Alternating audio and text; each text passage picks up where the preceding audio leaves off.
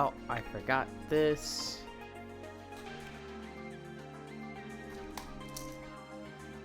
Oh, let's leave this open. I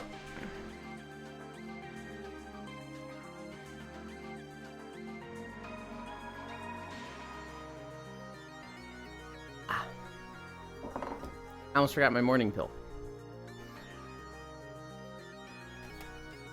Okay. Hi.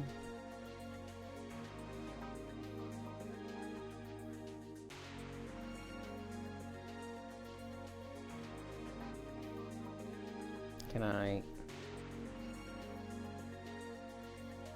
There we go. Hi, Air. Hi, Sam Ghost Demon. Hi, Smile.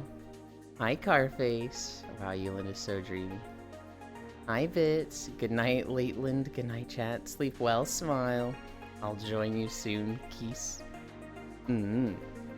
That's so... It's so cool when you see, like... I don't want to say a relationship, but, you know... When you just see two people you think are cool just hit it off. Hi, Cairo.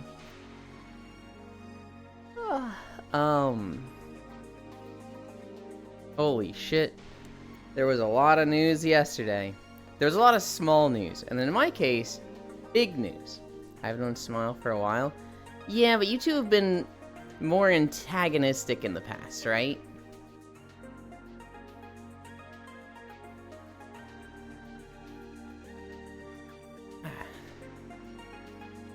I'm gonna take a little nap later. Sleep well. It's been one-sided in the past. I lost one. I got to play rabbits with Lost One last night. Hi, Zuvi. It was Lost One, Icy, and I. We did some runs.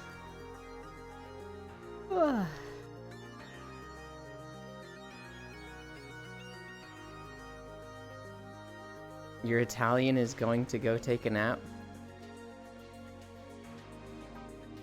You're Italian? Don't tell Ellie.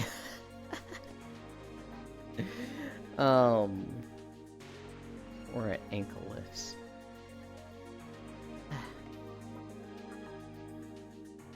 Okay. Bits is Italian? Hi, sis.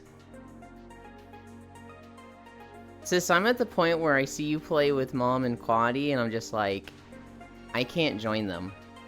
Because I would only hold them all back as they try to play Lunar. Yes, you can. Den joined us earlier. Den's way better than me. Yeah, sis, take this Italian sausage. Oh, you just had to teach her also? Don't insult Den by comparing me to her. She got hit a lot and got us killed a lot. What she learned. Yeah, but I don't learn, I just get worse. I did a solo run. Was it early this morning? I think it was while I was watching you guys. Thought I was too tired and Den was being summoned for Minecraft. I did a normal run trying to get the solo no-hit with the floof. And I fucked up right at the end. It was I think it was the mouse boss. I've been playing the druid with the white outfit because I'm like, oh, this makes me think of 2P from Final Fantasy XIV X Nier Automata. But all of my abilities are also set to white. So like every ability the boss does is white with a black background. And so I lost myself in all the white circles when the ads came out. And I took a hit and I was like, fucking shit, man. This was the run to do it too. Because I got a mountain staff. Really, like, first item on Druid. And I got the, I got the blue gem for fairies. And so, like, literally just first item, I was doing 700 DPS. Oh no, we can do duo sometime if you want to no-hit normal. I'm gonna try and get the no-hit normal solo. If I'm playing with you, I figure I would just be better off playing hard, because then you can teach me hard stuff. You're playing with your mom? Damn. It is not their biological mom. However, it is someone that a lot of people call Mom Zuby. Their name is Odayakana Miko. They're very, very nice and lovely. Oh, we can no-hit it normal? There are only 2 people that call her mom? Oh, I thought it was a lot of people. Hi, Elder. So, like, Freya? People call Freya Mommy. With Freya, it's more of a, like, flirty thing.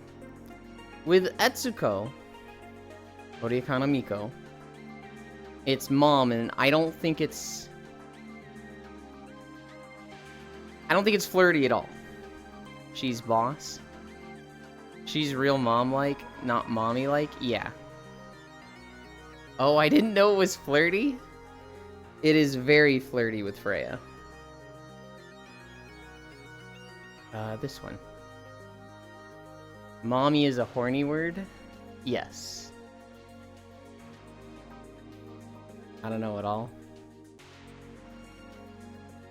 I had trouble coming up with your character, Zuby. So in Koyo's Discord, the monthly theme is cursed cartoon character. So everybody's changing their server profile, name and icon if they can, to a cursed cartoon character.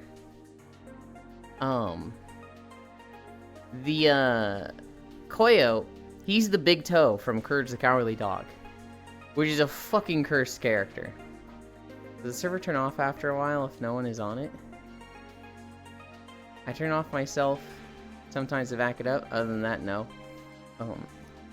Koyo's the Big Toe from Courage the Cowardly Dog. There's an episode where Eustace has a foot fungus.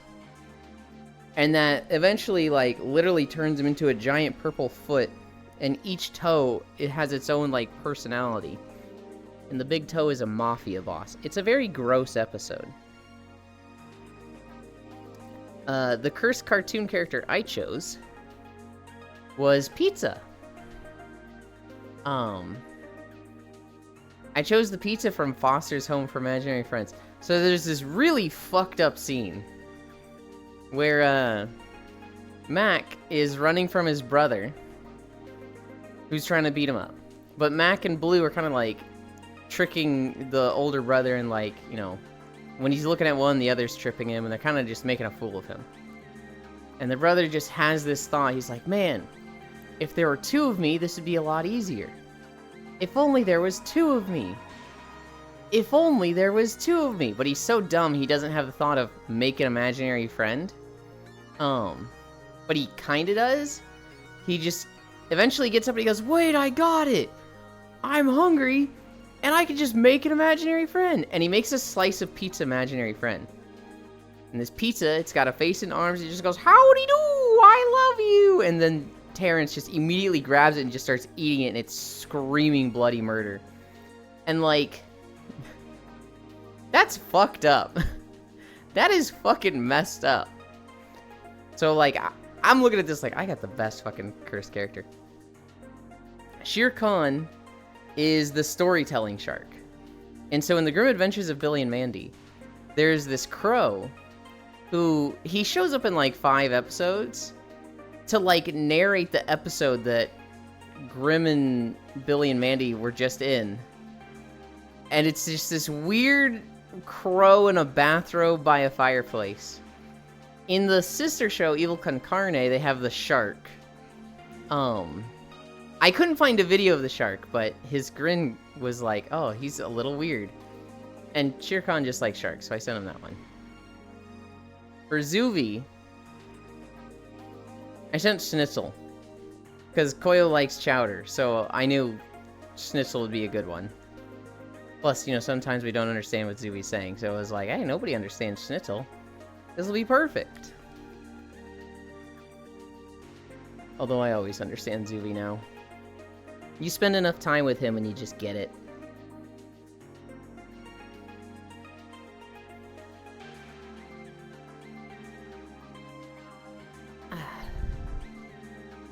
Great, you didn't tell me about that, but nice. That Koyo's going to love it, or that nobody understands Schnitzel? Which part? Both? So Koyo, if I remember correctly, he loves Chowder. He really liked that show. And Schnitzel is one of the 4 main characters from it. The thing about Schnitzel is that he can't talk. He can, but he doesn't say, like, typical words. He just goes, rada, rada, rada, rada, rada, rada, rada, rada, rada, rada, rada. Like, that's what Schnitzel does. And, like, everybody seems to understand him. I think there's one character that's like, I don't understand what he's saying. Do you guys understand him? He's just saying rada over and over. There are very few times that he actually speaks actual words. I think there's one time where he gets, like, hit on the head. He's like, oh my god, I can talk. Oh my god, people can understand me now without putting words in my mouth. And he immediately gets hit in the head again. And he's like, rada, rada, rada, rada. And it's like, okay, buddy. Chowder kind of god tier. It was, I didn't appreciate it as much back then. Looking back, it's one of those shows I'm like, oh, this was so good. Hammy stretch, that's where we're at.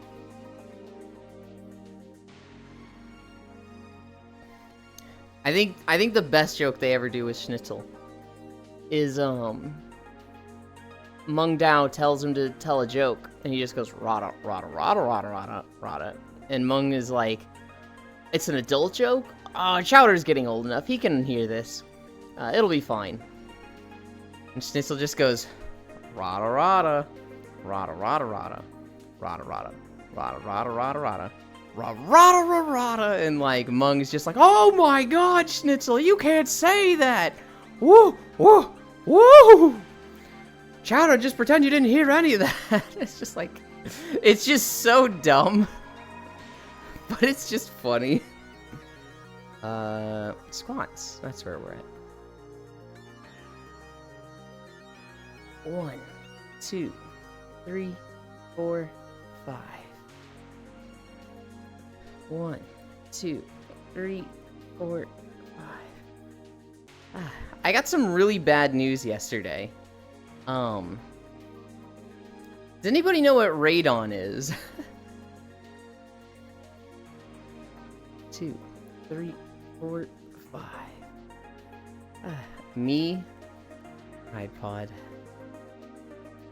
2, 3, 4, 5. So apparently, Radon D's nuts. No. R-A-D-O-N. It is a carcinogenic compound in the air. I live in Colorado. What's up? I'm Yathies. There's a carcinogenic compound in the air. That just, it basically exists in the ground. And it comes up, and normally that's fine. It actually dissipates really fast in like standard the air of the planet. And it's not a problem. However, in houses, it kind of collects in a house and becomes very problematic if you are basically over a pocket of it. So your house could be, lucky and just have, like, no radon under it. Or you could have a fucking, like, massive amount of it just seeping into your house. The scale is 1 to 4. If you've got 1 part per liter, you don't really need to do anything about it. If you have 2 parts per liter, you need to keep an eye on this. If it gets worse, it could be a problem. If you have 4 parts per liter, this is the equivalent of getting 100 chest x-rays a year in radiation. It all goes to your lungs. Because it's in the air, it goes straight to your lungs and it gives you an increased risk of lung cancer. So we tested for radon yesterday, and my room was 5.6, Ha ha ha ha. Ha ha ha ha. Oh god. It's not like I've been sleeping in this room for like 10 years. Oh damn. It is definitely concerning. It is definitely like, oh, that's really bad. It's a little concerning. We did another part of the basement and it was 6.3. We did upstairs and it was 4.5.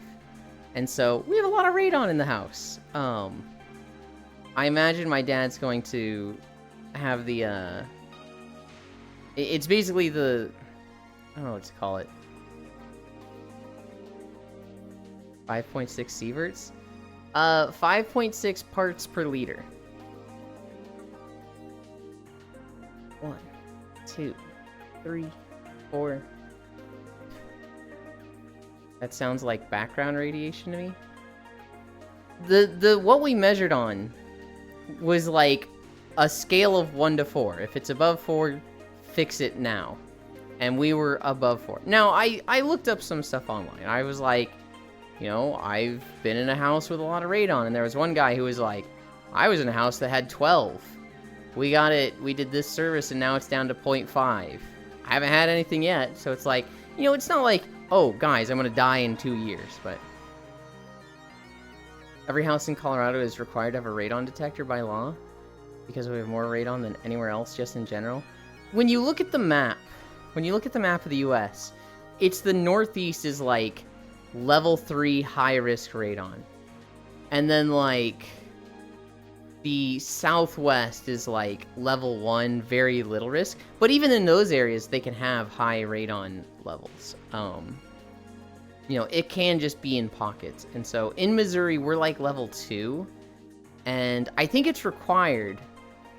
But it sounds like one of those things in Missouri that is just fucking corrupt and they don't give a shit. When my dad bought the house in 2009, he had a radon test. And it measured 4. And the guy who measured it was like, yeah, 4 you don't need to worry about. You don't need to do anything. And now we're looking at like, wait a minute. But 4 is the bad one. Huh? Why did that guy just fucking... Why did he say don't do anything if it's 4? Because the guy wanted to sell the house. Or I guess he wasn't selling the house, but I don't know.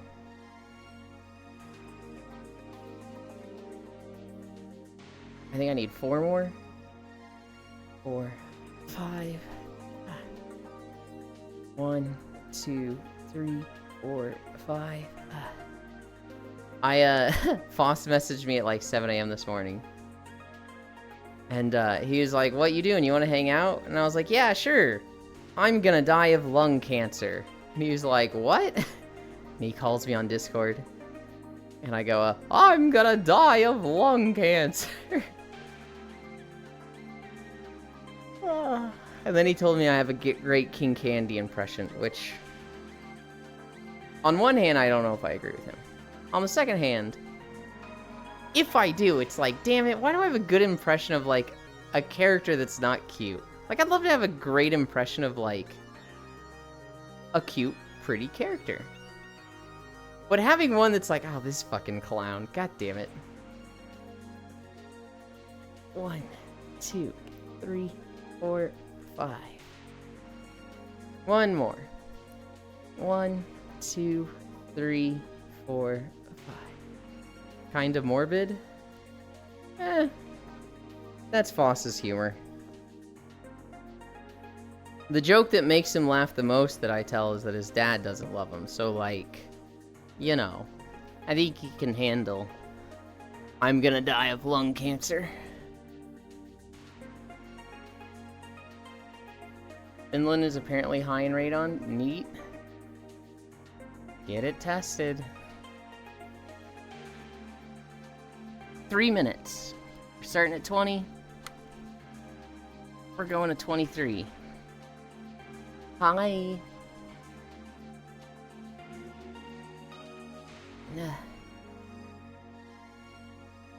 15 seconds down.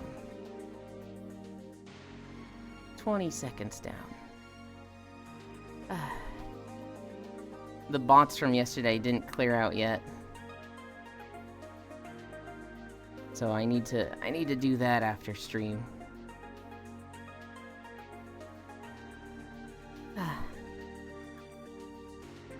40 seconds down.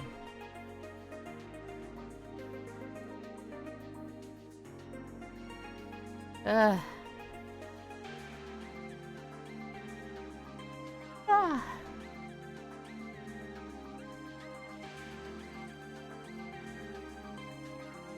60 seconds down. 2 more minutes.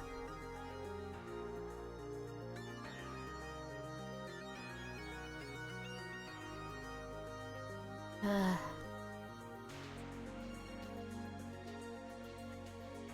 80 seconds down. I was playing PSO this morning doing my dailies. I saw a guy with a really cool outfit. 90 seconds down. He looked like a Rogadin warrior from Final Fantasy XIV, just in PSO. 100 seconds down. Hi, love. Good morning, you and my love ex.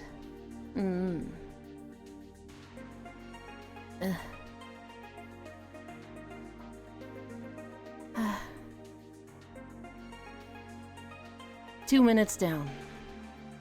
1 more minute. Ow.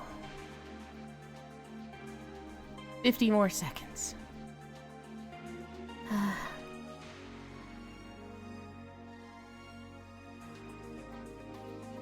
40 more seconds.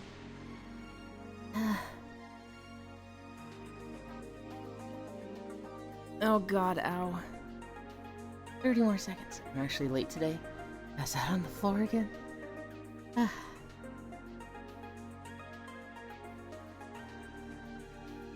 20 more seconds. That's like 3 people this week that have told me they can't stop falling asleep on their floor.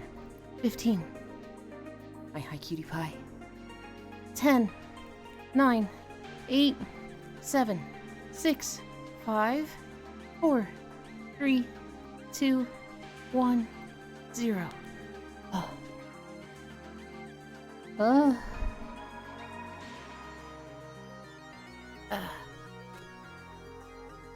Whew.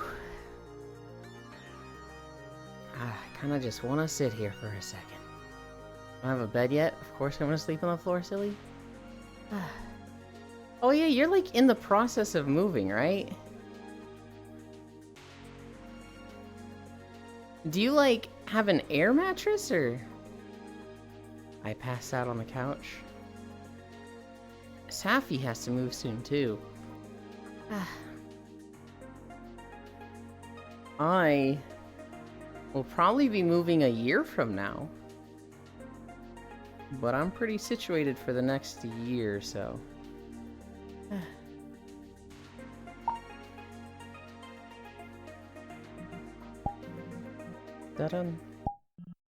As much as I love PSO music, it's time to walk.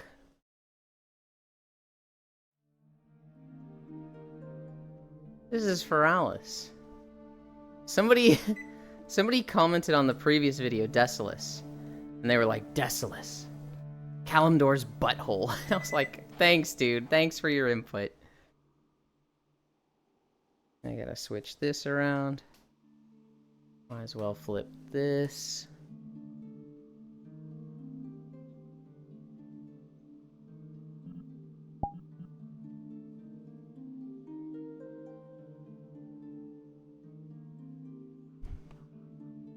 Okay.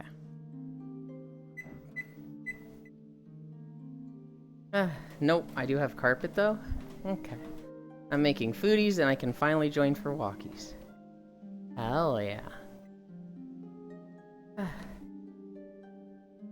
See you soon, Cairo. Okay. So yeah, Radon. Hopefully nothing comes of it. It's an increased risk for lung cancer. It's not like guaranteed lung cancer. It is still, I won't lie, it's concerning. We have 2 paper tests going right now. My dad is most likely gonna aerate the basement, have the, like, filtration system installed, no matter what the tests say. But, yeah, that's where we're at there. This zone was rather uneventful. I don't remember anything going wrong. I don't remember anything being particularly difficult. I think it was longer than I expected to. I always think of Feralis being like a really compact and tight zone, with not much in it. But there's, I guess, a little bit more than I expected. There's the big sword in the background. If there's one thing I think of with this zone, I remember meeting a friend here. And this is back in Classic WoW. And we quested here together for like 6 hours. And this was at like bumfuck in the morning. This is like my summer, so I just, didn't have a sleep schedule. And I could play 18 hours a day. And he was just up at that time. And he goes, "Hey, thanks, man. I had a lot of fun." I was kind of like feeling really, really down about, my work trip coming up tomorrow. And so I was trying to, like, get as much game time in as I could, staying up late. And I'm glad that I met a new friend.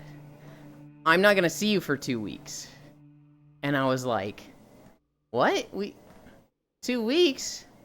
We can't play more tomorrow? And he's like, nah, I'm an oil rig worker. I'm gonna be out on the ocean for 2 weeks. And then when that's over, I'll come back and, have all the time in the world for 2 weeks. But it's, 2 weeks on the rig, 2 weeks off, 2 weeks on the rig, 2 weeks off, rinse, repeat. And that's when I learned, like, the oil rig schedule. And, like, what people who work there have to deal with. And because of that, I find myself really against events and games that are, like, really, really short. And so, it's not an argument, but, like, a difference of opinions between Core and I with how new content comes out. So when new content comes out for World of Warcraft, they always have an achievement called Ahead of the Curve. If you finish this raid on heroic difficulty, when it's the hardest raid, you typically get a mount. You get a title and a mount, or one or the other. Usually at least a mount. But you typically have like 6 to 8 months to do that. With Destiny, when a new raid comes out, you have 24 hours. Although I think the last 2 or 3 times they've changed it to 48 hours. But you literally just have that, like, really small window to do it. Now, I saw this, and my first thought was always, well, if somebody can't play in that time, they're just fucked. They don't even get to try, and that sucks. And, like, I just always think of that oil rig worker friend from Classic WoW. Because, like, he had that 2 weeks on, 2 weeks off. If a Destiny raid came out when he had off, he'd be golden, right? He wouldn't have to take any time off. He wouldn't have to worry about a sleep schedule. He could just throw himself at the Destiny raid. But, like, if he was on the rig when Destiny came out with a new raid, he's just fucked. He just doesn't even get to try. And so, I really didn't like that. I didn't like that system. But Core loves that system. She likes it because it creates like a whole event. So typically in Destiny, when a new raid comes out, everybody's doing the raid. Everybody's having fun with it. It's like a huge thing. It's a huge event. Everybody's playing. It's a huge community thing. Everybody's having fun. I can't tell if my body's leaning or not. It kind of looks like it is, but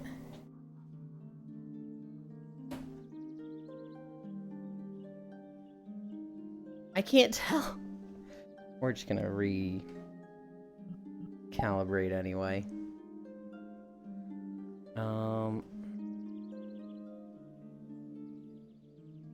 Yeah, those look good.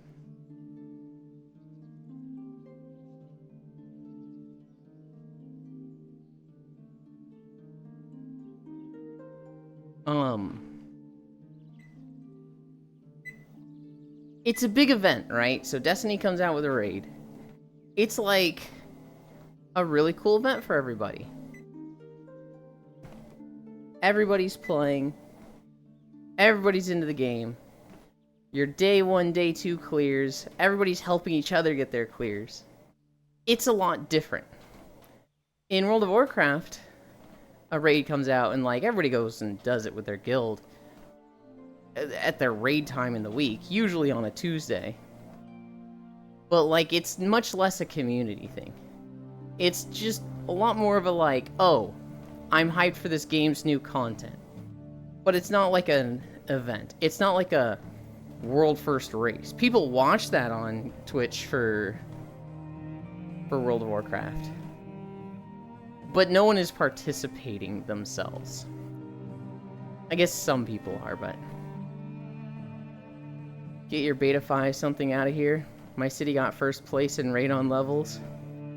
We got 10 plus in the whole 6x6 miles area. I'm sorry to hear that, Error. I imagine if that's the case, you already have some, like, radon filtration. My arm is going into my leg. Ah.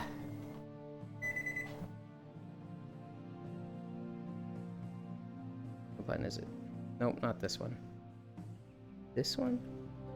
Nope, not that one. Oh, are you the problem?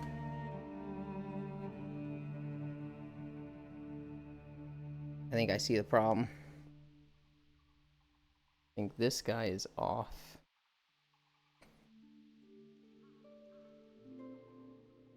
I'm a problem. Hardly.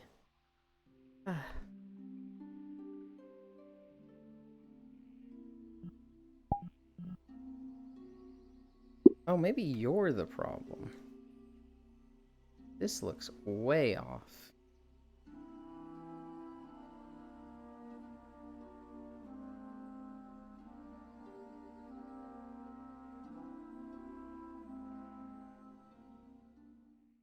Yeah, okay, that was the problem. It was my hip tracker. That one was way off.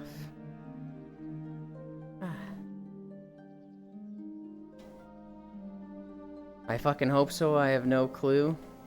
Even more of a reason to move on to my own to Northern Finland, which is like 1 to 2. Well, so here's the thing, Air.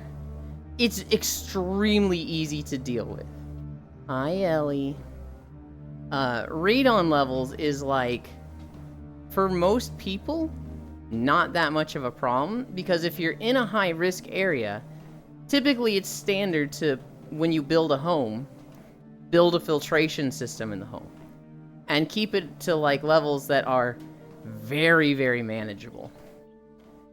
If you're in a low-risk area, typically you don't need to worry about it. Also, Finland's construction is beefy as fuck. Define beefy construction. So I might be very safe.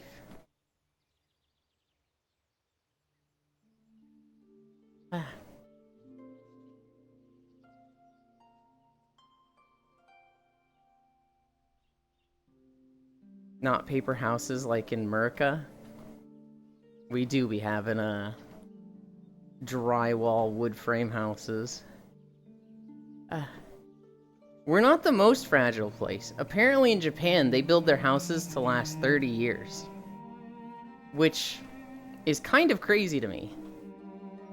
But keeps their property values low.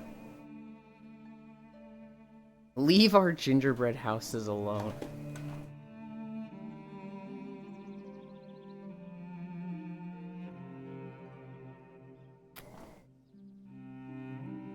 I don't remember the last time I had gingerbread, and now I kind of want it. I did get 2 new oatmeal flavors yesterday. So here's my adventures with oatmeal. The first time I got oatmeal, I got apple cinnamon and brown maple sugar. And I didn't particularly like the apple cinnamon. It had the apple chunks in it, which I was just like, oh, I'm not down with this. The maple sugar was good. I like that kind. But then I was like, don't get the instant oats. Get the fucking cylinder with the original flavor. And so I did. I took one bite and I was like, this is unpalatable. I will never eat this again. So I gave that to my parents.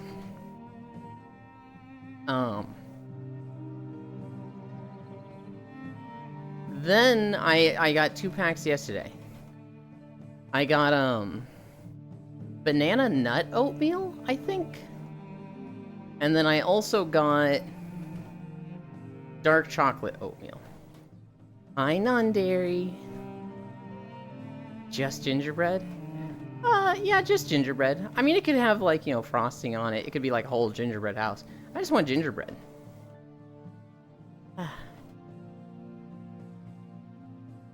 Oh shit, today's Sunday, right? How can you be so white you hate oatmeal? Because that's not a white thing. That's a weird, fucked up taste thing for Yulin. Hi, Archangel. Yes, yep. Non-dairy. Are we on for today? It's been so long, I'd completely forgotten. Do you eat them properly, unlike the first time? I have overnight oats. So I put an amount of oatmeal in a bowl, and then I fill that with milk, and then I leave that in the fridge for like 3 to 6 hours.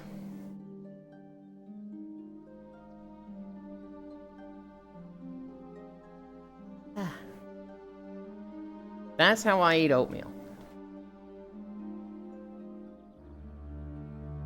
It's been okay. That's overnap oatmeal. Yeah, I kind of forgot we still had a little left to go. I think we have 1, maybe 2 days. I don't remember if we were at Corellia. I think we were. I think we were at Corellia.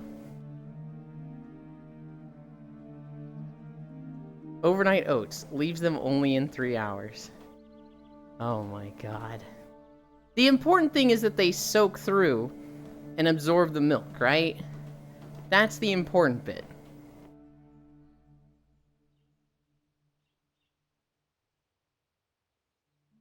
I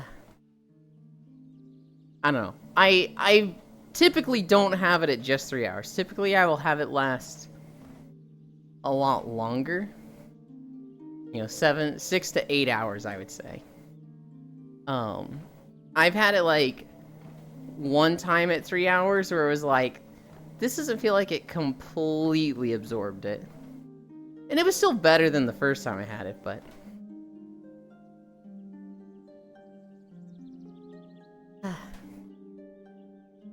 I'll show you an important bit. Bisu is quite important.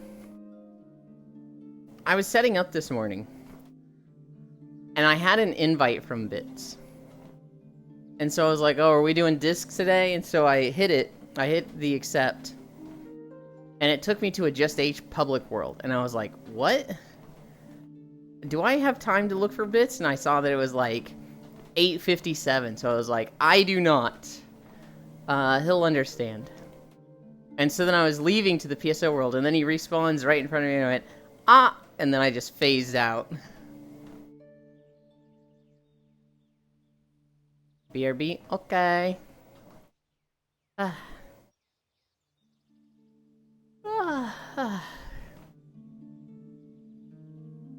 played a bunch of Raven Steel. Well, not a bunch, but I played some Raven Steel yesterday with Icy Fire and Lost One, Icy One and Lost Fire.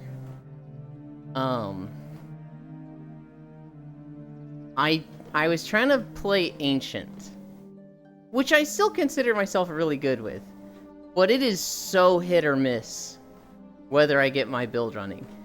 It's like, I don't know how to play Ancient if I don't get certain gems. And I was trying to, like, learn more about Ancient if I don't get those gems. I was trying to, like, okay, let's say I get this gem, and I don't get my green gems. I died lots, it was hella chaotic. I was trying to, like, learn how to play Ancient without my build. Which, there was one round where I just did awful. I felt like my damage was just low for what it should have been. There was one round where I was doing okay. And then there was one round where I actually got my build. I had a 2-second cooldown on the defensive. And I had like a 27-second cooldown on the secondary. But the defensive gives you a charge of the secondary. And I had the auto special. And I think I did like 1,700 at the final boss. Lost Fire and Icy One unlocked Bruiser in the same session. That was nifty. Yeah. I think I played Bruiser our first time yesterday. Our first run.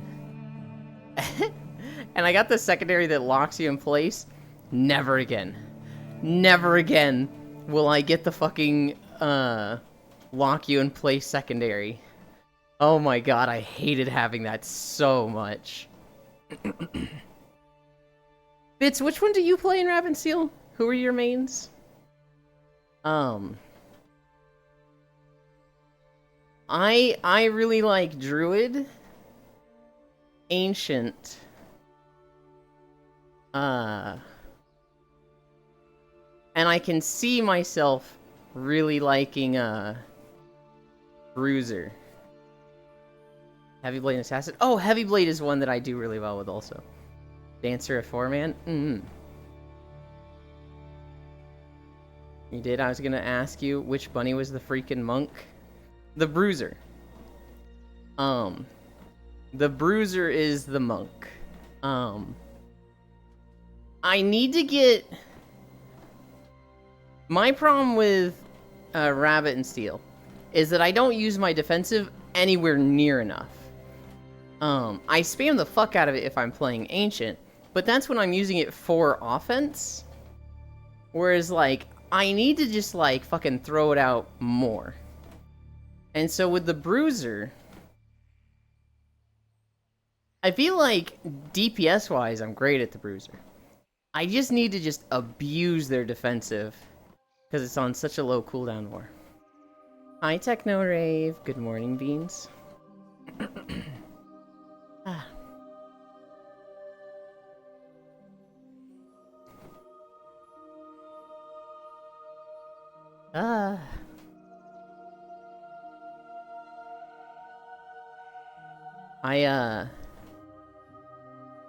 I'll use it to pass projectiles when I'm caught out of place, which is often. You have a bad habit, Icy Fire, of, like,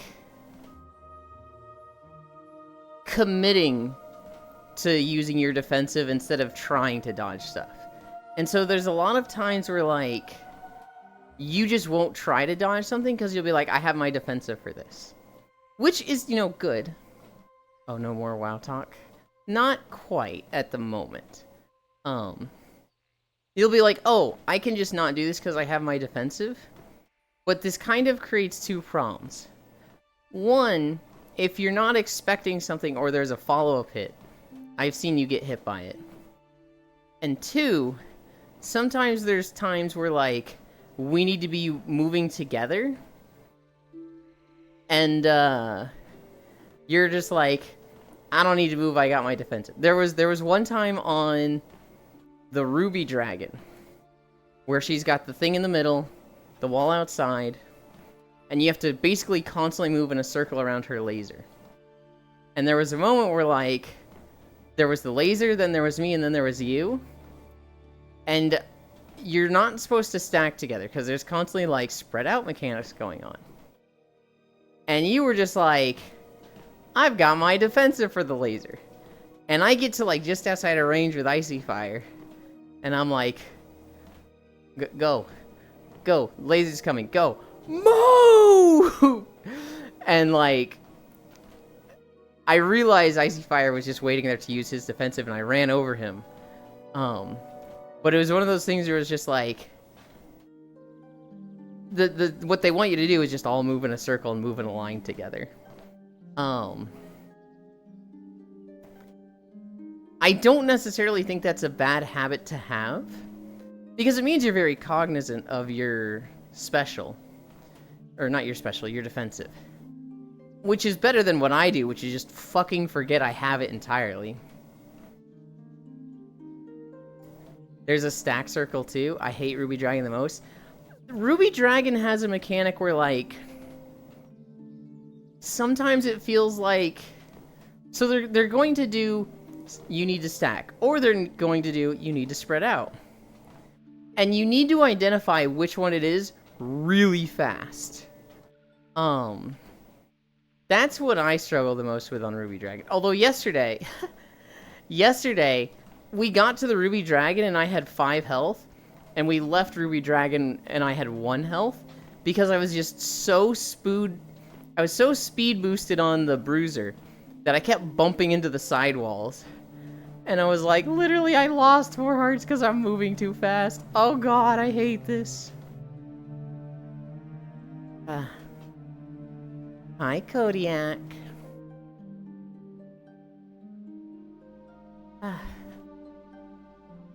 For WoW Talk? I played my Druid a bit this morning. I think I'm in the 40s now. Me when Sonic. I've been leveling this Druid. I don't see myself playing Druid in War Within. Druid is something that's like, I'd always love to play Feral. Because I think Feral is just really cool. The very first character I ever made on WoW was a Feral Druid. And that was my main character in Diablo 2. I tried like every build for Druid in Diablo 2. And my favorite one was Lycanthrope. Hi, Josh. My favorite build in Diablo 2 is Lycanthrope Druid, which is where you turn into a werewolf, and you use Fury, which hits 5 times. And you have the Rabies buff, which applies poison damage on each hit. And then you have, I don't remember what it's from, but you get lifesteal from something. So you're not super tanky like some other things. I think of the, like, speed hit builds. So, like, there was Zeal Paladin and Fury, or Lycanthrope Druid. I think Zeal Paladins were stronger, but they had a lot more regen. So, like, if people couldn't clear a certain damage threshold, it was a lot harder to kill a Lycanthrope Druid. Of course you like Druid Closet Furry? Wow. I don't think I'm a closet furry. I don't have a problem with furries. Like, I'd fuck one, but I don't see myself ever putting on a fursuit. This game is called VR Chat, except when Yulin plays. It is called WoW Chat. Wow. Did everybody look in the Neat Stuff channel? I posted 2 pictures there of a birthday present Ellie sent me. And, it's really fucking cool. It's like this resin box with, Stardew graphics. So it looks like your house.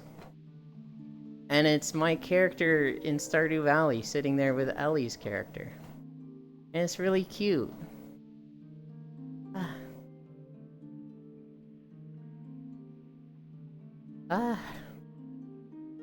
I'm just saying furries are the only time Yulin's on top. And Beastmaster. What do you mean? That is wildly inaccurate. You think I would ever top a furry? Their whole thing is that, like, they're bestial and primal, and they're gonna pin you down. Nothing lovely weather. Happy birthday. Thank you. Ah. Ah. The Horde have had ogres as part of the Horde literally since Classic WoW, and they never became a playable race. Do you guys understand how upsetting that is? Almost all of the allied races they've added have been, like, lackluster and boring. And these fucking things exist. WoW started so strong with the races, and just did nothing with them. I don't... In the next expansion, they're giving us the third fucking flavor of Dwarf. And there's like 10 to 20 races that would be better. That players would like so much more. The racists? The races. R-A-C-E-S.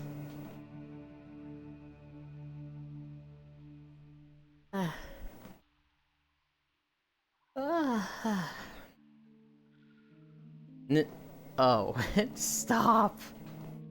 Racism bad.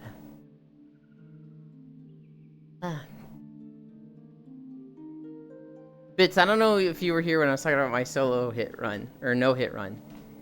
I was playing Druid and my first item was Mountain Staff. And then my first shop was Sapphire Fairy. And so it was a 5-second cooldown. And a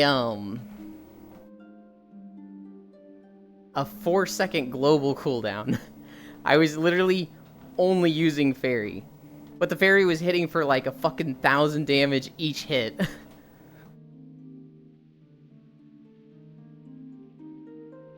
You didn't reset taxes? Oh, I didn't. I knew... I didn't know. I forgot.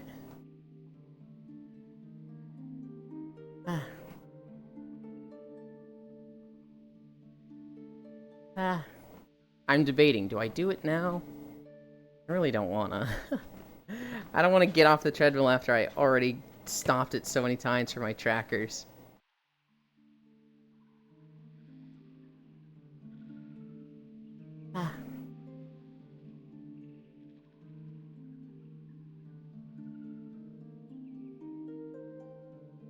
Chat shouldn't pay taxes anyway.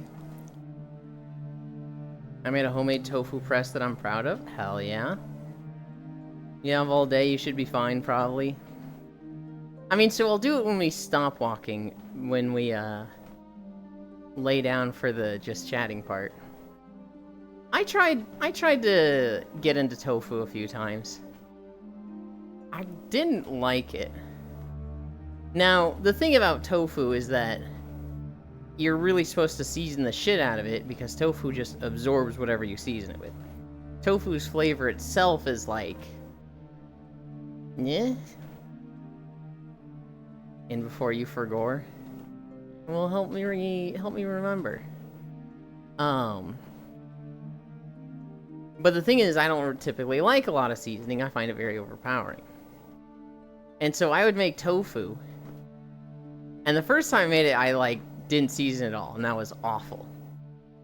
The second time I made it, I seasoned it with ketchup, which I was basically doing, like, baked tofu. It was okay, but it was a lot of effort for just not that much payout.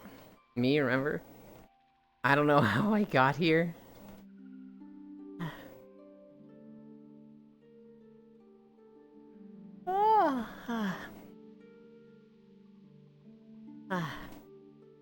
I haven't brought up my notes yet.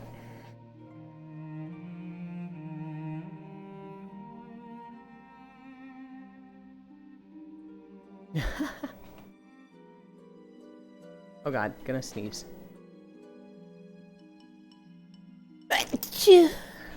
Fuck.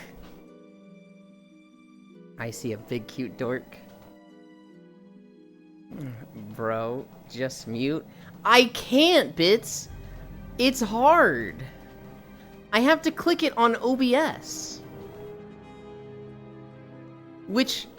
bullshit, you can't... How do you want me to mute, Bits? What do you want me to do to mute? You want me to press the button to mute in VR chat?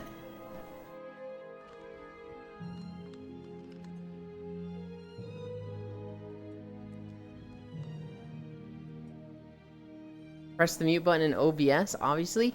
I try. I don't know if you understand this. It's hard to press it in VR while walking on a treadmill. My pointer is literally like this at all times. I'm not a first-person shooter, okay? I ain't got aim. Can't you bind it in OBS? Maybe. I think I could bind it to, like, keyboard controls. I don't know if I can bind it to something on my hands. I don't think you can bind it to VR controllers.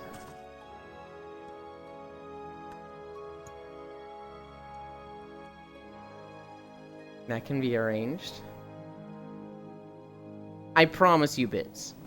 I try to mute every time. But between walking on a treadmill, between being in VR, between squinting and like reeling my head back and trying to hold back a sneeze, I have like a 20% accuracy ratio. You know, I'm just fucking with you, Calm. Fuck you. Did you bind it to a key and then bind the VR controller to a keystroke? That sounds like too much effort. We'll yeah, just I was gonna make say you you could do that. Also, hi. Hi. It's okay, you and Sneeze are cute. Oh my god. I woke up because I slept in VR, so Discord says I've been playing for like 13 hours. But I had to hop around. There was still like a 50-man instance at this time in the morning from last night. Hell yeah.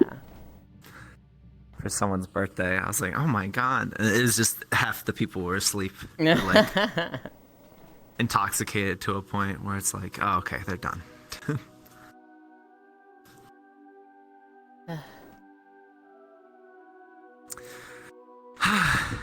I lost one. Did you guys see the Eminem song from 2 days ago, I think? Houdini?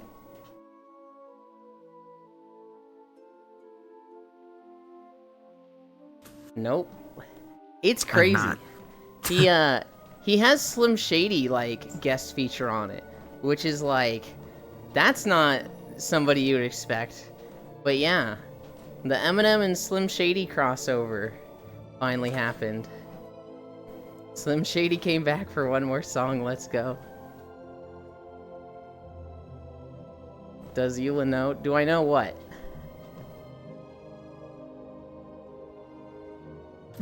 Eminem makes music still? I didn't know that he stopped. I just assumed he slowed down.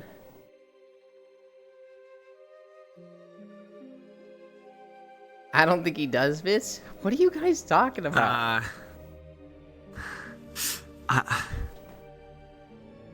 Do I have to break it to him, you guys? Are you guys referring to Eminem and Slim Shady being the same person? Because yes, I know. I think that, yeah. Okay, good. I was about to say, we're gonna have a real big problem. I was really hoping to like bait it out and somebody be like, wait, aren't they the same person? I was really hoping to be like, Slim Shady did a song with Eminem. I didn't think those two liked each other, but it was cool to see them, you know, do a song together after so many years. I thought he made a big deal of his retirement in recent years. Maybe, but like, then he goes and makes another song, so it's like, he makes good fucking songs still. Is the thing. Yeah. This song was good. The music video was very silly. It's very much like Eminem being a jokester and like a clown in the video, and like way more so than I've ever seen him be. And at one point he goes, "What would the old me think of me now?" As he's doing all these stuff all these jokes. It's like, oh, that is an interesting thought. Music videos from Slim Shady are always something else. Does he still use the same flow from 30 years ago? I don't think so.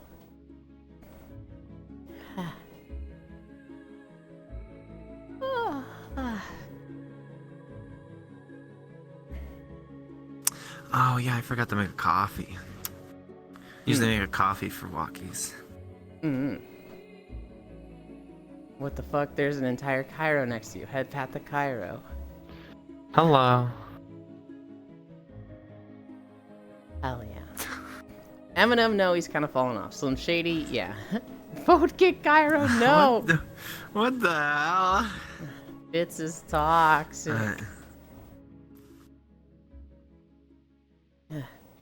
Next map. This map sucks. No! I don't know if you're talking about Feralis or PSO, but I love both of these. No! You like Feralis? It's okay. I like the big forest. I like that it feels so enclosed by the treetops, without it being like the trees are in the way. You know what I mean? Yeah, I don't know. I always viewed this zone as like Stranglethorn Vale with less tigers and pirates, therefore a downgrade. That's... I suppose you can look at it that way. I look at Stranglethorn Vale as like Troll Zone. And so then Feralis is like... Oh, that's fair. Not a single troll, so I'm like... It's different. I mean, that's fair if you associate with trolls because of the raid, but... I do not. Yeah. It does have a lot of pirates. It does have a lot of, other shenanigans. Like the arena. I love the arena. Oh, I hate the arena. Oh my gosh. I went... It was like the first week of Classic on launch, and I went to the fucking arena and I watched that shit. Hell oh my yeah. god, it was like a battle royale. It was fucking insane. There were so many goddamn people. Oh, it was funny. Okay, I don't know, being part of the Classic, because like, even if you don't like Classic, like that launch was so huge that like just the sheer volume of people was just insane. Like, I don't think I'll ever have an experience like that again. I do kind of wish I had played just for that. I was very staunchly like, I was there when Classic was a thing, I'll never play it. And then like a month later I was like, oh wait, but that was like a whole event to play it on launch that I should have done. Shit, what was I thinking? Yeah. The launch I will never forget was the Burning Crusade launch.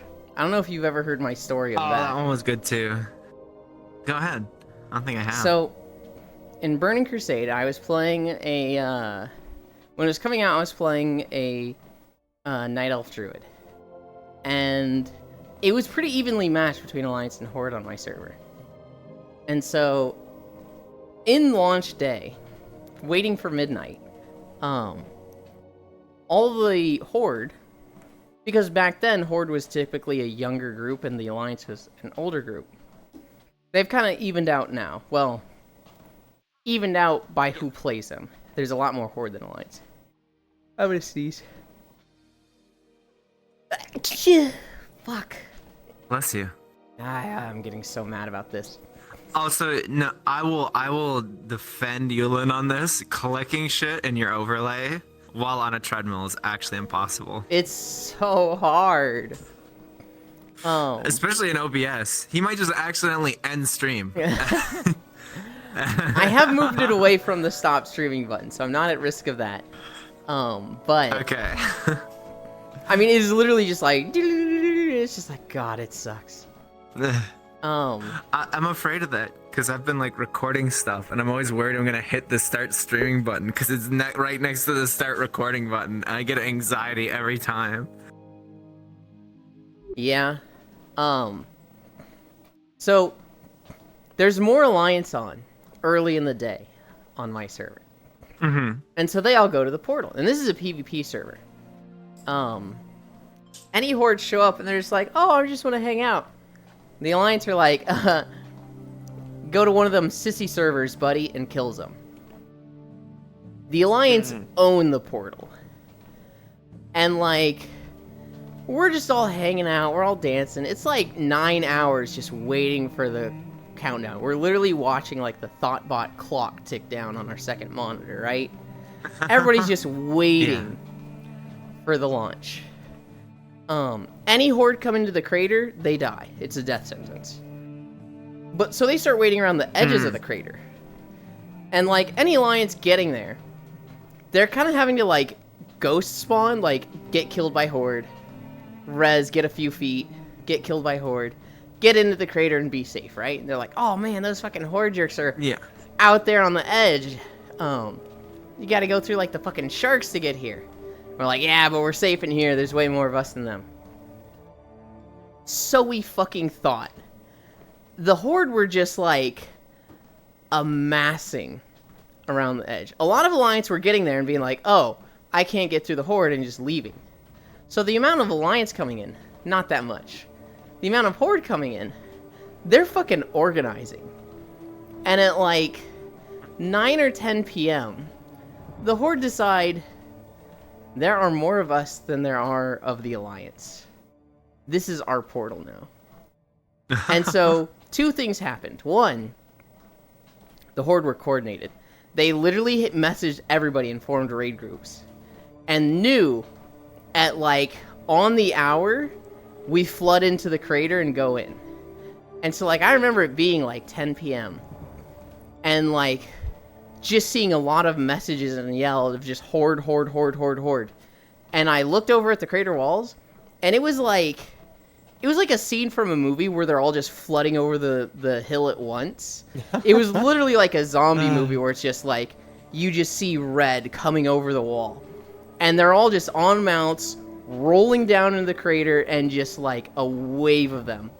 And 2, the Alliance had gotten complacent. Because the horde typically weren't trying to get into the crater and like fight us, a lot of us were just like hanging out, playing with toys, dancing naked. Like, we're just like fucking around. And so there's like half the Alliance that are like trying to put gear on and can't because they're in combat. And the horde just swept us. The horde just killed all of the Alliance and took the portal. And for the last like 2 hours, the Alliance just had to sit there around the edge and watch the horde as they got to dance on the portal. And I remember people trying to get on top of the portal, and then like people would send their hunter pets up to kill them. And you know, they'd kill the hunter pet killed, the hunter would revive it, and then the hunters would like all join a raid group. And so instead of sending their pets up one by one, it'd be like 20 hunter pets would climb the wall and be killing people up there. And it was just so everybody had nothing to do but wait for Outland. And then I didn't even have the expansion. I couldn't even like go through the portal when it launched, but just hanging out and being there was so fucking fun. I was able to get it like 2 days later and start leveling. But just that experience of like how crazy it was. God, that shit was so fun. For just 10 hours straight, it was just shenanigans. Good night, bits. Stream about big booty bitches. Only big titties, techno. Big booties are more important. Titties, false. Yulin. Bless, Yulin. That must have been when I sneezed. Good night, love. But Yuli is so cute when they sneeze. Oh my god, gross. Oh my god, ew. Kisu, kisu, good night, doll.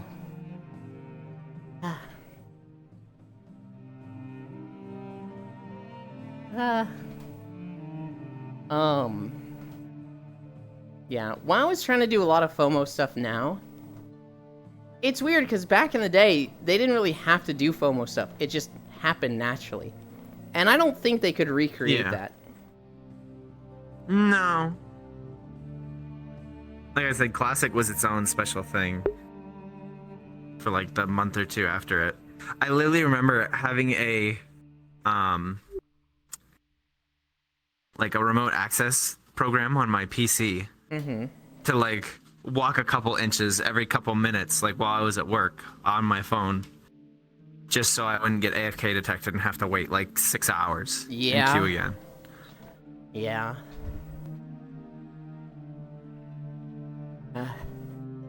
I feel like I've dealt with like a server queue a few times in World of Warcraft, but I've never played on like the big servers. The worst server queues I ever had was WildStar. When that came out, they had a good 2 weeks of just... You would have like 20-hour queues. It was so bad. Oh my gosh. And then... I mean, at least that you can kind of coordinate. Yeah. What they did was they added another server. And then they added like 10 more servers. And the healer in our guild was like, fuck all y'all. I don't care about this server. I want to play the game. I'm making a character on the Rousdowser server. And it was just like, okay, I guess we'll all start over. It didn't bother me starting over, because I was just like testing classes.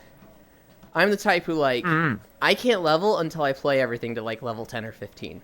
Because then I have a feeling of, oh, this is what I think is the coolest. And I will commit to that one.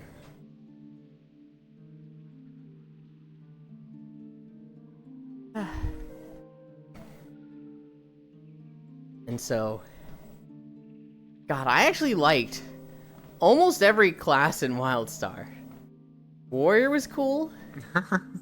Engineer was cool. I actually really liked Engineer. They had some of the cutest fucking pets ever. They had these bots. They had 4 bots, and each of the bots had like little retro screen emote faces. So they'd have like little smiley faces on like a small TV. And then when you got into combat, they would turn into like red angry faces and shoot missiles and stuff.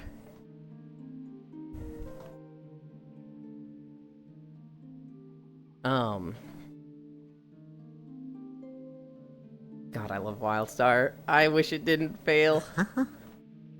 I can't contribute to that conversation. Medic and Stalker were cool. Stalker ended up being my main. Esper and Spellslinger were cool. I mained them at later points.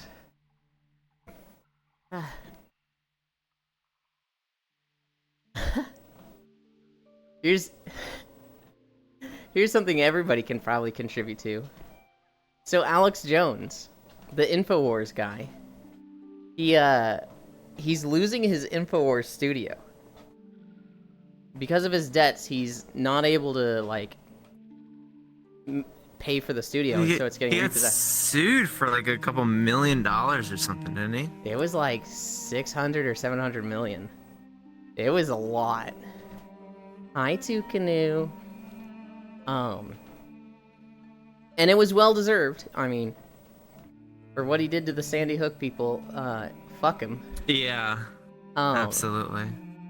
But he just had a mental breakdown yesterday, where he cried, and then he blamed the government and the people coming after him, and he fought the good fight, but this country's gone to shit, and they wanted a war, he's gonna give them a war. And it's like, oh, dude.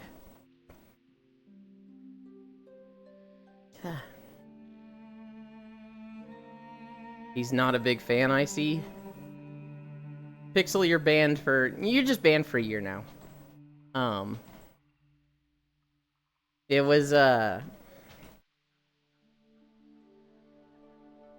anytime I think of Alex Jones, I get the fucking Turn the Frogs Gay remix song stuck in my head.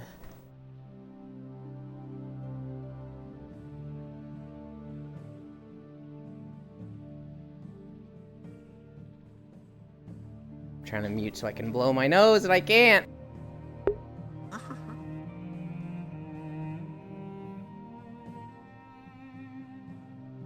Okay. Canoe, yo. Yeah. How can you just try to silence Pixel like that? Let him speak to the people. They need to hear this. I'm going to stab you, Lost One. Lost One did really good in Rabbit and Steel yesterday. Not to, like, compare the two people I played with. But Lost One was playing Spell Sword. And, he was doing numbers. There was a round where he carried Icy and I.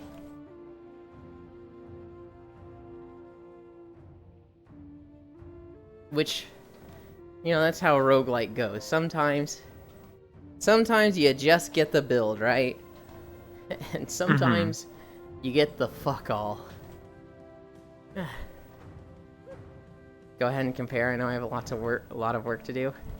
I don't like to compare. I don't feel good when people compare me to people.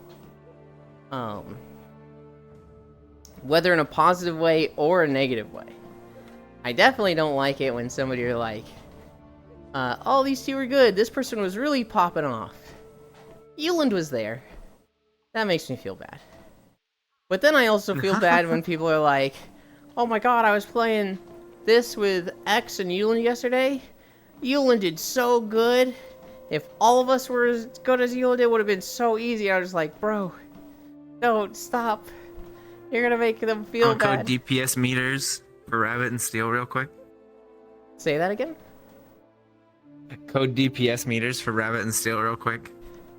They have them in the game. Oh, is there actually? That's funny. At the end of every fight, it shows you the DPS that each person did, as well as the damage. Oh no! You need it in real time so you can roast the other people you're with. That's the fun of WoW. What, like as you're doing the fight? Yeah, as you're doing the fight. I mean, typically, you know. At the end of every fight, they show you the number. And, like, typically that number isn't changing fight to fight, right? It's not like this person did 1,000 DPS this pull, and then the next pull they do 200. You know they're typically going to do about that damage each time. Icy Fire is the You best heard you guys. You're going to stay the same, never improve. No, that's not at all what I said. I'm generally the lowest DPS. Your top DPS a few times, Icy? Icy was top a few times. His problem is that he's trying to play Wizard, which is like the advanced class of the 5 starter classes. They've got Druid, which is like the easy class. If you're struggling and just need to learn mechanics, play this, because you can do like decent-ish damage without slowing yourself down and be ranged. Hi, Roger. They've got not spell dancer. They've got the dancer, which is like the rhythm game class. So it's like if you've played rhythm games, play this one. Then they have assassin and heavy blade, which are like if you're familiar with MMOs and rotations like that, and like chaining abilities together for a combo, play these two. And then they've got wizard that's like you're familiar with Toho. You're familiar with bullet hells and you're like used to dodging shit and making it harder for yourself to do damage, play this one. How do you do that walking so casually in VR chat? I am on a treadmill, Roger. And this is a YouTube video. This is not VR chat. What we actually see is this. I'm in a map of the PSO episode 1 and 2 Pioneer. I think it's Pioneer 2. It's Pioneer 2. Yeah. Pioneer 1's the one that went down and they killed everybody. Oh, you're right. That's not like spoilers. That's like the intro. Mm-hmm. I don't know if anyone cares about being spoiled on PSO 1. I can't believe you just dropped major spoilers on a Dreamcast game. Pioneer 1 went down to Ragol, and then everyone went missing. And so Pioneer 2's here to see, like, what the fuck happened? Why did our mega city and everyone in it just disappear? Yeah. I see. I'm spoiled on y'all. And then, like all things, you find cosmic horrors beyond your comprehension. Yeah. I was terrified of the Dark Falls fight as a kid, how it put like all the fucking like faces and shit all over the floor and everything. I thought it was scary. I hated phase 1. After that, I was like, alright, this isn't bad, but like the faces and the floor and the especially the little blade things all over, I was like, oh, I hate this. Hi, Sleepy. The spoilers go crazy. I love it So now. basically Tuesday. The spoilers go crazy. Ellie, you have to like read text. No one fucking does that in 2024. You have to like read like little data things on the floor to get the story of PSO. Otherwise, you're just like killing dudes, and then all of a sudden you fight a giant ethereal monster. You're like, whoa, where did this come from? I was just killing dudes for fun. You start off in the forest killing like bears and yellow penguins. Suddenly you fight a dragon. Then you're in the caves and fighting like lizards and praying mantises. And then you fight a guy on a boat, like a big fish. Then you're in like a tech city and killing a bunch of robots. And every now and then there's a robot with a sword mines are that's cool. fucking scary. And then you fight a big robot control system. And then you're fighting cosmic horrors. And the boss is a big cosmic horror. And it's like, wow, those were 4 cool environments. I wonder how they chain together. And then 60 hours in the game, you realize there's these data pads that tell the whole story of everything. You're like, oh, I should have been reading these the whole time. Okay. Yeah, all of Rico's stuff. I thought these were tutorials telling me how to target enemies at first. I didn't know there was going to be lore in these things. Episode 2 is also cool, and I do not remember anything about episode 4 because I played it a while ago. I played it like only once. I should play it again. Didn't even know there was an episode 4. It's PC exclusive. It's on Blueburst only, so you have to play on a PC private server. But there is an episode 4. We could do that sometime. That'd be fun. Yeah. I played episode 3. I don't think I ever finished the story though. I literally have it as a disc in my for my GameCube over there, but it was cards, so it was hard to get into. Yeah. Because when you're a kid, you don't know cards. Yeah. I did think it was really cool thing. how they had the light side and dark side, whereas like dark side summon monsters, light side summon armor and weapons. That was really cool to me.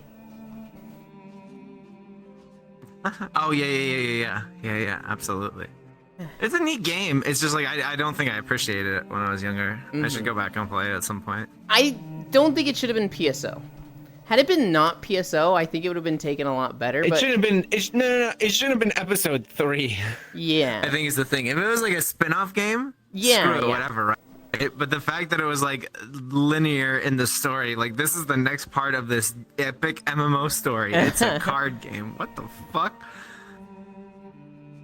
It would have been like And then they go back to the MMO. it would have been like Stormblood being completely triple triad. And it would have just been like, what the fuck? Are there raids? Yeah, there's like 4-man co-op raids where it's kind of like Mahjong against other 4-man team. What the fuck are you? What? Huh? And like, God, if they did You got something me like interested that. with the mahjong. Oh no.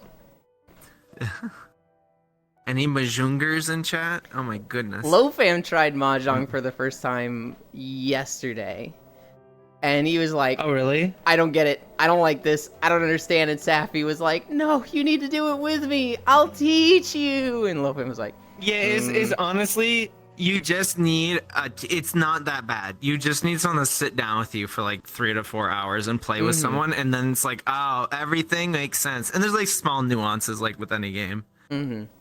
But and so Lofam was like, I'll play it again, but on Final Fantasy. Hi, Glabble. yeah. I knew that was your fault. There's Then he didn't say it was a my fault at prefab all. that's really good in VR. I literally just said Lofam Global. played Mahjong. Yep, that was There is a really literally- good prefab in VR. It's really nice. We do that on Fridays with friends sometimes. I think our friend hosts it every other Friday, but it's like we just drink and play Mahjong for like 2 to 3 hours. It's good. Safi plays it every Monday. And when Safi started playing Stardew with us, I was like, welcome to the Waiting for Tuesdays waiting room. And he's like, technically, it's the Waiting for Mahjong Mondays waiting room for me that just also has the Stardew follow-up now. So there's 5 days of misery of waiting for one of those things to come. Hi there, hot stuff. Also, hi, Yugland. I'm gonna fucking Florida daycare this kid. I Hi, Global. swore. Oh, I'm hot stuff. You are hot stuff. That's nice. Killing everything in PSO Blue Burst and have no idea why we're here. First you kill a spider, then it's gone. We've all played RPGs. I just made the prettiest tofu ever with this press. Fry so even. Hell yeah. Dodged. Well, you're literally invisible, Icy Fire. You can kinda see the pinkish tint on my hand if I put it there. That's the point.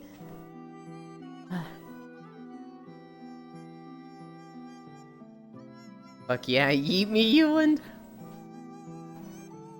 What's another story I have?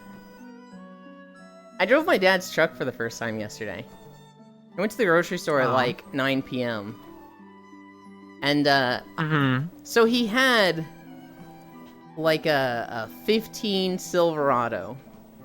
That was what they left with. And I've driven this a few times. I used to drive this to work for like 5 months straight.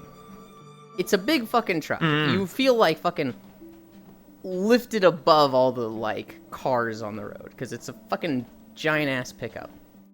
Now he has a new Silverado. I forget which year the new one is, but it has a lot more bells and whistles. It's supposedly the same size.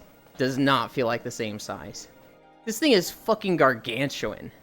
And like... I hate driving big ass trucks like that. Oh my god. I'm driving down the road. It felt like I was driving the truck in City Escape from Sonic Adventure 2 Battle. No, where it's like, I take up all the lanes, and I'm just like, oh, this thing is so big. It has a really nice camera system, though. So what it does is, it has cameras around the different sides of the truck, and it puts a composite of them together. And so, you can do like a top-down camera and see like, almost as if you're looking at the truck top-down. It's a composite image, and I assume the top is like just a static picture. It's not an actual picture of the truck there. But like you can see, like it's going into the garage, even though it has less than a foot on the left, the front, and behind. It's so easy to line up because it's just this fucking top-down camera. It's just like there's no fucking way. Cars are so advanced right now. But it does have the whole subscription bullshit where it's like, you want seat warmers? You need the subscription. Oh, yeah. I hate subscription shit. Especially like in a product you own. Like hardware. I get it. The only time I'm really okay with a subscription is like something you eat, like something that's literally consumable. Twitch subs, it makes sense to me. MMOs make sense to me, although I think there should be a range. I think, no subscription or $15 subscription is like, why is nobody doing $5? Why is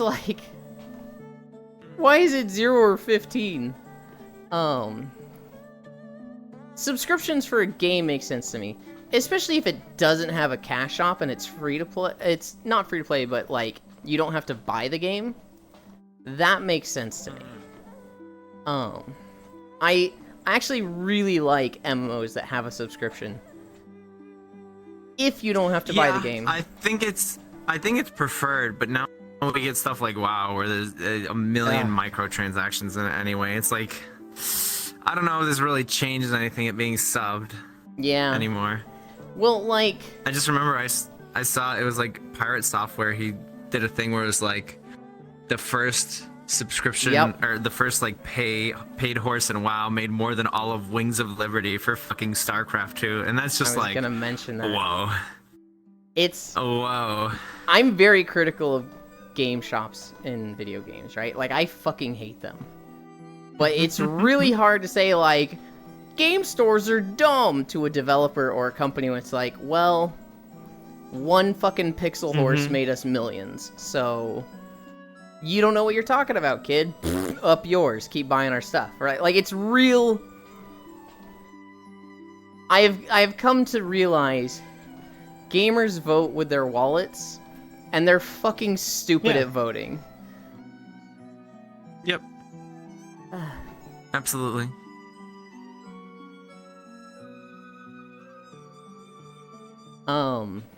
That's why I pirate things. Smile. I used to be so anti-piracy. I used to be like, you gotta support developers, and if you aren't willing to buy the thing to support them, then you haven't earned the enjoyment of playing that thing. And that was a... I literally...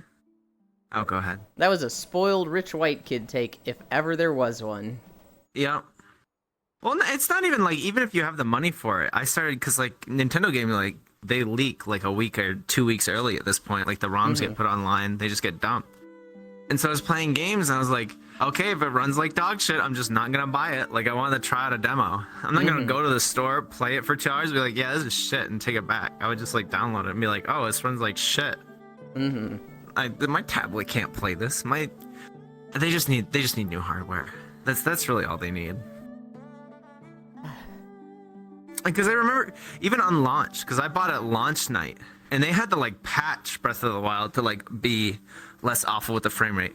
Like the night it came out, like any amount of fire would just like destroy your frame rate. Like I remember it was like in Tutorial Island, I started a fire and my frames dipped to like 13, like 15-ish FPS. I'm like, this is unacceptable. I'm like, this is awful.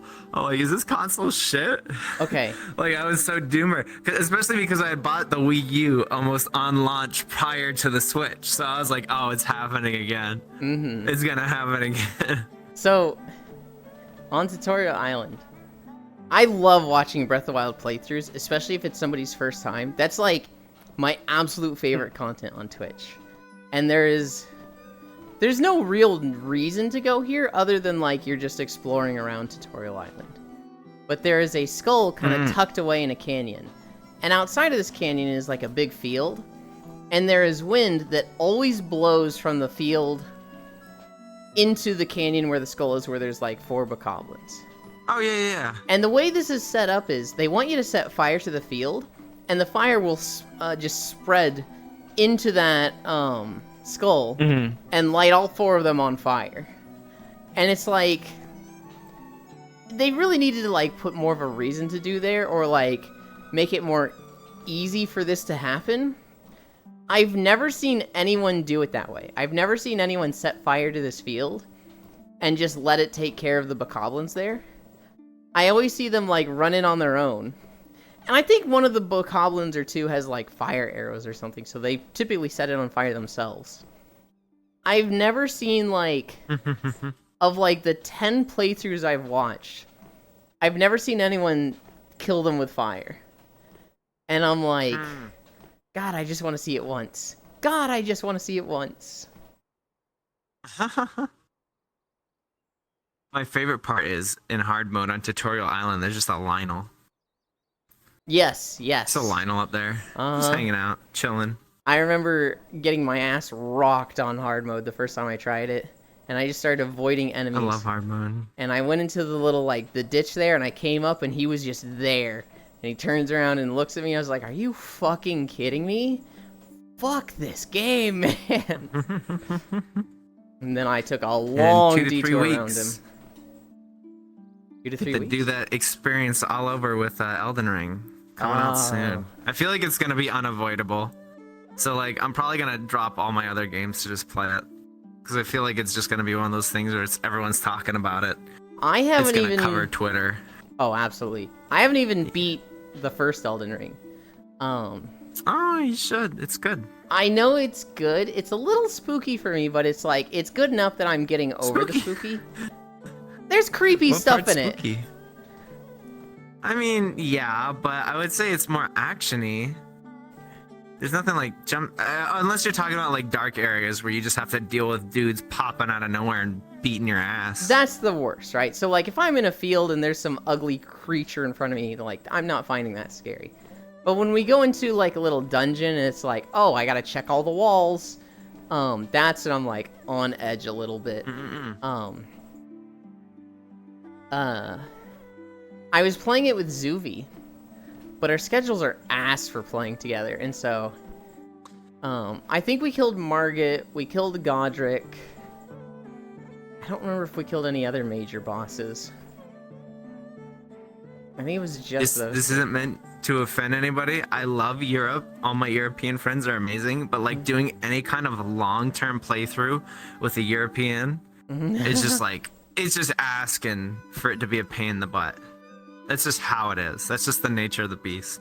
Have you ever tried doing a long playthrough with someone from New Zealand or Australia? Yes. They have to be degenerate. They have to be.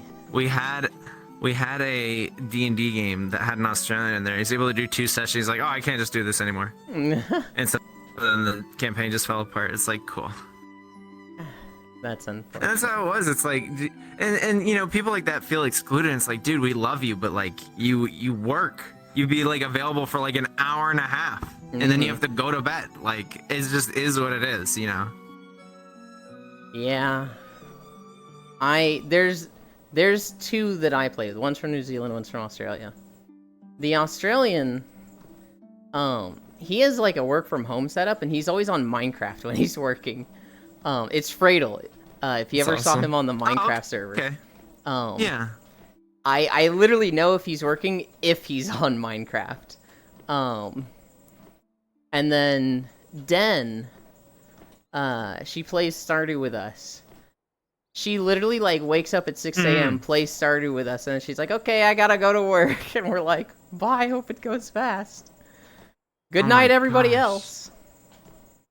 Oh, well, Fradel just hopped off Minecraft too. Yeah, so for like 3 years, in 2020, Fradel had a job, and then in 2020, he basically is like, hey, boss, you keep trying to automate stuff and like fire more people and put more of their work on the remaining people. Hire more people because it's unrealistic to expect, you know, the people that are staying here to just do more work for the same pay. And the boss was just like, well, it's, you know, hard times, we're a family, we gotta pull together. And Fradel just went... I hate that we're a family shit. Well, see, here's the thing. Fradel didn't need the job, so he literally just went, we're not a family. This was always a job, and you're a fucking idiot for thinking otherwise. You look at us as a resource, that's why you're trying to push us to our limits. And, guess what? I don't need this job. Fuck you, and just quit on the spot. And so, then he was just, like, degenerate hours for 3 years, just taking time off. Hi, Emery. And then, he recently got a job again. But, like, with that, he's, with that, I'm pretty sure he's work from home and plays Minecraft when he's, working. He does well with, like, not managerial jobs, but, like, I think he's done a few, like, payroll jobs. And so typically he's, like, on call and, like, oh, this needs processed, he's gonna do it real quick. Stuff like that. Power play from Fradel. That's fair. Fradel is someone that, like, even if he's 100% wrong, even if I know I'm right and I know he is dead wrong, I do not want to debate him. Because he just has such an energy that's like, I don't want to be on your bad side in this conversation. I don't want to be against you.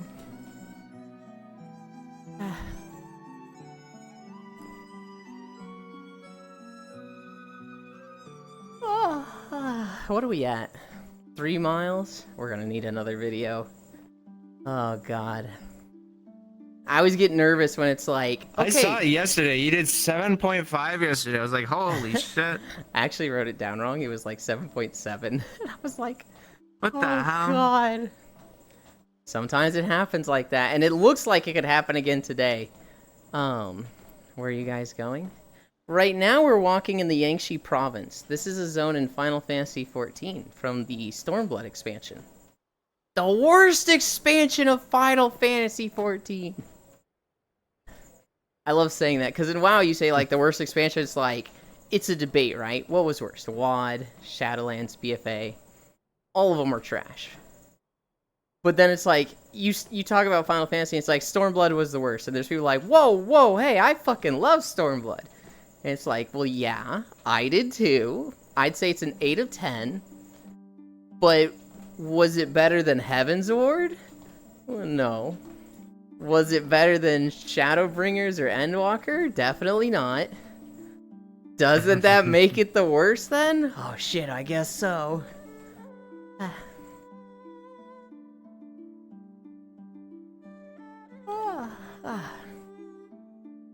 Drink. I might need to go grab another one. Oh yeah, I'm out. I'm gonna go grab another drink. Okay.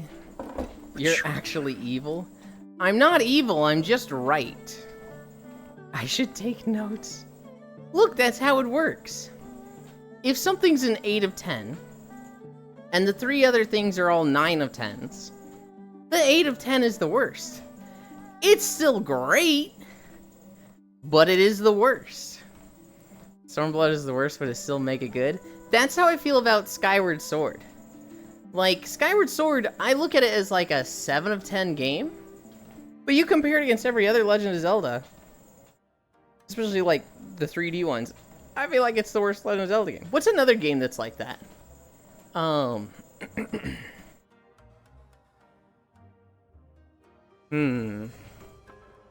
Oblivion? I don't know enough about Elder Scrolls games to make that comparison. You want to see the best tofu I've made go look at neat stuff? I will look at it after.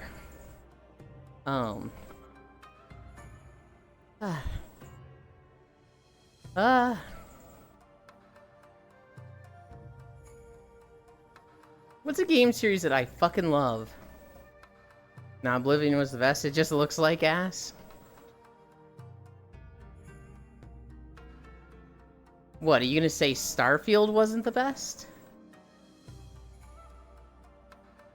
I tried to find Ellie's picture and neat stuff. Think it's buried in all the Minecraft stuff? Shut.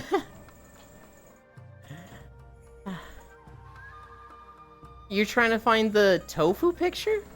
Because I'd imagine it'd be the most recent thing. Starfield is dog shit. I don't think Starfield's that bad. Do I think it's the next Skyrim? No, God no. I do think it's a good game. It has a lot of problems. Nope, you and Ellie's commission. It's the boxy thing. I posted it last night, like late last night.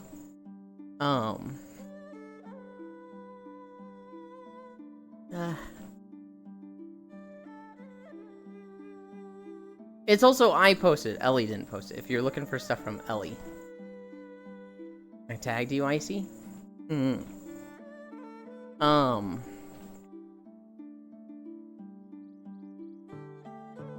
don't think Starfield is like the worst game ever.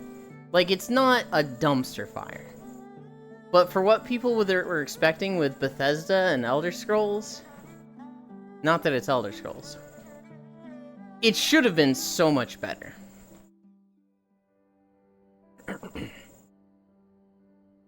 E.T. is an actual dumpster fire.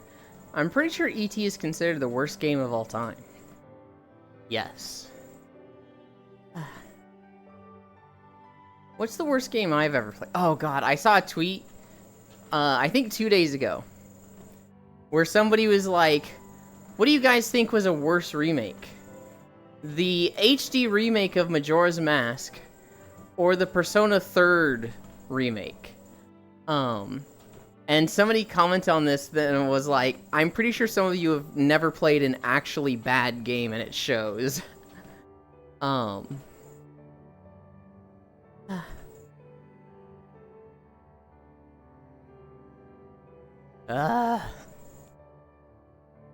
Ugh. Persona 3R is so good. Well, what was worse, that or Majora's Mask HD? Tony Hawk's Pro Skater 5?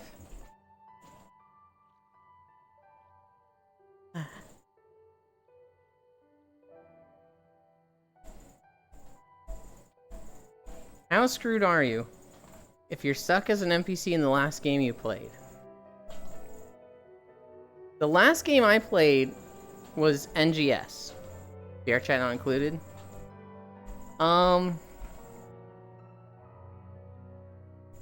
NGS NPC life isn't particularly screwed, but it's not happy. There's kind of a fear for survival. Kind of like, you know, nobody's just reclining and living a good, easy life. Everybody has to work together to not die. I never played the remake of Majora's Mask. I didn't even know there was one. Came out around 2016. It was a money grab with nobody good working on it. I've never played Majora's Mask to start with. Really lost one. I highly recommend it. It's one of the better Legend of Zelda games. Because it's very different. It has the whole, like, going back in time. You have a set 3 days. Majora's Mask is mid. You are just saying that to piss me off. It has a set 3 days that you constantly have to restart over. You have to Groundhog Day these 3 days. And it's really cool how many moving parts there are and how much interacts with each other. Tony Hawk Shredder's up there too. That skateboard controller was cursed. It sounds like you're talking about bad games, Ellie. I'm trying to think of games that are like... Think of a series where the worst game is still good. So like, with Final Fantasy expansions, Stormblood is the worst expansion, but it's still an 8 of 10. And I'm trying to think of games where, like, and I'm failing.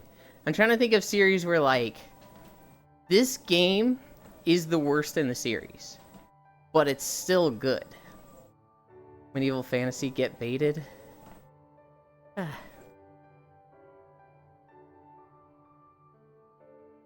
Oh, I actually have a good one for that. Okay. But you wouldn't have played it. Mm-hmm. I would say BioShock Infinite. Is my take. Because it's good. But, like, the first two are so much better, in my opinion. I don't know if anyone would think that's a hot take. But, like, it went very shootery. Because that was just kind of the era. So it kind of strayed a little bit away from, like, the survival horror roots it was in. Yeah.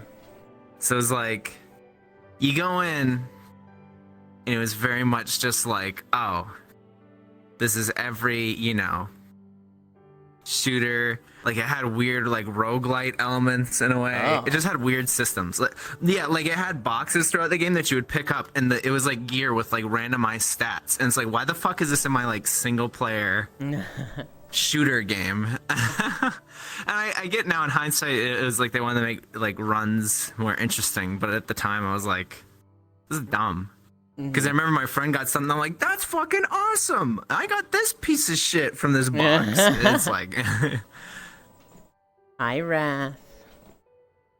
Gran Turismo 7? Welcome back, Shootery. Greetings, Zeal and the Sand Raider. My hot take is Infinity is better than the first two. Oh, Infinite? That's because you don't like the spooky. Well, I didn't play any of the Bioshocks. That's a Lost One take. Oh, is that what Last One said? Yes. That is a hot take. Also, the whole game is an escort quest, which is also a big yikes. Ew. It's one of those. It's in the same vein of Resident Evil 4. You have a person attached to your hip. I thought of a game, and I was like, oh, here's a game that, like, there's one that's a bit worse than the others, but still good. And then I forgot it. Oh, I'm sorry. No, it wasn't you. Shit, which was it? Dynasty Warriors. Oh, okay.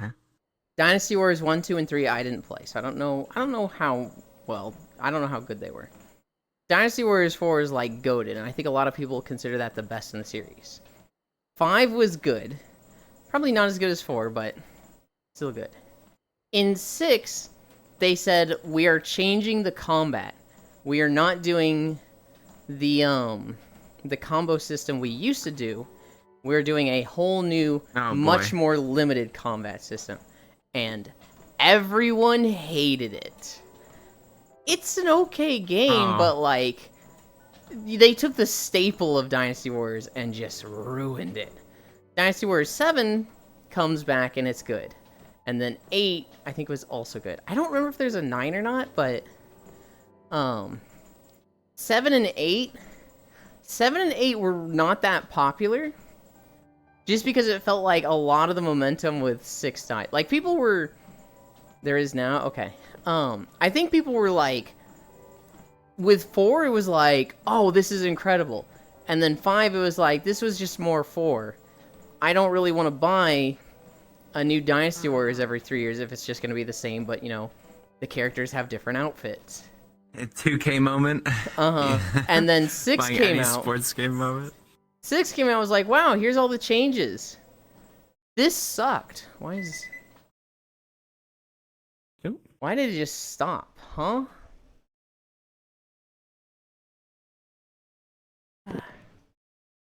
Fucking play the next one. No! I do have. Oh, fuck me. Oh, good lord. This is a big fucking zone.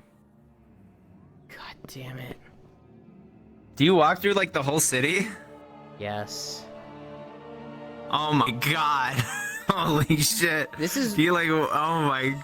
Oh no. This is 1 hour and 54 minutes.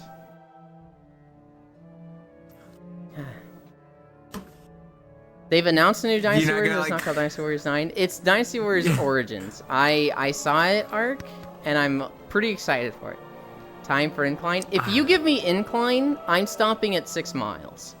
If you give me Incline, I will stop at like 1,000 calories or something. Elon just took a huge L. What was I gonna say? Oh, I have one that you could probably get pretty heated about. Mm-hmm. Nuts and Bolts. Did you like it? I think it's a good game. Oh, God. It's not a good banjo game. That's by for any sure. stretch of the imagination. But I think it is still a fun sandbox vehicle game. Mm, yeah. I can see that. I had a lot of fun. I like 100%ed it, I think. Oh. And I had a lot of fun with it. It's just like, man, I fucking hate the theming of this. Yeah. Also, Banjo's redesign was ass, where he was like weird and blocky. He looked like a Minecraft reject. Mm-hmm. Yulin just took a huge L. Sounds better than our. We can save you. Did you not like the game? Nuts and Bolts? No. Okay. Oh, really? Admittedly, I didn't play it. I just saw nothing but negative reviews for it. And it was like racing game, and I was like, that's... Why the fuck is this just a different genre? Give me more puzzle platformer collectathon. Yeah. The worst part is in the intro of the game, they make fun of the fucking collectathon shit immediately. You know what's even better? And it's like, ooh. They keep fucking doing it. They made Yooka-Laylee as the spiritual successor, because it's all the devs that made sucked ass, though. Dude, Yooka-Laylee was so bad, and they make fun of collectathons in the first, like, 5 minutes of the game. They're like, why are we collecting these? I don't know, it makes gamers feel good or something to just keep collecting it and hear the little boops, and it's just like, can you fucking not, dude? People in chat, if you want to play a platformer in the year 2024, play A Hat in Time. That game's peak. It's like the best. It has a great like modding community too, so there's just like endless content. Have you played A Hat in Time? I've watched a lot of it. Oh my god, we should play it. I played. It's really fun too, cause multiplayer supports up to 50 people. What the fuck? I played a lot of Nintendo I'll games. explain it. And then I got in Diablo 2.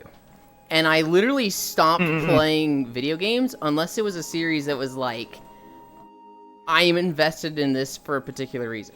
Like, it has to be a sequel or a reoccurring series for me to get a game.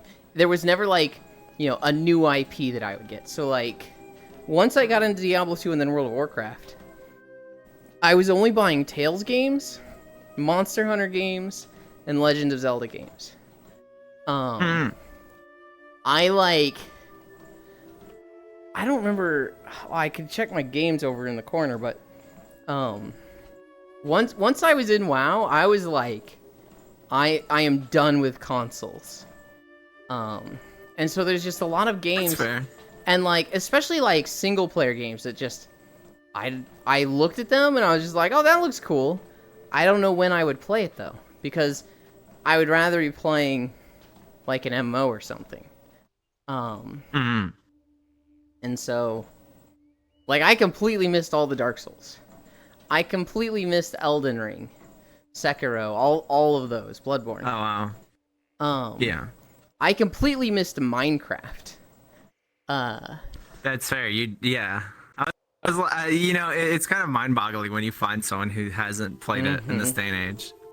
Like, totally missing the bus, because it's like been around for like 15 years now. I did finish my bridge yesterday. Heck yeah. This is really funny. I looked up this YouTube video for like a guide to make a bridge. I was like, okay, I'll kind of like remix it a little bit, but for the most part, used 80% of their design. And I made this bridge across the lake that's like behind your elevator, right? It's the lake you dive into. And it goes from my house across the lake to where Senril's house is. And so it leads to a path that goes up the mountain to where Senril is. And I was making the supports for it, which I used stone brick, and those went down like to the bottom of the water. And they don't look particularly good as bridge supports. They look a little like rickety, and like other people are making better bridge supports. But I didn't want to go down in the water. I wanted to do all this myself, because this is essentially my magnum opus for Minecraft projects that I've worked on. But I didn't want to do the water stuff, and so when I was like, oh man, I'm a fool, I shouldn't have built a bridge, you know, going across the lake means diving down into the lake. And a few people were like, I can help, and Violet was like, I'll do the stuff in the water for you. I was like, I don't really want people to help me on this, because like this is my thing, right? I want it to be like, I made this bridge. But I was like, you know what? It's not anything particularly difficult with the supports. It's just me not wanting to go into the deep dark water. Okay, Violet. You can do the stone brick columns. And so it's like a turtle or two, and like I think it's only turtles in that pond. There is drowned zombies in there.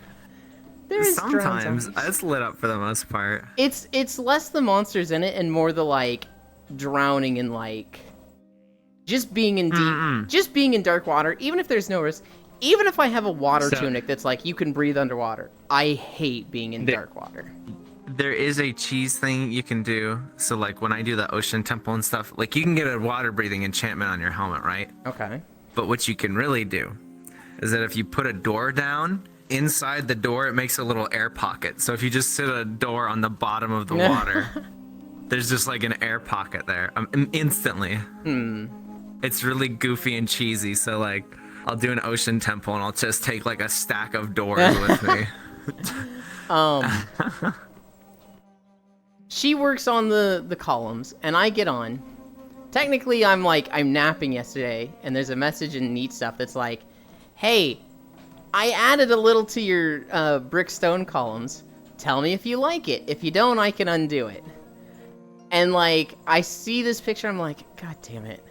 So I get on and check it myself. And it's literally the best part of the bridge. Like, nothing even compares that I've done to these, like, pillar supports. And I was like, you gotta undo it. It's really pretty, but you gotta undo it. I can't have the best part... the feng shui.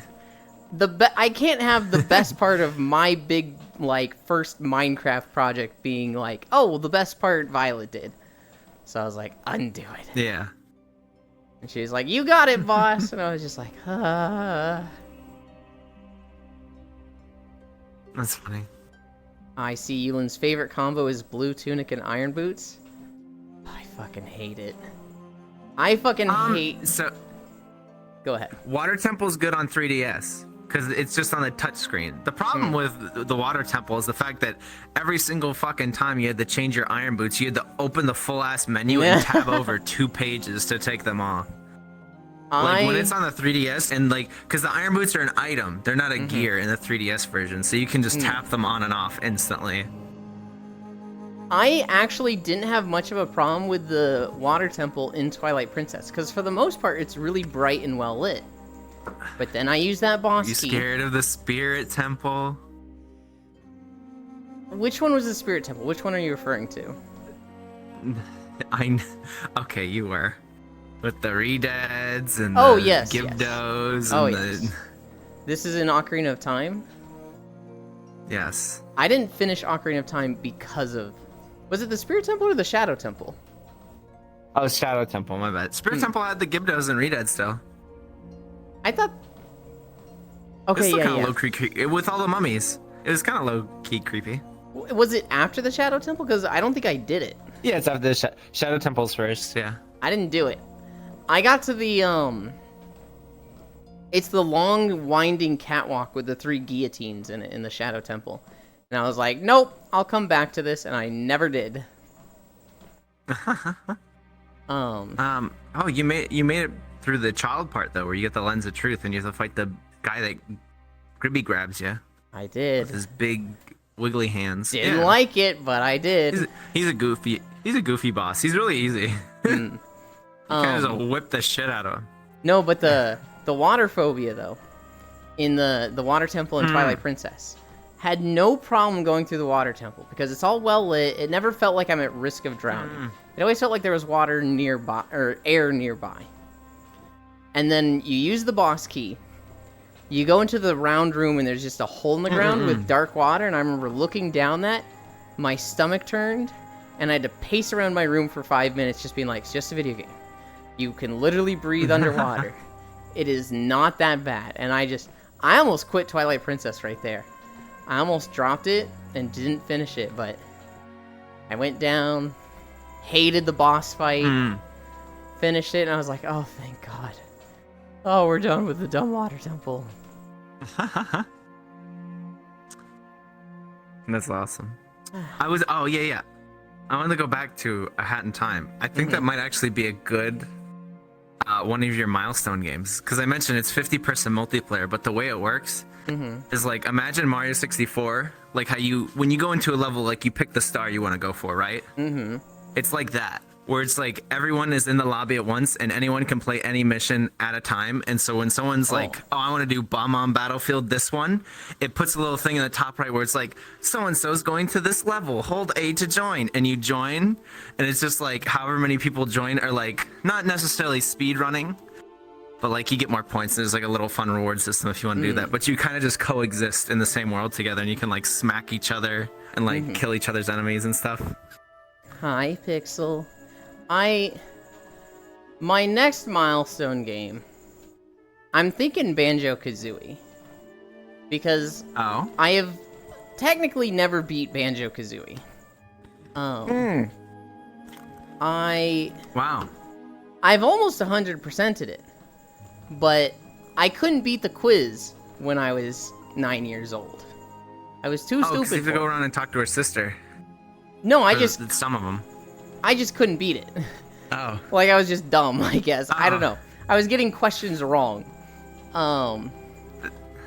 I've actually beat Gruntilda because I beat her on a friend's account, or Nintendo. So, like, literally beating the quiz is the only thing I haven't done. Like you too low, I guess. I don't know what to say there. I don't know. I think there are times where I think I'm the smartest person in the room. There are times where I'm like, I am so fucking turbo stupid. How have I gotten to where I am in life? Dang, even I've beaten it. Talking about Banjo-Kazooie and me failing quiz is definitely a moment of like, yeah, I'm really dumb for that. was gonna say I really don't know how to commentate there. Like it's I don't even think about that part of the game. Right? I think it's cute. I think it's fun. I don't I think think much of it. Yeah. I don't think I spent like 10 hours trying to beat it. I probably tried like once, and then like saved, and then came back the next day and tried it once or twice, and didn't beat it either of those times. I was like, I'll just put this down, and then just never loaded it back up. But like I didn't beat it, so.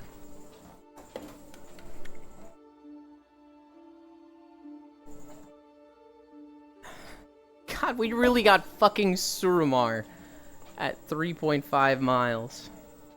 I'm just kidding, Elon, don't feel bad. I've never even played Banjo-Kazooie. I don't feel bad about it, and I feel like it would have been fine if you did. Banjo-Kazooie is an old game, so like... But I can't recommend Hat in Time enough. It's like, it takes everything good from every like platformer that's existed. It's one of those games that, like, I know it's good, I just don't really have any desire to play it, because it just takes away from games I already want to play. And, like... Oh, fair enough. Like, there's games I want to play that are either co-op or multiplayer, or, like, they're group experiences that I'm very interested in. Yeah. And then there's nostalgia games when where you it's have a like... lull. I remember playing Banjo-Kazooie and Tooie. I really want to play those again. I remember playing Majora's Mask. I really want to play that again. Whereas, like, Hat in Time, it's like, it's good. I know it's going to be good, and I know I'd like it. But, like, I wouldn't be playing it with a group. It's not like that nostalgia itch. It's like, man, I miss this. It's just like, I feel like I'm going out of my way for it. I don't know. It's hard to describe. For me, it was a nostalgia itch at the time, because that was off of the heels of, like, Nuts and Bolts, off of Yooka-Laylee, like, turbo sucking, off of, like, the heels of stuff like that, where I was like, man, I just want a good game. Sorry, Good Pixel, I got you platformer game. banned for a year. I stay at stage 1, dumbness. I'm just kidding, Elon, don't feel bad. I've never even played Banjo-Kazooie. Elon, just okay, don't feel bad. What do you... Oh, okay. It is okay, Elon, I think you are smart. I feel like I do the class clown thing a lot, and a lot of people think I'm dumb. Like, a lot of people in communities think I'm dumb. And then every now and then I surprise them with a thing where they're like, wait, that was kind of intelligent. That came from who? Did you see that on YouTube or something? And I'm like, no, that's just me. And they're like, what the fuck? I remember at one point I had somebody being like, I talked about the job I had, and they're like, how'd you get that job? And I was like, what do you mean? I went to college for it. And they're like, you went to college? Yes? Twice? Twice? Yeah, I have 2 degrees. You have 2 degrees? Yeah? I just think you're always dumb and silly, you. Dumb and silly. Dumb and silly.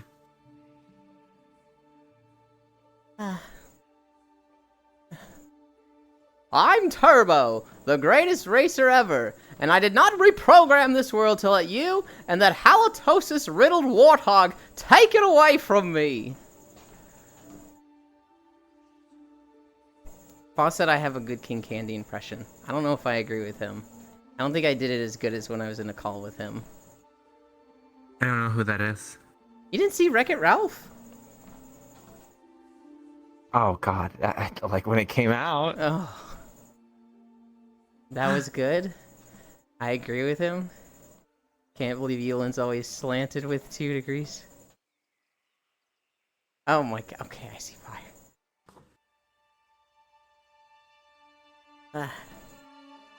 So much ice in my coffee. I'm trying to drink the coffee, but it's just like all ice. I put too much ice.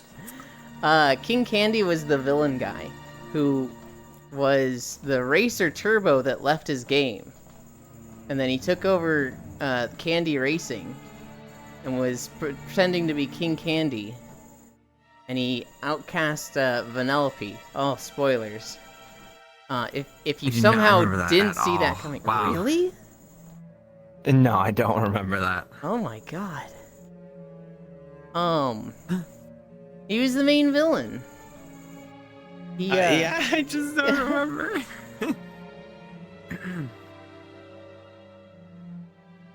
Oh. Here's some video game news. Bitcraft had another cinematic. It didn't really show anything. It just showed, a 4K trailer. Yay. Thanks for that one, Bitcraft. I'm hyped again, and your game isn't coming out for another year, probably. Fuck you. Call of Duty is having a collab with Gundam. Oh, dude, that collab is so sick. Like... It's so cool. I don't play Call of Duty, but like just the animations and stuff are like so faithful. All the sounds, oh, it's so cool. Call of Duty is just like going the Fortnite route of like, let's collab with everyone. Yeah, Literally which is everyone. kind of, I think, off-putting a lot of their core base because it's like Fortnite's like this shitpost everything is in it game. I don't know. Also, my boy Zangief was there, Granddaddy Grappler. I mean, you know, in Modern Warfare 3 for Halloween last year, you just fought the Butcher from like Diablo. I knew they And had Lilith. a collab with Diablo. I knew You Lilith just and you just straight up Inarius were in fight it. the Butcher and shoot him with guns. I didn't know the Butcher was in it. Yeah, he was in like the extraction mode. And you could like kill him, and he would drop like a unique Butcher skin for your guns and stuff like that. I played that. I know, it was weird. That is It's weird. like Activision Blizzard is a weird. You guys remember Ralph Wrecks the Internet? Did they add Char? I actually didn't see the second Wreck-It Ralph. They put Nicki Minaj in COD. I and hear Gundam it's is where they horrendous. trouble. I hear it's like, take everything you loved about the first one. Okay, Oh, now no. do none of that. It's one of those. That's tragic. Zangief had one of the best cameos in Yeah, Wreck-It Nicki Ralph. Minaj in Call of Duty. You remember Zangief in Wreck-It Ralph, right? At the Yeah. Villains Anonymous and Yeah. I was like, why is he there? well, because he's like, we are bad guys, but this does not make us bad guys. We are not good guys. We will never be good. But that's not bad. Like, that was so fucking good. Yeah, no, I remember lines like that. I just don't remember the actual plot. I remember a lot of like gags. Thanks, Satan. The plot was that Ralph didn't like being treated like a fucking outcast. Like, even though it was all a show, even though it was all for the video game, he was treated like a villain and lived on the edge of town in like a fucking pile of bricks. And the villagers treated him like he was a villain, even though, like, if he stopped being that, they would literally all lose their game and die. Yeah. And so he was just like, fuck it, I'm gonna be a hero. I'm gonna go get a medal and show that I could be a hero in another game. And so he left, risking the game. And he tries being a hero in a bunch of games. And he gets a medal in the game that's supposed to be like Call of Duty Alien Shooter or whatever. But he doesn't make it back to his game. He crashes in the Candy Racing game. And I think he gets locked up, or maybe he doesn't. He makes a deal with Vanellope where like he's gonna help her win a race. And he gets to keep the medal. And King Candy wants to prevent this from happening at all costs because if Vanellope wins a race, that resets the game. It's coded in so that if this character finishes a race, the game has a reset because she was the main character of the game. And so King Candy had basically been Turbo from a different racing game that nobody liked as much, disguised himself as King Candy, outcast Vanellope, and was basically living as the king that always won races. Yeah. And so, they build a cart. They're practicing racing. She's getting good at driving. And some of the bugs from that first like Call of Duty Alien game had made it to the candy game. And now that they're like underground and just eating nothing but sugar, their numbers are exploding. There's like a huge hive of them. And so the captain girl from the Call of Duty game, she comes to the candy game hunting them. And Fix-It Felix is chasing Ralph to try and get him to come back to their game so that their game doesn't get shut down. They find the hive and they try to evacuate everybody. During the race, Turbo is doing like all the nasty tricks he can to stop Vanellope. And the aliens, this is when they like burst. They basically like fucking thousands of them start flying into the sky. And eating people and all the candy. And so I think it's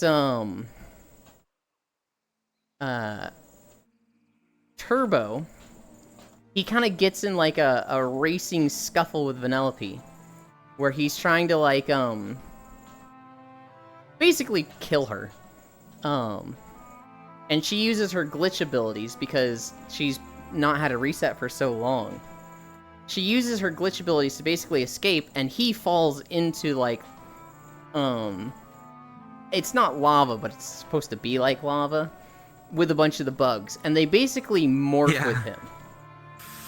And so he becomes this weird, like, super bug King Candy freak.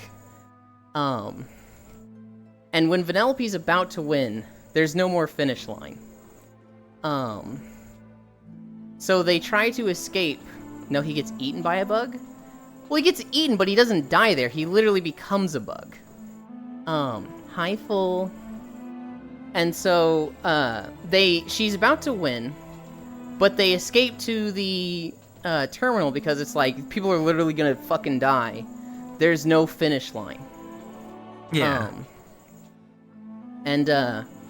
Ralph has basically said, I'll buy you time, and he's been fighting King Candy, in like a fucking Mothra King Kong match-off simile thing, because Ralph was just punching the shit out of him.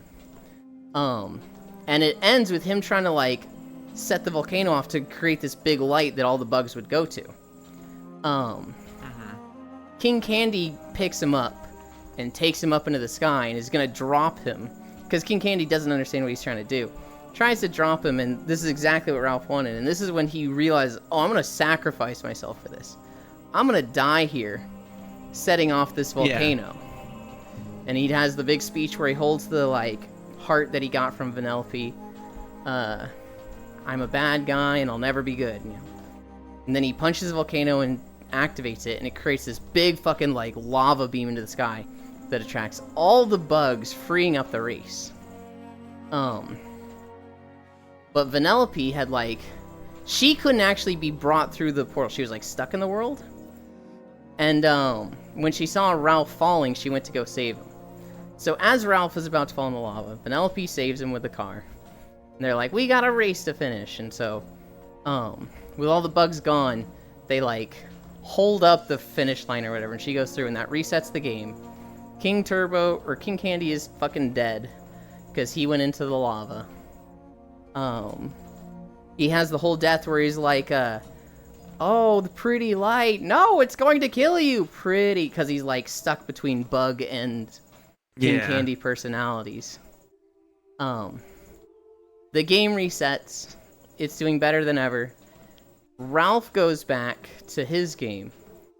And Fix-It Felix kind of vouches for him and, you know, tells all the villagers, like, hey, guys, we need this guy. It's not fair for us to treat him like, you know, a shitbag. He should have his, like, own house and whatnot. It's a happy ending for everybody. Except for King Candy, but he was an asshole. I'm bad, and that's good. I'll never be good, and that's not bad. Because I'll never be anyone. I just know that, but... I just remember that. I remember that part, but it's a fucking meme where it's like, I'm cringe and that's based. I'm not based and that's not cringe. It's something like that. It's like a shitty like a Mike Peaky like dub over too. So it's definitely like that sort of shitty meme. Felix was on Ralph's side from the beginning, but he didn't stand up for him. He never, like, really stood up for him and was just like, oh, I'll talk to Ralph and try to cheer him up one-on-one. But he wouldn't do that in front of the other villagers, if I remember correctly. Felix has a bit of a, like, I need to do more to stand up for people growth in him. He also gets fucking, wife's Calhoun, which is, you know, that's fucking pog as shit. God, this is a fucking big zone. I know. We're not even... There's, like, 3 sections. There's outside of Suramar. Then there's the whole, like, spider, daily dungeon area. And you then go there's... down there? I go down there. Motherfucker, what the fuck? That shit's so huge! I knew Suramar was gonna be, like, people's favorite zone, so I wanted to show as much of it as possible. It's literally my most watched video on the YouTube channel. Oh my god. This is a good zone, but, like, fuck. Yeah, it sucks to get it at 3.5 miles.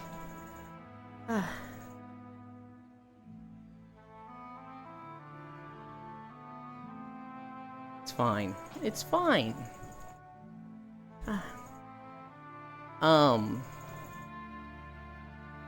Wreck-It Ralph. I feel like that could be my favorite Disney movie. I just have so much nostalgia and, like, was so impacted by Lilo and Stitch that it's hard to top that. I think Wreck-It Ralph is better than Lilo and Stitch. I've never heard anyone talk so much about Lilo and Stitch. It's just, that was the age where, like, as a person I turned on. Where I went from, like, being a kid to be like, haha, I like cookies and cartoons, to being like, death is a concept that exists in this life. And not everyone is here forever. Oh. Huh. Like, I just started having thoughts like that when I saw Lilo and Stitch. And so... I love those memes of, like, it's me and me as a 7-year-old learning the Earth is gonna explode in 500 million years. Yeah! You know. The one I'm thinking of is, me as a 2-year-old realizing I control my arms and gaining consciousness, and it's just this baby sitting there just like, yeah, and then their arms drop, and they just stop making noise and just staring blankly, and it's just like, oh god, dude.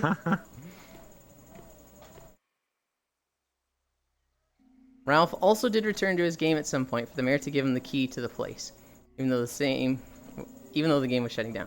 Why talk about Lilo and Stitch when you can just do the Stitch voice?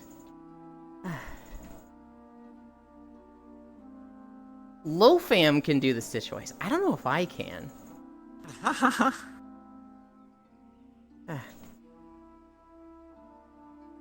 Lofam does a really good Stitch and Gollum voice. And that's the type of thing where I'm like, I want to practice this before I bust it out in front of people. I think it was Disney World that had the 4D like Lilo and Stitch ride, and he like burps at a point and it fills the room with like a smelly smell. I remember like getting nauseous as a kid. Hi, Akashua, Yulia. Just wanted to pop in and say that I love you. Want to snuggle and kiss you. Oh god, is this gonna go? Kiss you under a blanket. Also, Mulan is my absolute favorite Disney movie. That was the most wholesome Akashua message I've ever read. Mulan was really good. Just don't watch Mulan 2. Do it, no fair, Akashua. Just join the VR map after stream. I don't think Akashua's PC can handle VR chat. I can't send Akashua stuff on Discord because their oh my gosh, their setup is so bad. I have to send them stuff through Twitter because I guess it sends better there. That's wild. They're the only person I regularly message on Twitter. Sends better. I don't know how to word it better, Icy Fire. I don't know how to explain, because I don't fully understand how I can send a GIF on Discord. I think it's that they're able to use Twitter on, like, their iPad, and they can't use Discord on their iPad. So I don't remember. Akashiwa could explain it. No, I get what you're saying. Just never heard that before.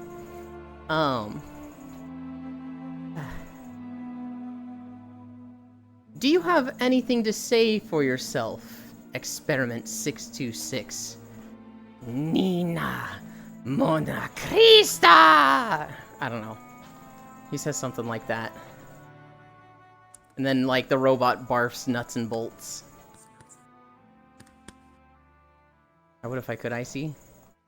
Also, just to be clear, I mean the animated Mulan, not the live-action remake. I would hope nobody talks about the live-action version of anything I forgot first. that happened. You had to remind me. Yeah, the thing that pissed me off the most is that they made a quote-unquote live-action Lion King, but it's just animated again. Yeah. Yeah. Like, what the fuck? You reanimated the same movie without any of the charm and personality. Does anyone like live-action anything? People like the live-action One Piece. It's good. I've watched that. It's a good interpretation. Although it perpetuates a really funny meme that I don't know if it's appropriate to talk about, but Is it the Zoro only fights black people meme? yeah. Okay. Yes. Yeah. So That I was can a explain little- it. So there's a meme Go ahead.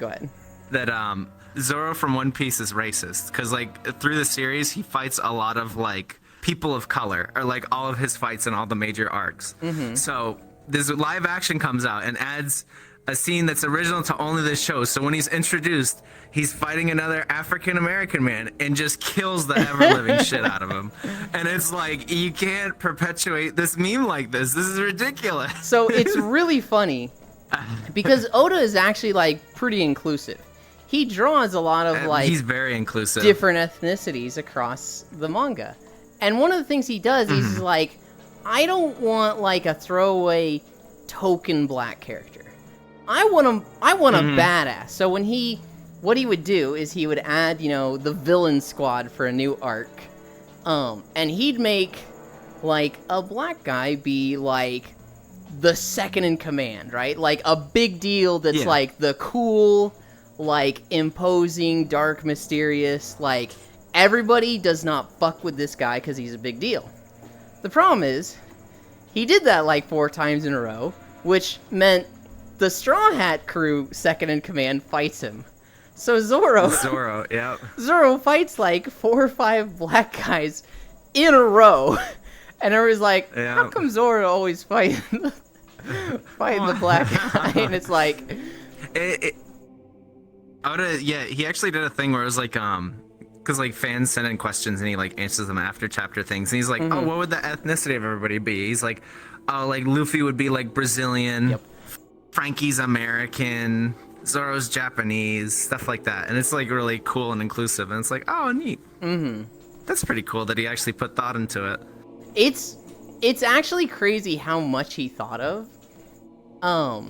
Because like the big thing about One Piece is that the man fucking knew everything before. Like he literally planned all of it out and then is just drawing it all out. Right? Oh yeah.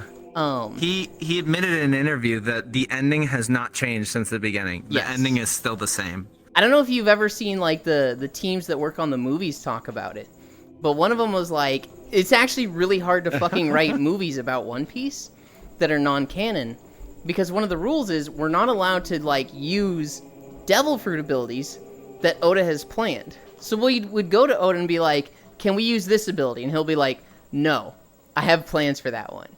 And it's like, okay, what about this one? No, I have plans for that one. And one case, like very early on, they were like, we want to use the dragon devil fruit. And he was like, no, I have plans for that. And then they didn't see it for like 15 years. And then they finally saw it with Kaido and they're like, oh. Yeah. It's one of those good things where if anything happens to him, like Miura that did Berserk, where it's like he has a general idea of where it's going and it can kind of, still come together in a good way. Because God forbid anything happens to Oda. That will be like tragedy on like worldwide proportions. Like he hasn't even written it down, which is like, if I die, follow it up with this, guys. This is the This is the plan. Which is like, 'Cause, so like, you if see he when dies, Akira it's like, Toriyama passed away. Yeah. Just like how crazy that was. I can't imagine. No, there's things that they just mention early on that's just like, what the fuck? Like, I remember it was in a Fishman arc they covered a little bit, but they really talk about it in Dressrosa with how many nicks do you have on your sword, Zoro? I don't know, I lost count. That's your shame as a swordsman. I don't have the strongest blade. I have made it the strongest blade, and like explaining hockey in that sense. So it's just like, holy shit, this guy who had like the strongest black blade in the world that they were talking about in like episode 14 is an ability that they explain in episode 800.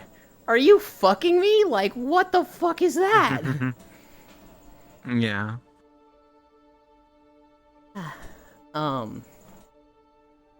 It's really cool. It's really cool that he's just able to do stuff like that. Solo Attempt, does anyone like live action anything? The live action One Piece, people that haven't seen the cartoon Avatar The Last Airbender really like the live action Avatar The Last God. Airbender. I'm convinced that shit only popped off because people hate watched it. I think it's good, but it's just bad compared to the cartoon. Like, I don't think it's, like, trash. I think for a live action, especially for, like, a live action cartoon or anime, it's really good. But you compare it to the original, which is, like, goated. Like, literally greatest of all time forever. It doesn't compare well. But, like, if you ask anybody who's, like, they haven't seen the cartoon and they watched the Avatar live action, they're like, this was great, it was so creative, I love seeing how whimsical and magical the world was and the characters were. And it's like, how, when it was so bad compared to the cartoon? Oh, I didn't see the cartoon. Yeah, I just saw like a million like gifs of like people just kind of like fake magic casting all the bendings instead of it being like grounded in martial arts. So I'm like, I'm just not gonna watch this, I'm just gonna be upset.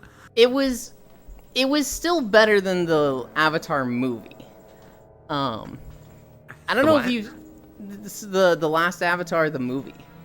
Oh, that'd be cool if they made one of those. Okay. I see. There was no movie. The worst scene in the movie... no Warren Bossing say, yeah. is the, like... You see the 3 firebenders, and they're like, oh, and then you see, like, the 5 earthbenders, and they're all doing the, like, hot, and, like, in sequence together. And then you see just the worst CGI rock just float by at 2 miles per hour and just slowly go into one of the firebenders and explode. He just goes, oh, and falls over, and it's just like, what the fuck? God. I love that scene. I have to admit, I kind of like the live action of Avatar, but I still prefer the cartoon more. I don't think that's a bad take. I do think it was, like, not bad. It's just, the cartoon is just so amazing. There was no movie. The fact it was so small, too. Hi, Ploopsly.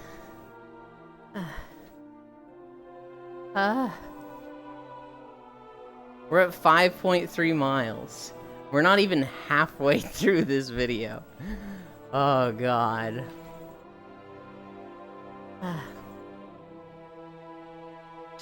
This weekly thing kind of fucking sucked. I'll say it. I'll be brave enough to say it. It was cool at first, but man, it kind of fucking sucked What weekly thing? after a bit. The spiders. The spider area. What's the miles? 5.3 miles.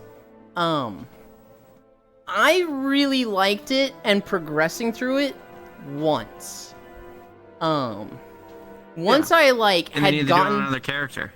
once I had gotten all the rewards, I was like, okay, I don't really want to do it anymore, but it was good rep. Once I was exalted, I was like, I'm fucking done. Cool. Doing it on alts, I just didn't. I just fucking didn't. Yep. Oh boy. Good luck. Good luck, Elon. Thank you, Icy Fire. Fucking bitch. I love you. That puts me at 2. I'm excited for the new series we're getting in 2025 or 2026. I want them to keep making Avatar stuff because, like, just the setting is so cool. I just wish they wouldn't go the Star Wars route and make original stuff each time. Go 1,000 years in the past.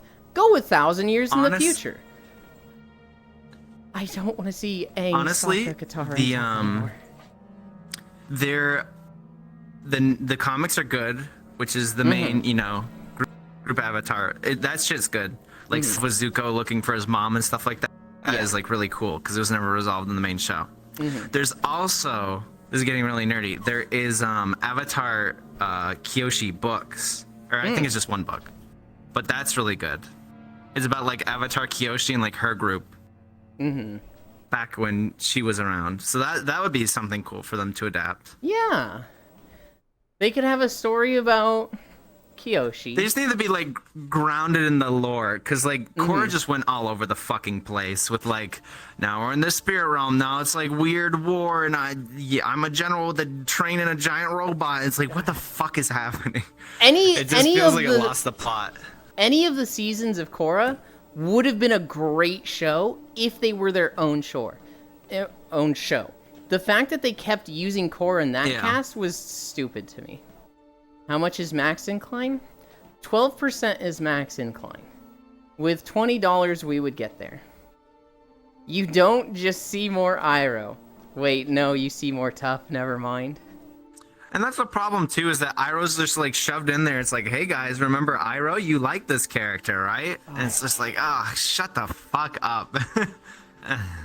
The fake Avatar who was so good at earthbending, everyone thought he was the Avatar, was so cool. Yeah, Kyoshi's super cool. It's been a while since I read that book. Kyoshi was awesome, especially how she literally lived for 300-something years because she learned a waterbending move that slows down the process of death. Damn. Baller. My favorite... So I haven't seen any of the extra Kyoshi stuff, but from the original show, my favorite thing with Kyoshi was, I will summon Avatar Kyoshi to prove my innocence. Whoosh, whoosh, whoosh. I am Avatar Kyoshi. And I fucking bodied that bitch. And it was just like, okay, you kinda confessed. Kyoshi was awesome. I read that already. Why can't Korra do something like that? Just kidding, just kidding. Korra, her story should have ended with Amon.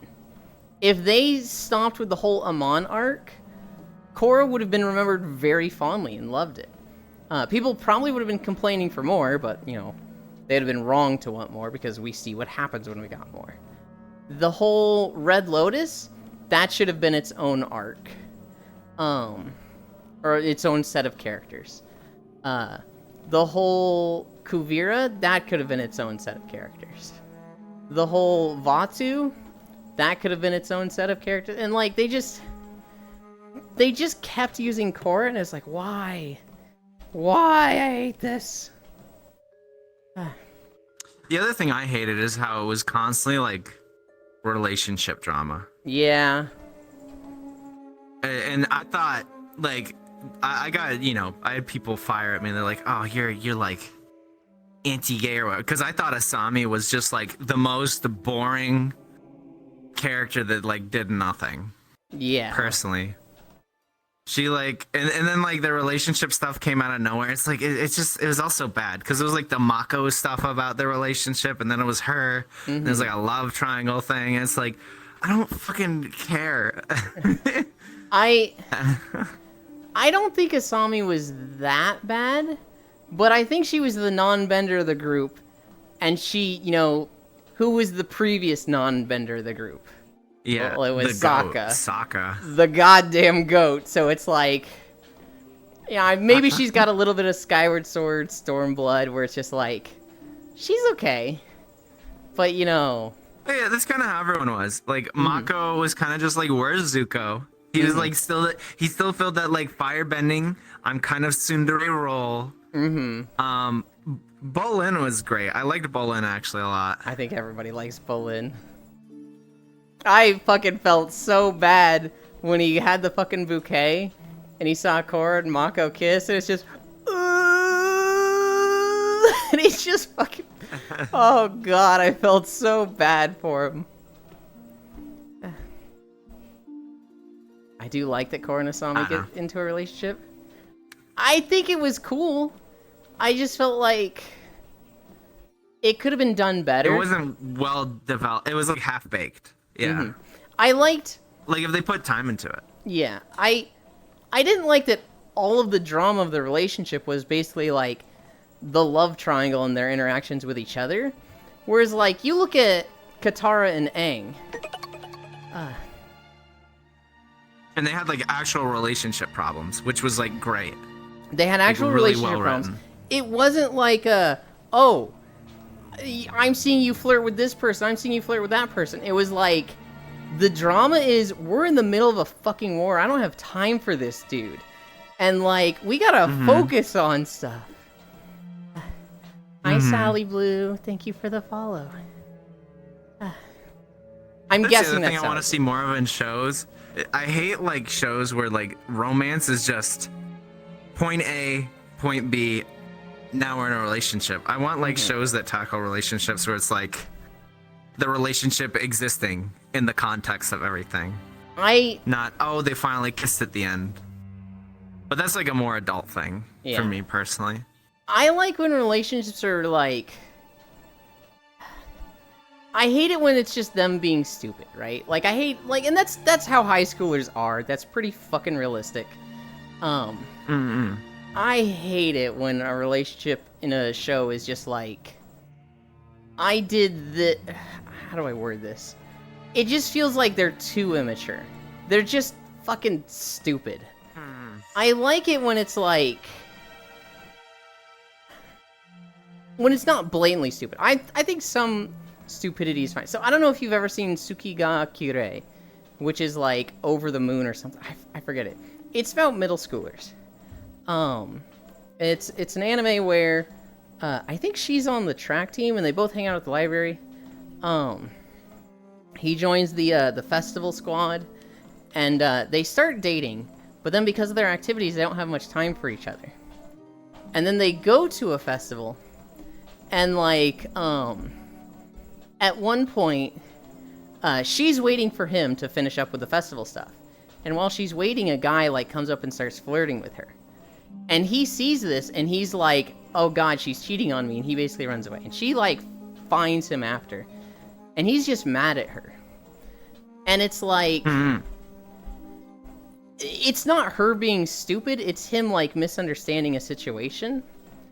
And like she tries to explain herself and she gets frustrated with him. And it's like, it feels very real. It feels very much like he's being dumb in this moment, but not like going around just kissing everybody, right? Like, it's not... Yeah. I don't know how to describe why I like this, and I don't like every guy falling for Korra and her not getting her way. I don't know. It felt so much more real. And the anime I'm talking about has a really happy ending. The credits is like their entire life together. It's super cute.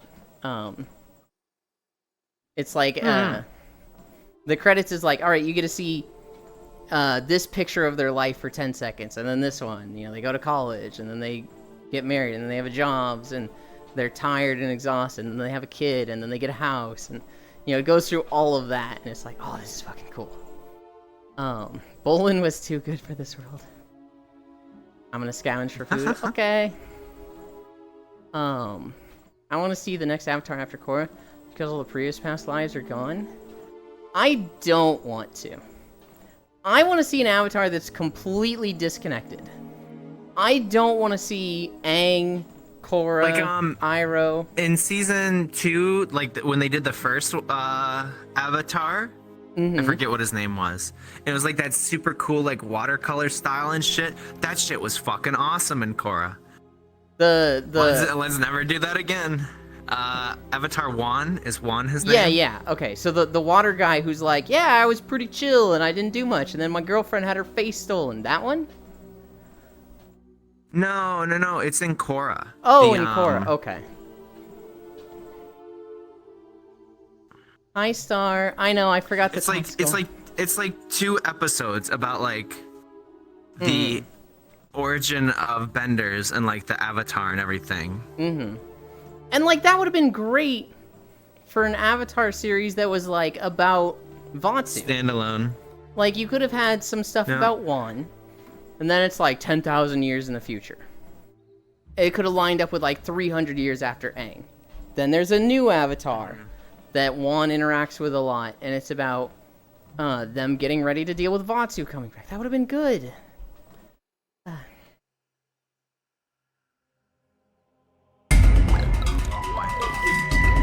Good luck. That is not the fucking thing I had set up. Why did it play that sound?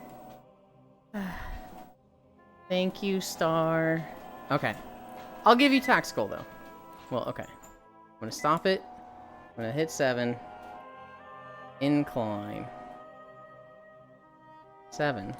I actually recorded last night for fun. I was like, oh, I should do like little alert thingies, so I made little videos. It was a lot of fun. I had like friends in a Discord call, and they were like watching my stream camera, and they were commenting. They're like, no, you fucked up here. You were clipping. Do it again. Oh my god, another fucking hour of ceremony. Jesus Christ. Man, fuck this. Can you imagine? We played this shit without flying? What the fuck? Yeah, I actually really like when expansion doesn't have flying. And that's never going to happen again because of dragon flying, but like... Dragon flying is really cool. I think they should make like grounded zones. Mm-hmm.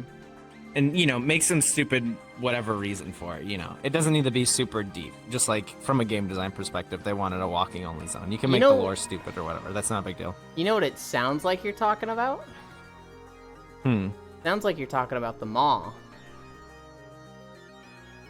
Okay, no. That shit almost made me fucking quit the game, dude. Oh my gosh.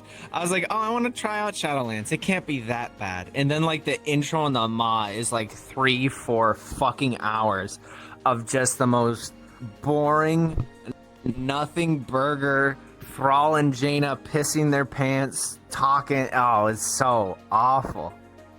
Oh my goodness gracious. Funded each episode. I should probably spell episode correctly. Amount 169. Number of days 30. Create... You know what? If you're taking a break, I'm gonna stop mine. Ah, fuck it up. Yeah, but you started like 1 or 2 miles late. Yeah. Huh? Uh-huh. Yeah, well, I also have to work out again later today, so. That's fair.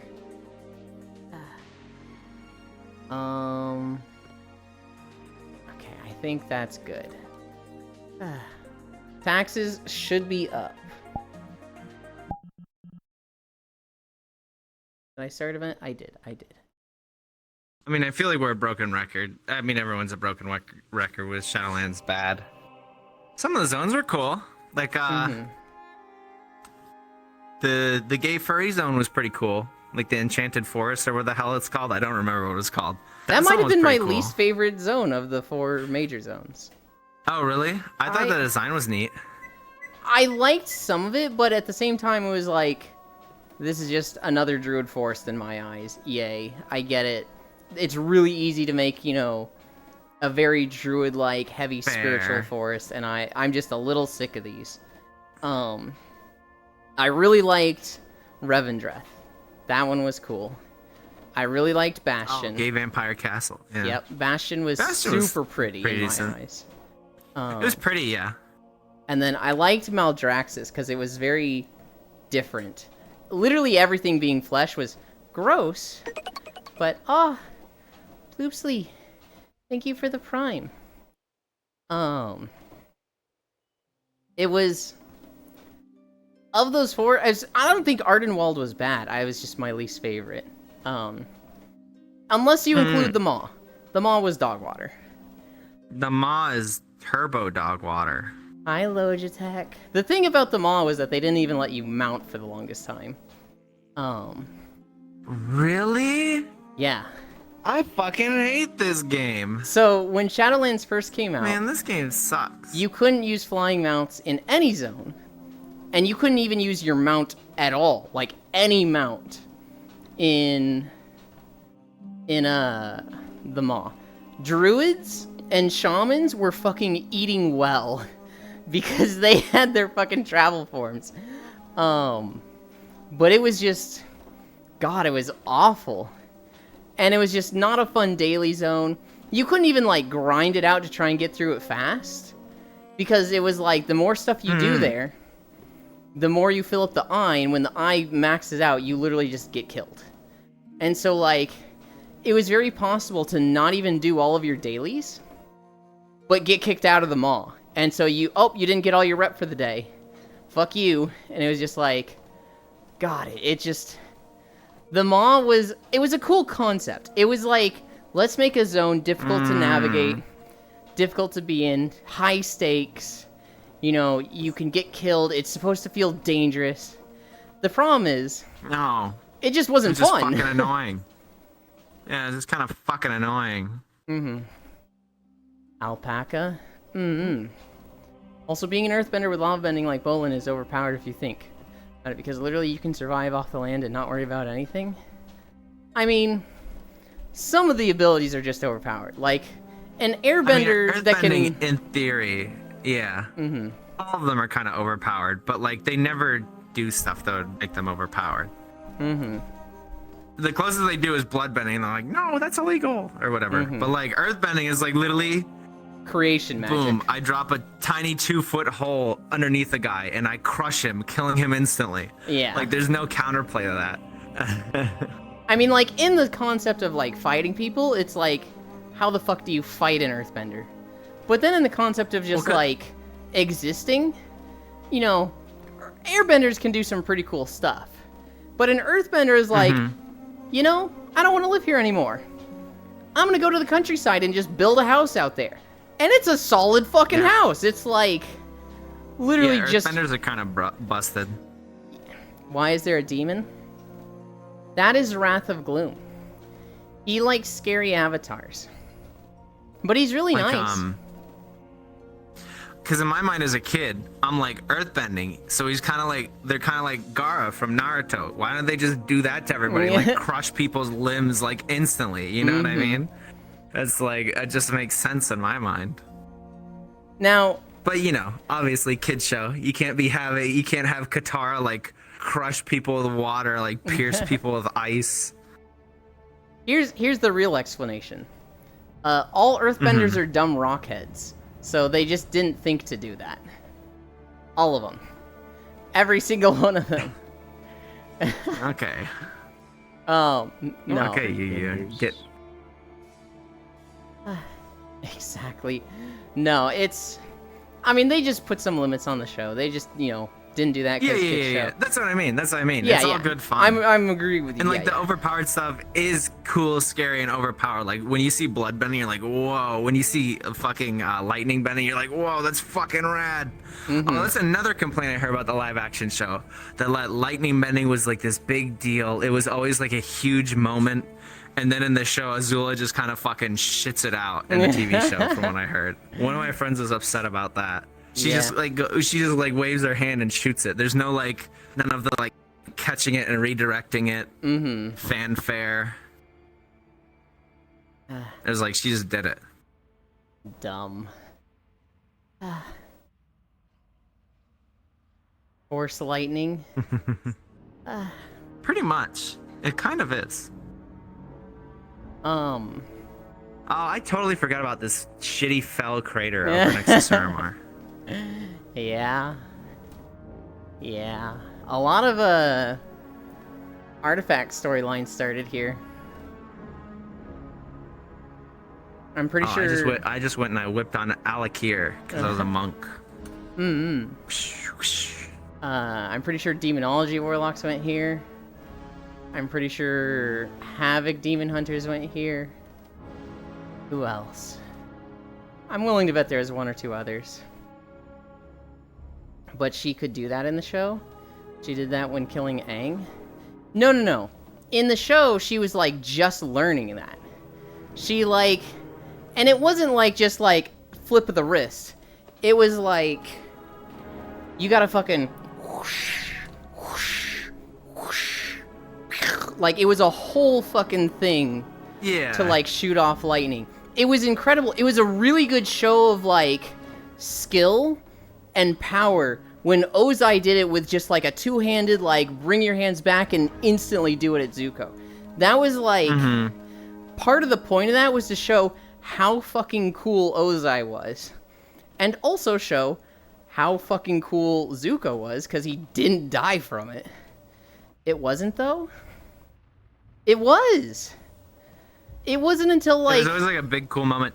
Like, until the final fight where Azula's just throwing it out like crazy, until then, it was always, like, a big, monumental, like, this is a complicated thing. Like, literally, Iroh had... There was, like, an entire episode where Zuko learns it, and it's, like, this big moment where it's like, hey, I need you to not kill yourself. This will kill you if you fuck it up. And it was, like, a whole big thing. It just keeps exploding in my face! Like everything always does! God, the voice actor... It didn't take a wind-up, but it always felt like that. The voice actor did that so fucking well where it sounded like he was gonna fucking cry. Like everything else always does. Redirect was a major thing? I think lightning was a big major thing.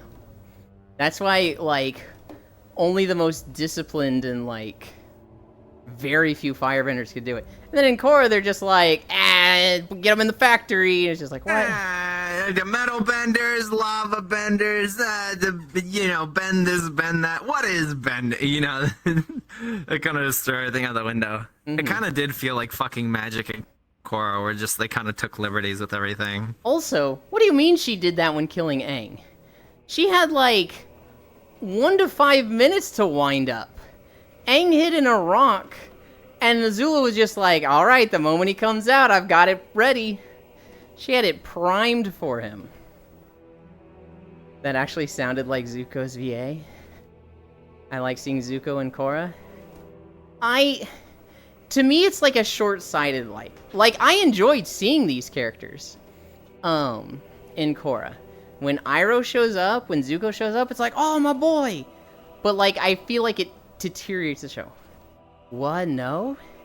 You don't think Azula had time to, like, prepare a lightning bolt?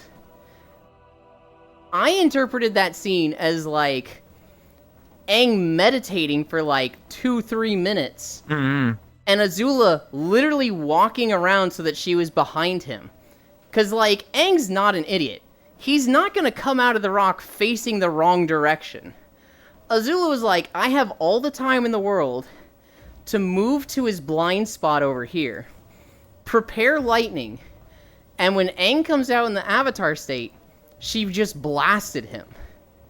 Like, it wasn't an instant, like, I'm gonna he literally sits down and meditates, dude! Hi, Akai. As All Might said, I am here, so hi, Ewan. Hi.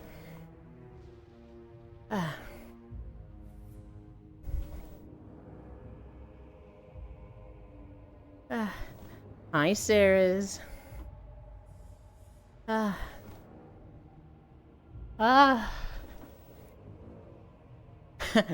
like the, you're probably gonna tell me there's good in everyone, Uncle, and I should try to get along with Azula. No, she's bad news and has gotta go. Who are we walking with today? We are walking with Cairo. We also have Pixel, Icy Fire, Wrath, and Senril here. Senril and Pixel are off screen. Icy Fire and Wrath are invisible. That was Wrath just now. I can fuse into Icy. I think you can see just a little bit of Pixel's ear. Jump scare, ah. Yeah, Wrath is having fun with that. I don't remember. TDA 2018 looking horror ass. I don't remember who it was, but somebody was. I think it was like Asmongold or something. Was watching a clip, and it's the clip starts with. I think Pixel's just saying he's moving over there in screen. Oh, okay. They like open a video and it starts with like a zoom in on some white woman's face, and everybody's just like, "Ah, white woman jump scare."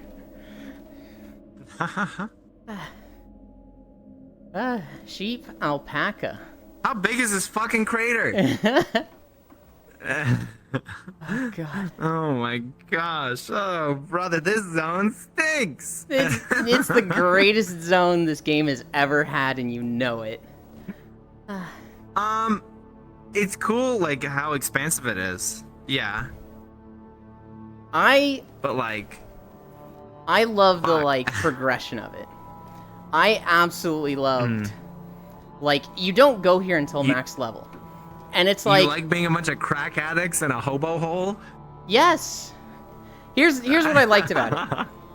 I liked that it had a progression that was like, all right, you're working on, you know, rekindling the fucking rebellion that got squashed. You're strengthening them and gathering their allies. Now you're infiltrating the city. Now you're openly, like, at war with Elizond and the Nightborn forces. There were stages that, like, progressed through the story that was so fucking good. Most zones are like, you go there, you solve their problem in 2 hours, you head on out. Good job. But this is like a 10 or 15 hour story that, like... It's very long. Because it was the last zone I needed to finish. It's long. It's good. You know, some people won't like the time gating, but like... Oh, God. The time gating was dumb. Well, I think it needed the time gating. I think that's just like a necessary evil where it's like, without it, it would have been more... Like, people would have finished it in 3 hours.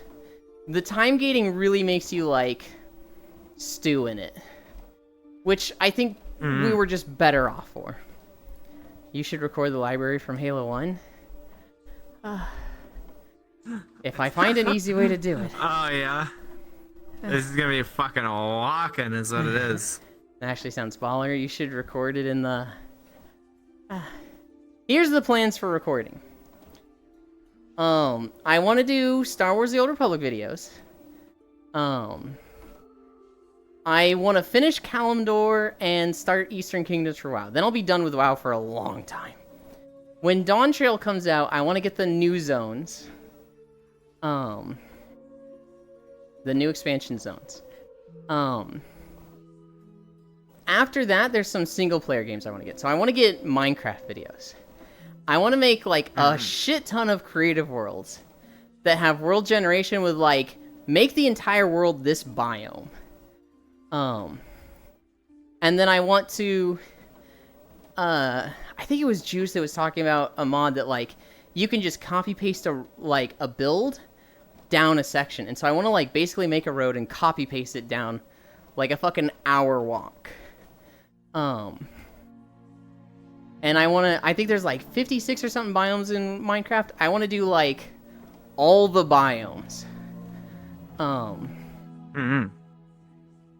After that, I need to get to not the Elder Scrolls, Lord of the Rings Online. Because they give you a free max level character and have stealth. So that should be an easy game to record videos in. I forgot that was still a thing. I also did. I tried it once, played it for 20 seconds. I was like, I hate these graphics. This is shit. And got off. What makes you want to make a video on it then? Just curious then. Well, so that was like character movements. I never gave the game a fair shot. from what I've talked to people, it is a good game, and like, it's less about whether I like it, and more about like, one, how pretty is the game, two, nostalgia. So like, there's a lot of people comment on my videos on YouTube, and they're like, I didn't appreciate this zone as a kid, and seeing it like this was really fucking cool. Thank you for this. And so, like, a major goal of the channel is to like archive a lot of the like zones you walk through. And so, I didn't play Lord of the Rings Online at all, but I know other people did. Plus, just more videos. It's because it has stealth, I'm a lot more likely to do it. Having stealth on a character makes it so much easier to record videos. Black Desert Online and Guild Wars 2 were so frustrating to record in. Nerds. That's a very new account. I should finish that bridge. Senral adds to the list. Minecraft, yay. So finishing WoW. Right now, I'm gonna finish WoW. After WoW, I have one more BDO video to make. If I can make it. I need to look at the, I need to look at the beaches in BDO to see if I can make a beach video from that game. I lost my old account? That sucks. Oh god, 11 years. I don't know how old my account is. Oh, how do you check that? Exclamation point, account age. I think you can also just click on your name in chat. I'm already typing it.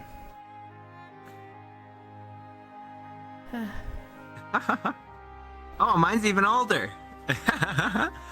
You got them by 6 months.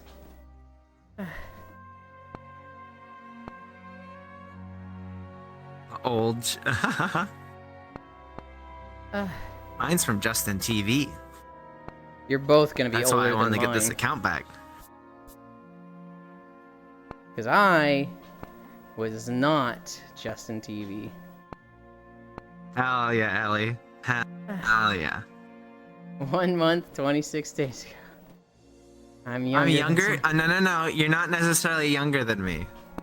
Your account might be. But Oh, you never know shit. your age. I made a lot of things What when I was the younger. fuck? Oh, Yuland, I beat you by like a month. I thought I'd be at like 8 or 9 years, because like I was never on Justin TV. Oh, really? Yeah, no, Well, they coexisted. They coexisted at the same time. It's just they bought them out and then converted it all to Twitch, which really sucked at the time because at the time, Justin TV, because I would watch like fucking Rubber Ross like back in the day when he was like animating like old ass videos, and then when everything got bought and switched to Twitch, they're like, yeah, you're not allowed to do that anymore. You can only play video games. Which was really, really shitty at the time. So it was just like a bunch of people. It's like, but I do art, and that's like my only thing I do on this website. And they're like, sorry, get fucked. So that was a big push for like I think like a year or two until they finally added. Have you ever met like, Ross other categories in VR chat?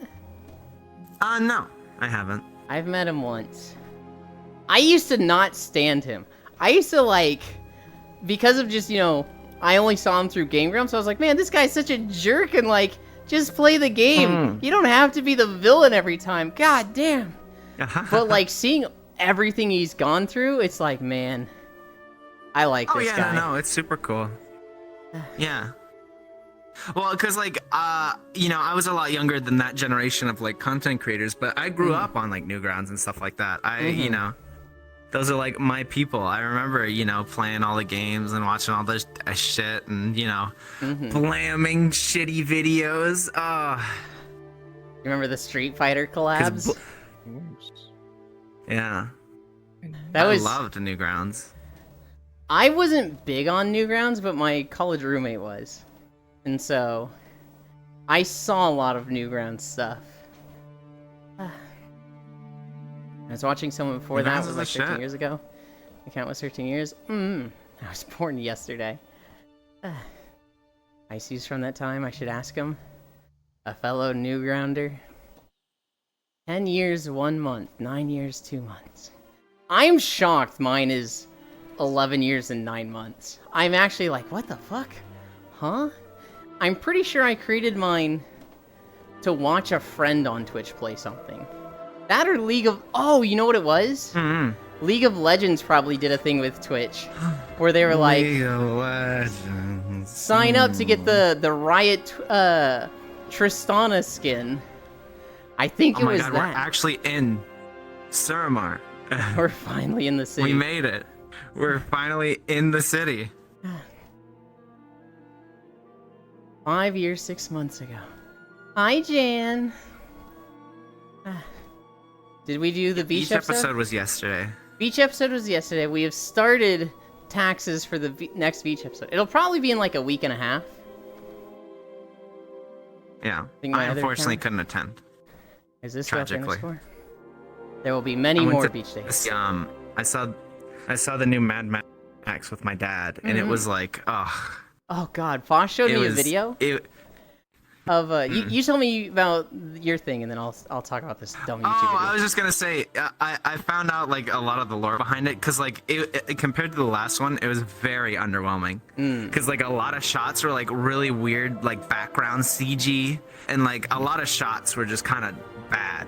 And like I looked it up, and it's like, yeah, we made it that way because like on the first movie, all of our stunts, it's like, oh, maybe that wasn't safe, but like do it for the gram kind of a thing. So when it came to this movie, like a lot of shots that were like insane, it was just kind of like bad CG stuff. It's like, some of it was just not great. You go ahead. Fosh showed me a video That sounds great though. of some YouTubers that like they just make cool things they see in movies, and they were like, hey, so Mad Max, they had the trucks with like the poles and people at the top of the poles. Let's do that. And they're like, you want to drive God. around in a truck with somebody on the pole? And they're like, yeah! And like the first pole they tested it with like bent a shit ton. And so they're like, okay, we need a stronger pole. And like even when they did it, they were driving real slow. Fun fact about Mad Max. I think it was My gosh, Ellie. not the old one, but like the new good one. I think it was like the action director, basically the person who was in charge of like putting the shots together for the movie. Not like the full director. I'm forgetting what her title was. But basically is one of the like producer's wives, and he's like, you're gonna do this for Mad Max. And she's like, whoa, whoa, whoa. I do this sort of thing for romance movies. I don't do action movies. And they were like, yeah, that's why I want you to do it. If I get somebody that does an action movie, they're gonna do it like every other action movie. You're gonna be weird and like do it differently than everybody, and that'll be great. And so she did it, and then I think she won an award for it. I'd have to find up her name and like what her role was. But it was like her very first time doing that style. Oh, I missed it. Oh, sugar cubes. Don't worry too much, Akai. There is always another beach day coming up soon. And I'll try and get it uploaded to the YouTube. Like, if you really care enough, there's a few beach days on the YouTube channel. I haven't uploaded the most recent one because I'm like 3 days behind, but I can only upload a video one at a time. And so if I upload them all at the same time, it puts them out of order, and it drives me nuts. These two tripping over each other is so cute. Be back soon. I had a friend who was an extra in Mad Max die during filming. Jesus. Tea is ready. Nice, there's someone to think outside the box. I was bummed because my ex-girlfriend was supposed to tell me when his funeral was, and she conveniently forgot. That sucks. Before I go, how do you stay on the treadmill without falling off? So my left hand, that is on a bar of the treadmill. You know how the treadmills have like the bars around them to stabilize yourself? I keep my hand on the bar, and then I hide it by putting the camera in line with my body, so you don't really see my left hand. But that stabilizes me, and kind of like lets me know where I am so that I don't fall. Without it, it'd be like being on a treadmill blindfolded. And like, if you know anything about VR, you turn one little inch, you might not always check it. And that on a treadmill is like, you're falling now. I just have a standing desk, and you can see me holding onto it. What the fuck? Man, the one you think you shouldn't forget. It's also the side I haunt. She was my ex at the time, and she attended with her new boyfriend. Yeah, that sounds like a intentional forget.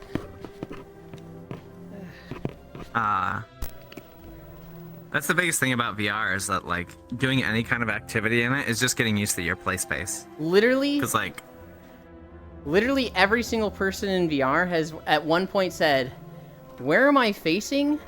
How did I get facing this direction?" Like, it just... it's just a thing that happens to everybody in a headset. I wasn't sure if you had Because I something do, with like- a rope around you. No. cartwheels and stuff across my room, and people are like, how do you do that? I'm like, it's just used to it. You just get used to it. Like, people are like, oh, how do I learn that? I'm like, I can't teach you. I'm not going to teach you to fling yourself across your room that has furniture in it where you might hurt yourself. And, like, every space is different, right? We all know that friend who stuck their fucking hands into their ceiling fan and you just hear the thong. Oh, shit. And, Oh, I showed you my glass figure cabinets. yes. And one of my old apartments, that was in my play space. All No! of those were one wall in my play space. And I danced in that play space. I would do like cartwheels and stuff in the same room as them. You are fucking insane. But yeah, so, The only injury I've had, I kicked my desk and I dislocated one of my toes. oh, That's the only VR injury I've had.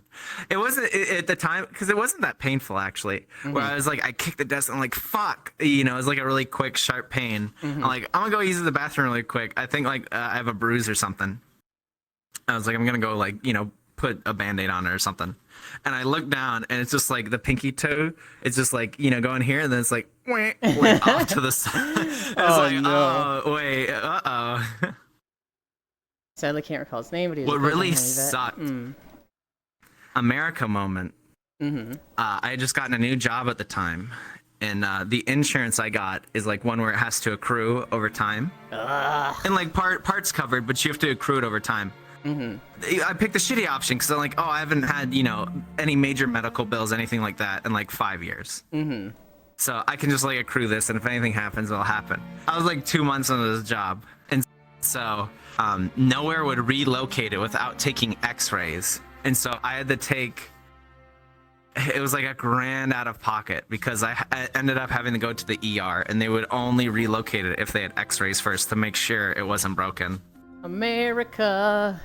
Fuck yeah. America. That's my fault though. I picked the dummy insurance. No. I mean, America for the most part. It's America. Yeah, it's definitely an American moment. But like, I don't know. I hear like horror stories from like UK side where it's like, oh yeah, I dislocated something as a kid, and they told me I had to like wait a week. In like the UK, it's like, what do you mean wait a week? Yeah. It just depends.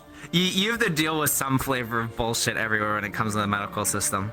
My one friend that's in Japan, he said, I didn't know this.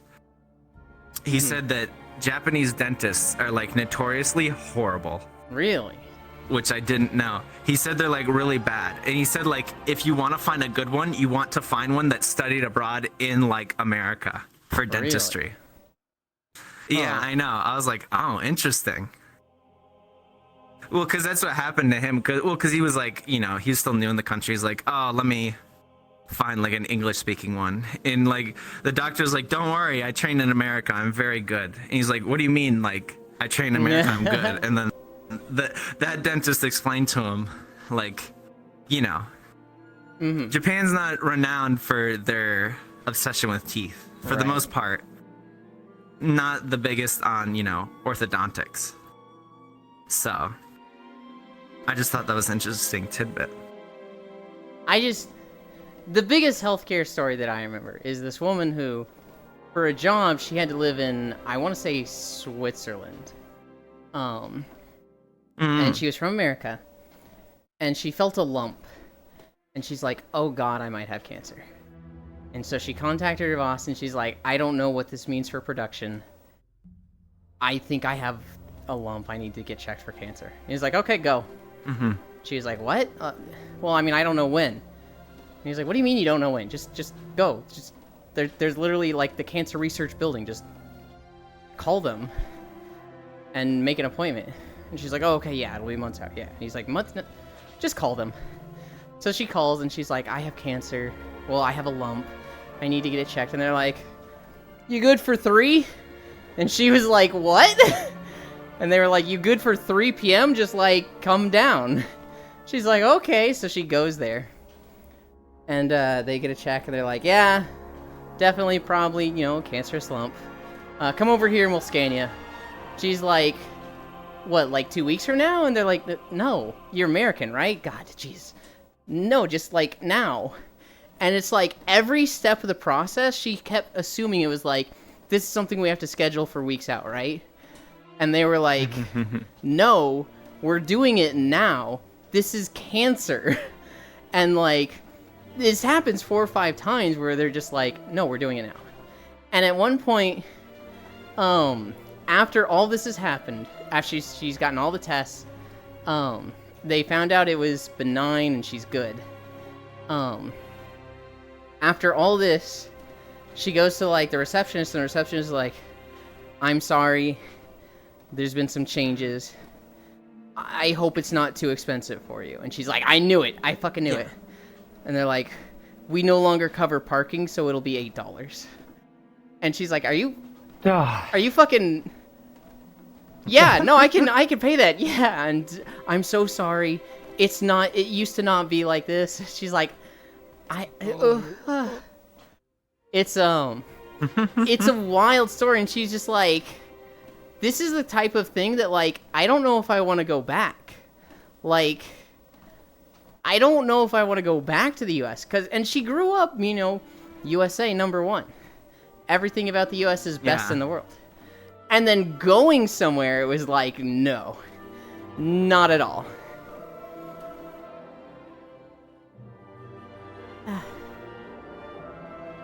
I found him in my Facebook friends, Lance.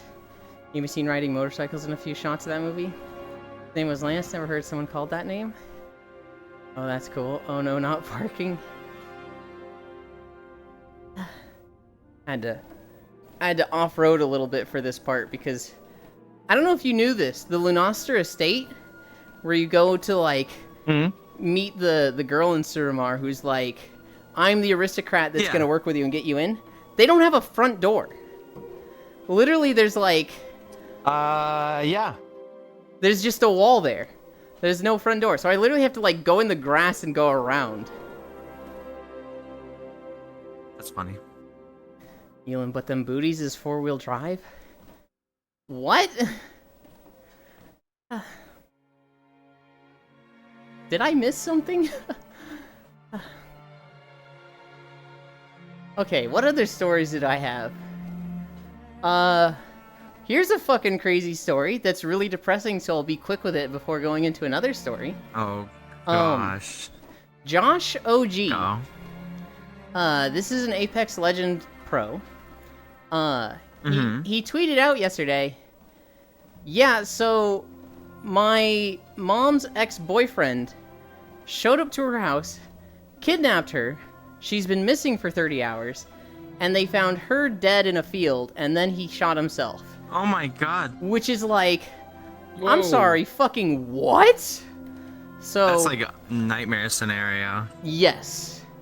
And so, Apex Legends community, kind of like shocked by this shit. Hi, Dahi.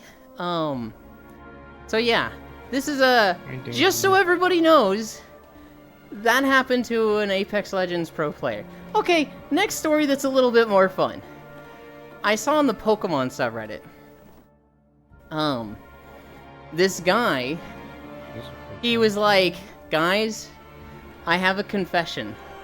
I've been playing Pokemon wrong for the past 20 years. I've played at least one game from every generation. And I have been playing wrong. Basically, when I threw a Pokeball, and it said the Pokemon appeared to be caught, you should have interpreted that as you almost caught him. It looked like you had it, but he got away. What this guy interpreted it as when he was like 6 years old when he started, and just had thought it was that way for the next 25 years of his life, and had never questioned, he thought, oh, somebody has already caught this Pokemon, so I cannot catch it, and I should just flee the battle. So he had done this for like 25 years, where like... There's no way. There's no way you're that dumb. There's no way you're that dumb. You can't say that when someone just said they did that in chat. What? He was doing this to legendaries. He'd like throw a Pokeball at Kyogre and it'd be like, the Pokemon appeared to be caught. And he was like, who the fuck caught a Kyogre? God damn it, I gotta leave now. I couldn't catch my Kyogre because someone caught it already. And like, I guess he figured it out recently when someone was like, you're dumb. And he's just like, oh god. I don't know what to this has say. been I'm my like- whole life. I'm astounded. Pixel isn't asleep. He's a happy man. God, I hope. Whoa. Man, do I want to make an evil joke. Hi, Proxy. I'll play you once for every generation. Hi, Safi. Hi, Dent. That was me in Pokemon Black. I literally did that to Thundurus. I was like, oh no, someone owns this. Oh, Den. How much time do we have left on this one, if you don't mind me asking? I kind of want to use the restroom, but if we're close, I don't want to get off. So we go to the vineyard. Uh-huh. And then we will walk from the Waning Crescent to the raid. I'm gonna use So- the restroom. Okay, yeah. I know the location. You've got time. How? Oh my god, it's then March cry. Yeah, to me that sounds like the dumbest thing possible, but I have done something like that. I saw a shiny Ekans in Pokemon Silver. And I was like, oh no, this thing has wrong colors. And like, I was afraid my game was broken and glitched. So I literally turned my Game Boy off without saving. And I turned it back on. And the next time I saw an Ekans, it had normal colors. And I was like, good. And I would just tell people about this wrong colored Ekans. I'm Matoshiro. And then it was like 10 years later, I'm looking stuff up about Pokemon, and I see people talking about shinies. And I was like, shinies? What are those? Oh, it's a really rare, like 1 in 6,000 chance for a Pokemon to just be a special color. And the gong goes off in my head.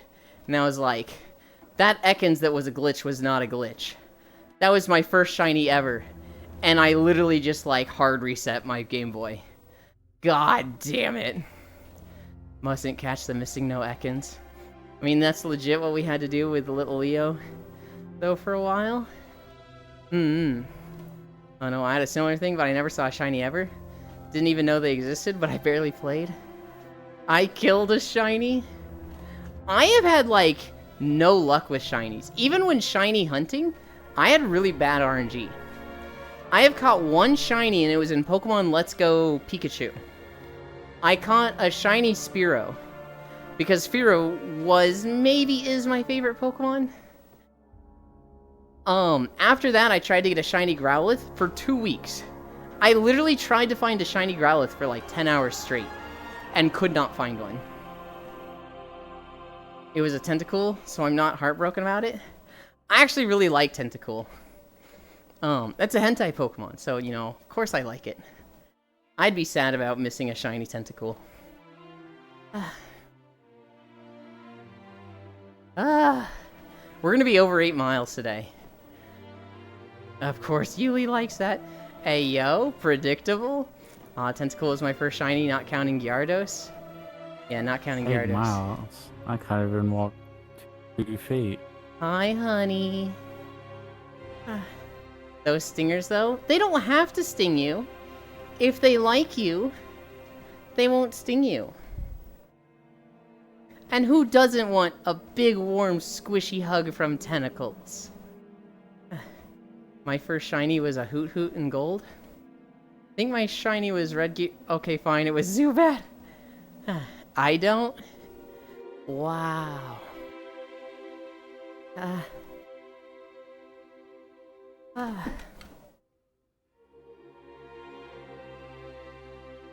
Okay, when you put it that way. There's probably a few people. But if there's one person that I know of that loves warm, squishy tentacle hugs, it's the one and only Spacefish. That reminds me, I only went last year. And I've been holding my mouse wrong for my entire life. I use the mouse wheel with the middle finger, and the right click with the ring finger. What? I don't know if that's wrong, but it is a little unorthodox. Sucked up. Warm and hard, but not a hug. Put those tentacles away, I'm not surprised. I ran out of vanishes, so this guy's just fucking hitting me for a while.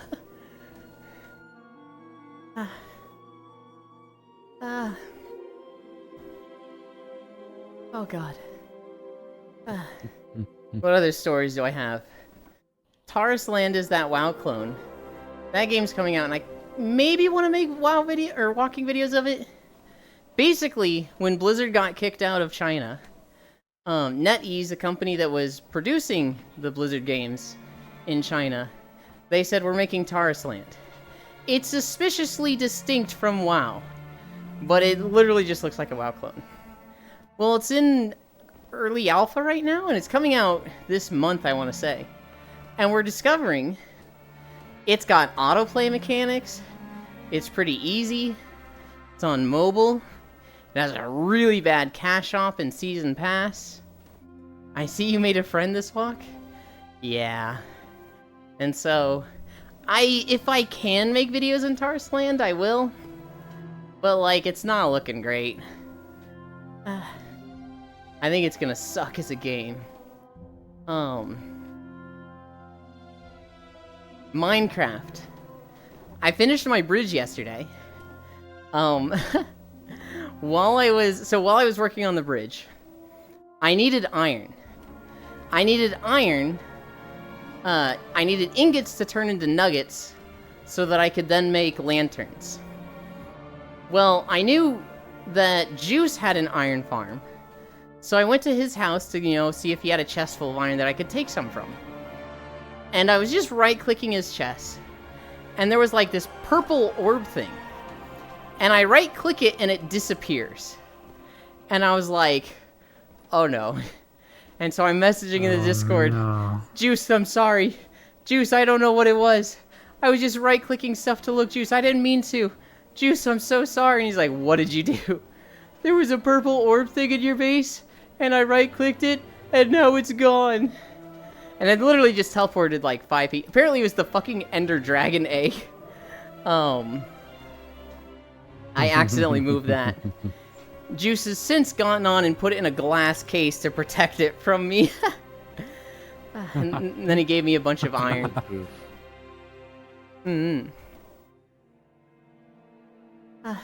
But I finished my bridge. Thanks in no small part to Violet. Here's a funny story. League of Legends had a tournament in the Philippines. And in this tournament, make walking videos of Blue Protocol okay too far, I'm actually not that excited for Blue Protocol. There's other games that I'm like way more excited for, but League of Legends tournament in the Philippines. One of the rules for this tournament was we don't want toxicity. No all chat, no emotes. And so what you were supposed to do was you were supposed to take out all the auto emotes. So in League of Legends, you can assign 4 auto emotes. One when you win, one when you get first tower, one when you get first blood, one when you get Baron, I don't know. There's 4 auto emotes though. And so this guy, he gets first blood top lane. He didn't take out the auto emote. And so like, just Jinx shows up doing a thumbs up or something. Well, the match ends and his entire team gets disqualified. And the tournament organizers were like, hey, team that was losing, do you want to, like, not lose this, or do you want to not win this game and, like, you know, play it out again with the team that was beating you? And they were like, Lamau, no. We'll take the W. And so this team gets kicked out of the tournament. And the organizers just seem so fucking spineless in this. No emotes. Because they want to, you know, curb toxicity. Good lord. Now make next project won't be underwater? Maybe next project. Yeah. I'm thinking of rebuilding my house. I'm thinking of tearing down my house and building something in place of it. Like a tower. From what I played on BP, Blue Protocol is taking way too long to come to the west. Excitement for it has died. I remember seeing Blue Protocol in some other game. And I remember the moment I saw genderlock classes in Blue Protocol, I was like, oh, I don't care then. The moment I see genderlock, I'm like, I just lose all interest. And so I never had hype for Blue Protocol. But I know a lot of other people have. I am playing Blue Protocol, same Gacha Cosmetic and Amazon Publishing. I had enough with Lost Ark Amazon Publishing. God, Lost Ark was really fun for a month. And then it wasn't. Same Gacha Cosmetic than NGS. Well, I'm down with Gacha Cosmetic from NGS, so long as you can get it as a free player. No emotes because toxic pings still exist. Yeah. You lasted a month on Last Ark? I did. Here's what's crazy. I actually didn't like the combat as much as I thought I would. It felt really stiff. It felt like, because every ability stopped you in place, it didn't feel as like fluid as like things like Diablo 3. But I got 5 characters to level 20, and I got the Soul Monk. I got that to max level. Welcome back. Thank you, thank you.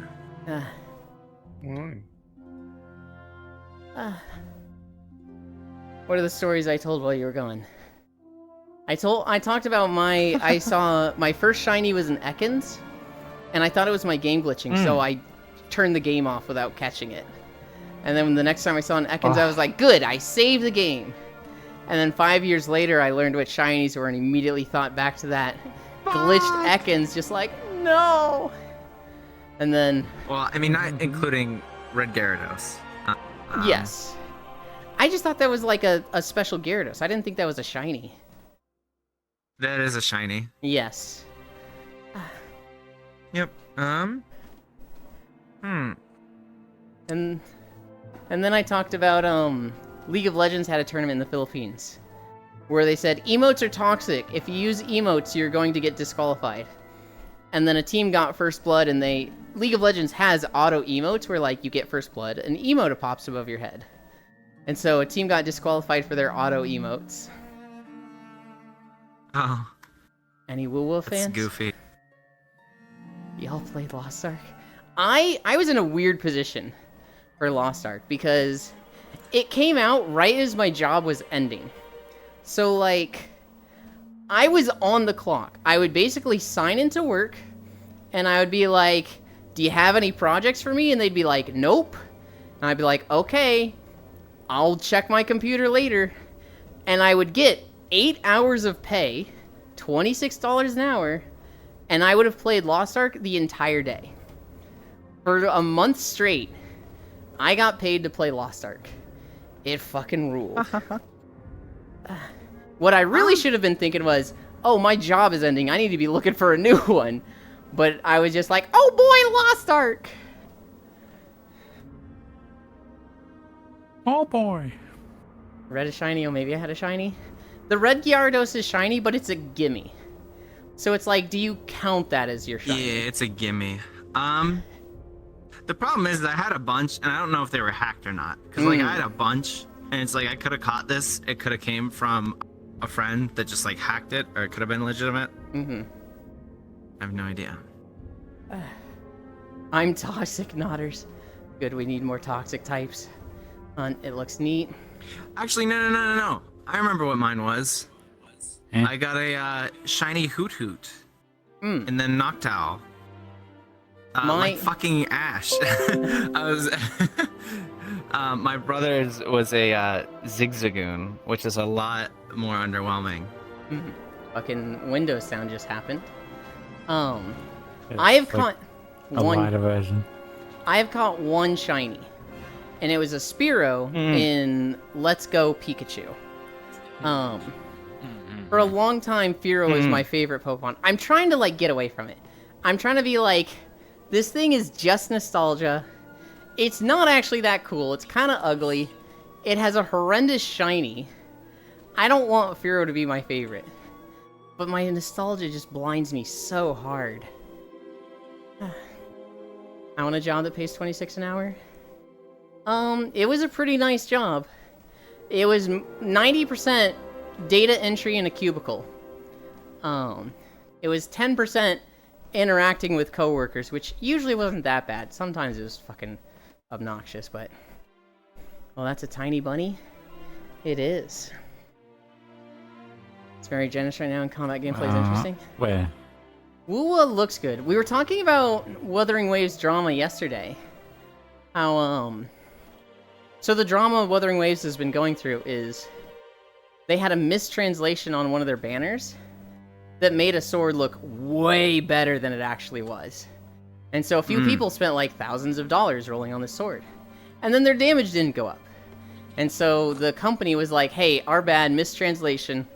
You do not get 25% bonus every time you ascend the weapon. It's 25% bonus when you, like, first, I don't know, get the weapon or something, which happens once. And everybody was like, okay, this fucking sucks. And so the company was like, you're right. We will give everybody one pull as an apologies. And everybody's like, that's not enough. Fuck you. There are people that spent thousands on this. The company's like, you know what? You're right. You can apply for a refund. Send us an email through this link. If you want a refund, give us the account information, and we will refund your we will refund your account. And everyone's like, "That's awesome, base devs, legends. That's cool of you."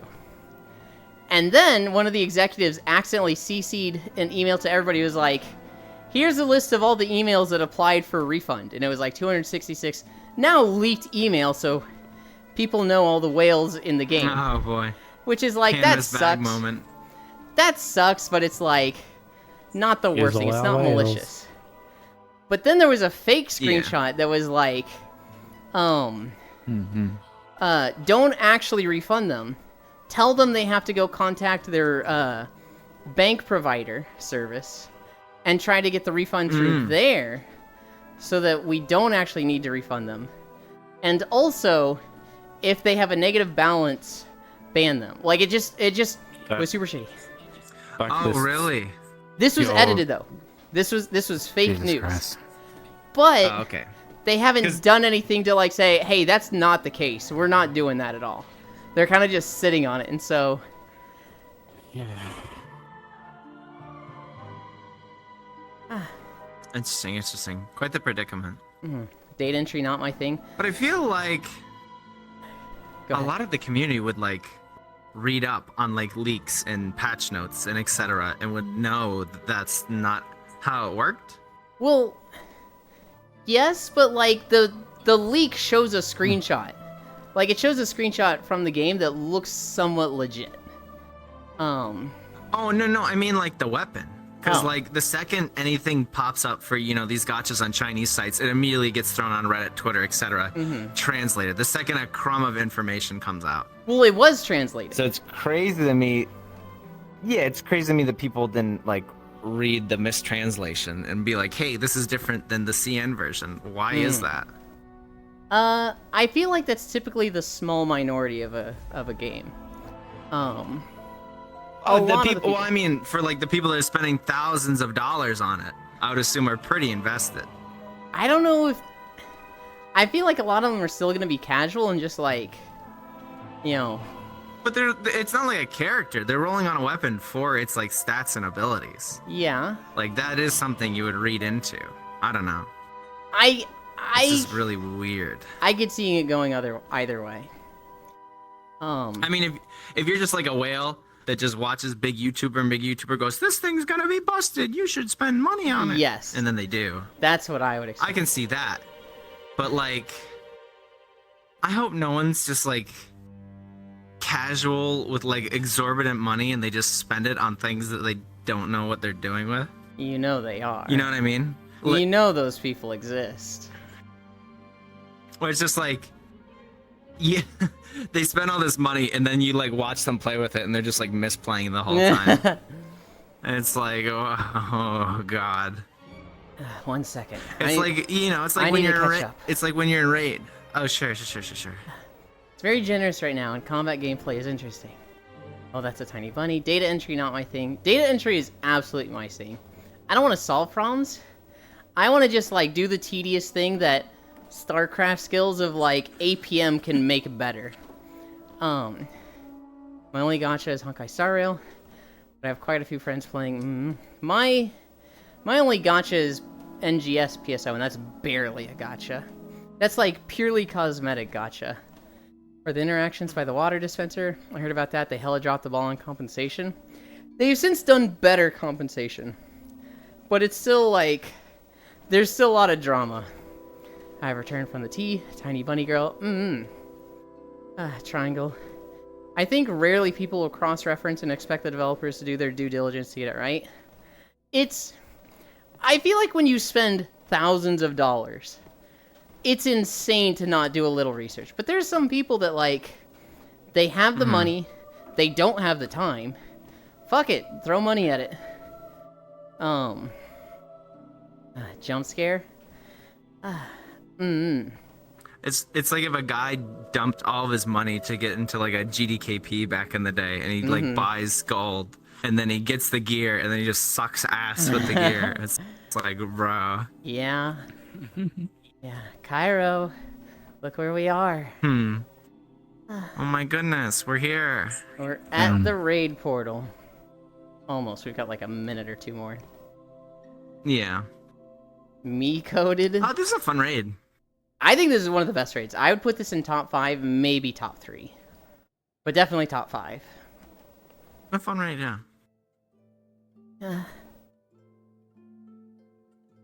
I really like the... I definitely agree. Surmar was like... Oh, go ahead. The astrology boss.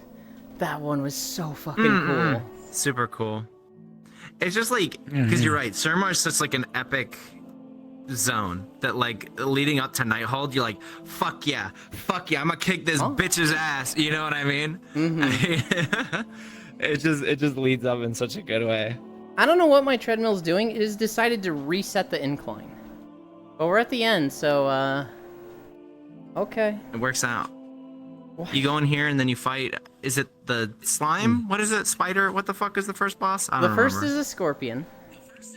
The scorpion. That's it. Then there's the slime trash somewhere. cleaner. Can I? I can't do anything with the incline at all. It's just like, you're doing 0 incline, buddy. I wonder if this is like a health setting where it's like, you're not allowed to have incline past 8 miles.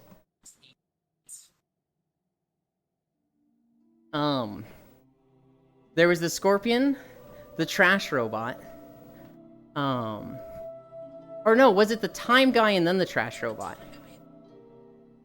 I think it might have been the time guy. I don't know. I think it was remember. time It's guy. been years. And then trash robot. Time guy. Wow, autoplay is just fucking blowing chunks today. That's fine. My remote's in my pocket. It's not popping. Wait, I need it here. Anchor. Local. There we go. Get off my hand. Get off my hand. There we go. You guys need sound.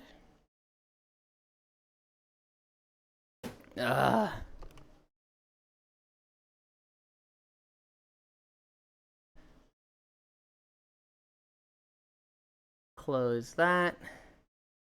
That was 8.3 miles. What was the calories? 1,074. I don't know if I believe those calories. Maybe I do. 8.3 miles, and now we rest.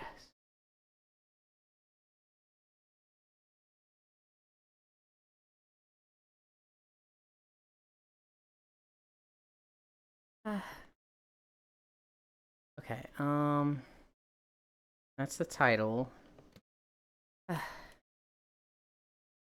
Is the music changing based on where I'm standing?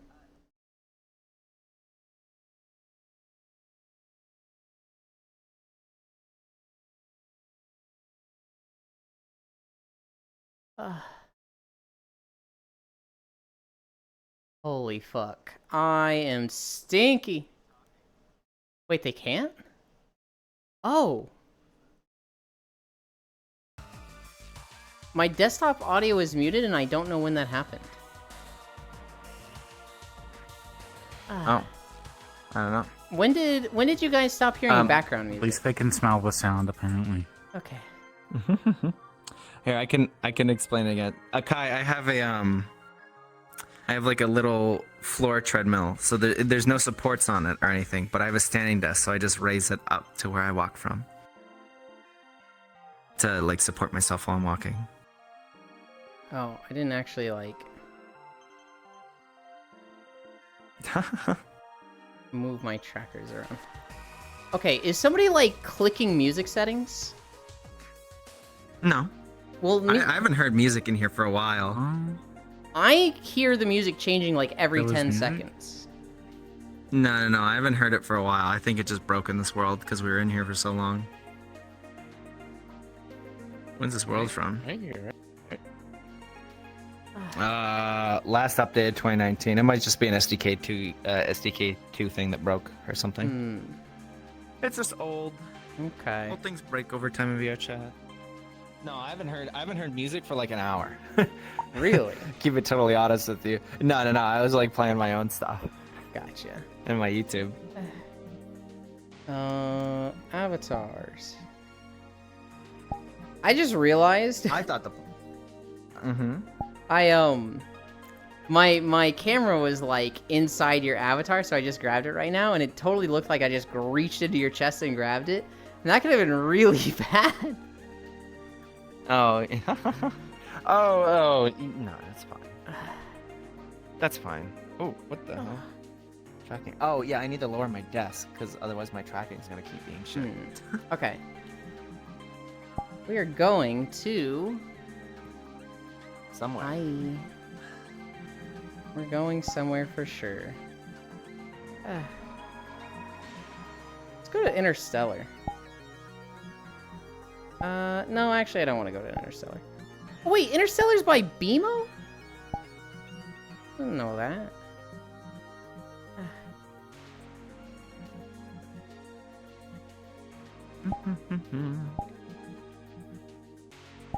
Friends. Drop port. We're going here. Portal.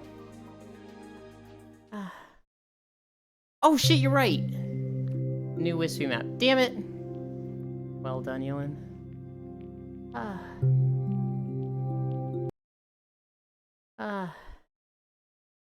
So you're talking but no sound. That was me. Hell, fuck you. The health settings. I want to break ankles.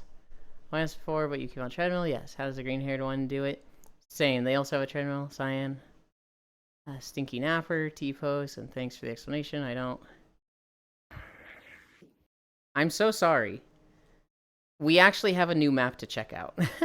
So I've brought everybody here, and we're immediately going to leave. I've actually never seen this place. This is cool. This is an old Wispy map. Oh my goodness. I think. Is the Sonic on the Heartstopper floating in? This is Sega. It's by the same company as Sonic, but it is not Sonic. They do a Sonic crossover 2 times a year. And I'll come investigate. Stay right there. Oh yeah, that world. I comment so much. I'll tell you right now. Chatters are the favorites.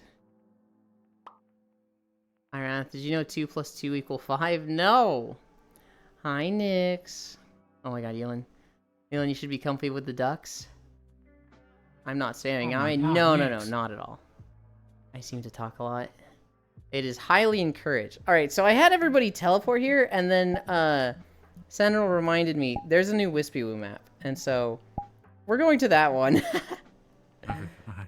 Metro Heights. Sorry to make everybody load another world. Portal. Son of a... I'm sorry.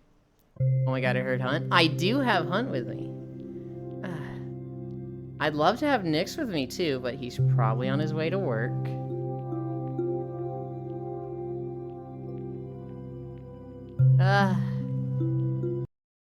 You know it.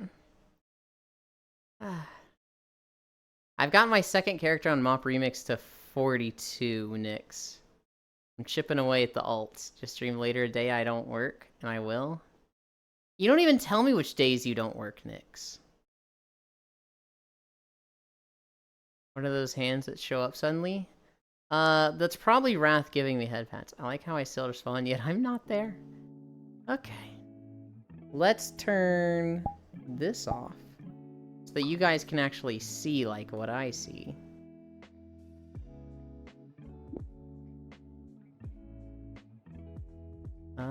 Sound.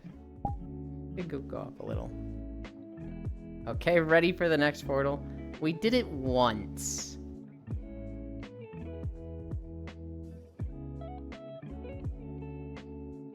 Oh, this room's actually a little bright.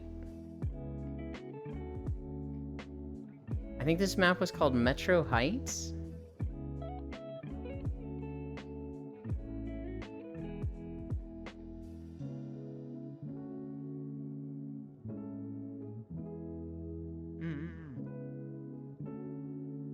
Oh, it's actually got like an outside area.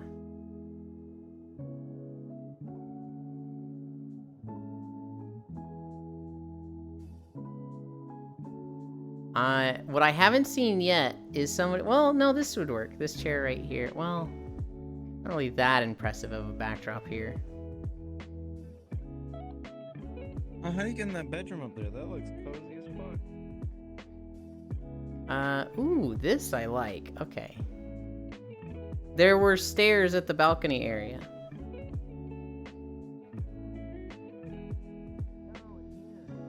There's also a ladder? No, yeah, that ladder's up. No, there's a room over here that you have to like jump on the roof to get to. Wait, what? I'm coming back.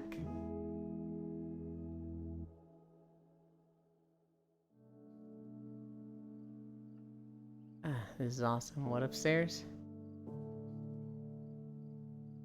Oh, what the? Also, they hella messed up their shader.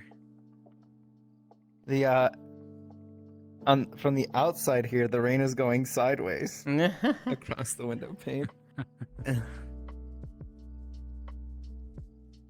Can't click that door. But it's correct for the... No, it's even worse from the inside. It's going up. The water's going up the window from the inside. Can you stand on these? You can. You could also, like, be here. Oh, and there's a ladder here. Ooh, this is a cozy spot over here. I didn't even catch that ladder initially. Oh, no, I didn't see this ladder.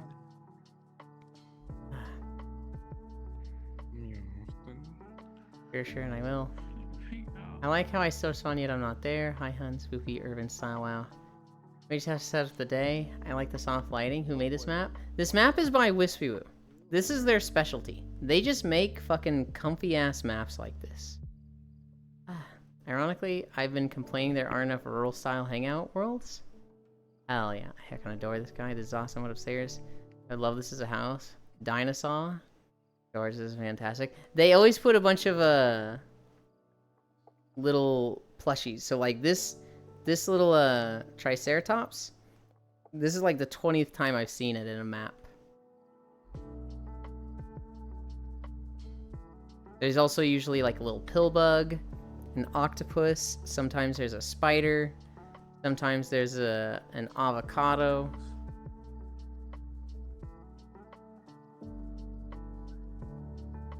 My chew toys. I think I like this spot though. The yeet plushies. Yeah, I like the one roof over here. I like it, but not for like stream. Oh. For stream, I want like something to sit against with like a cool background. And so this couch right here, I'm like, this is the spot. Oh yeah, I think it's either or. Really? Ah. Hmm. My legs Oh, are damn it. sore. It's got the fucking hold back on the right control stick to bring up Let's that go menu. gambling. Oh, dang it. Are we ending soon? Just curious. Not particularly. I don't know. I typically will do the walk. I will go 5 miles minimum, or I will end right at 5 miles if we have a lot of incline. We had 7 incline, but it wasn't the whole time. Comfy Yulin time. Typically I end when a YouTube video ends. And so today we went 8.3 miles. Because that's when our fucking 1 hour and 54 minute video ended that started at 3.5 miles. After that, you know, it's just comfy time, sit down, hang out. Have a chill time with everybody. And that gives me like a good time to like, it was nice to see you, bye. Bye, Wrath. Thank you for stopping by. That gives me just time to like, not really focus more on conversation, but like chill and relax more. I think I covered everything in my notes. I covered it really early on, but I learned my house has a shit ton of radon poisoning. So if anybody knows what radon is, you're not supposed to have more than like 4 parts per liter. High unknown. If it's like 1 part per liter, it's probably fine. If you have 2 parts per meter, it's concerning. If you have 4, you should get that like fixed and ventilated ASAP. My basement is at 5.5 to 6.5. So I've been sleeping in that. That's really bad. Now granted, that's not like 10 years of my life. That's like 1 year, which is not good. But we're gonna get it ventilated soon now that we know about it.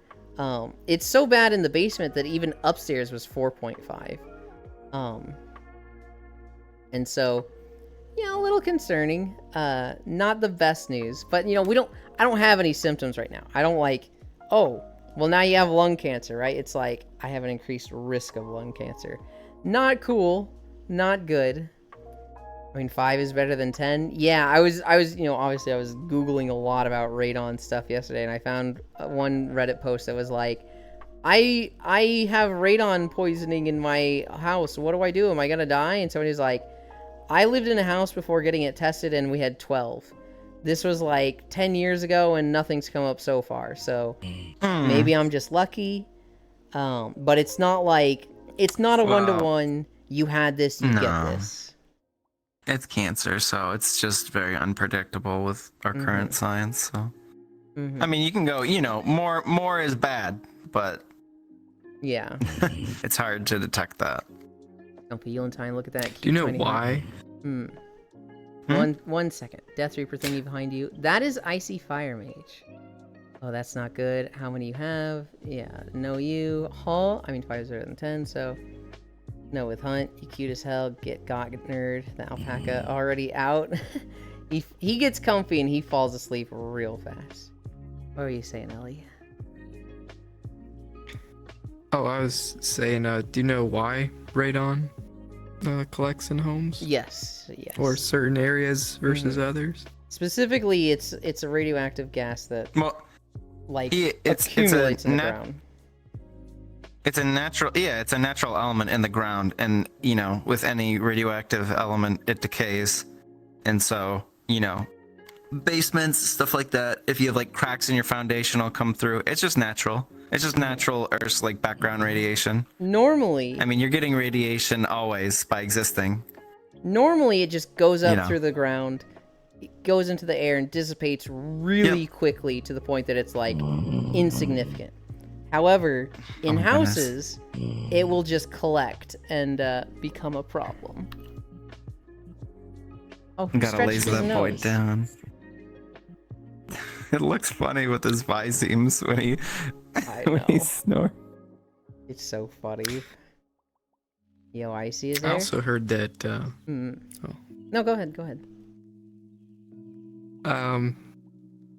like for areas that were like really heavily mined, so like Oh yeah, there too. Mm-hmm.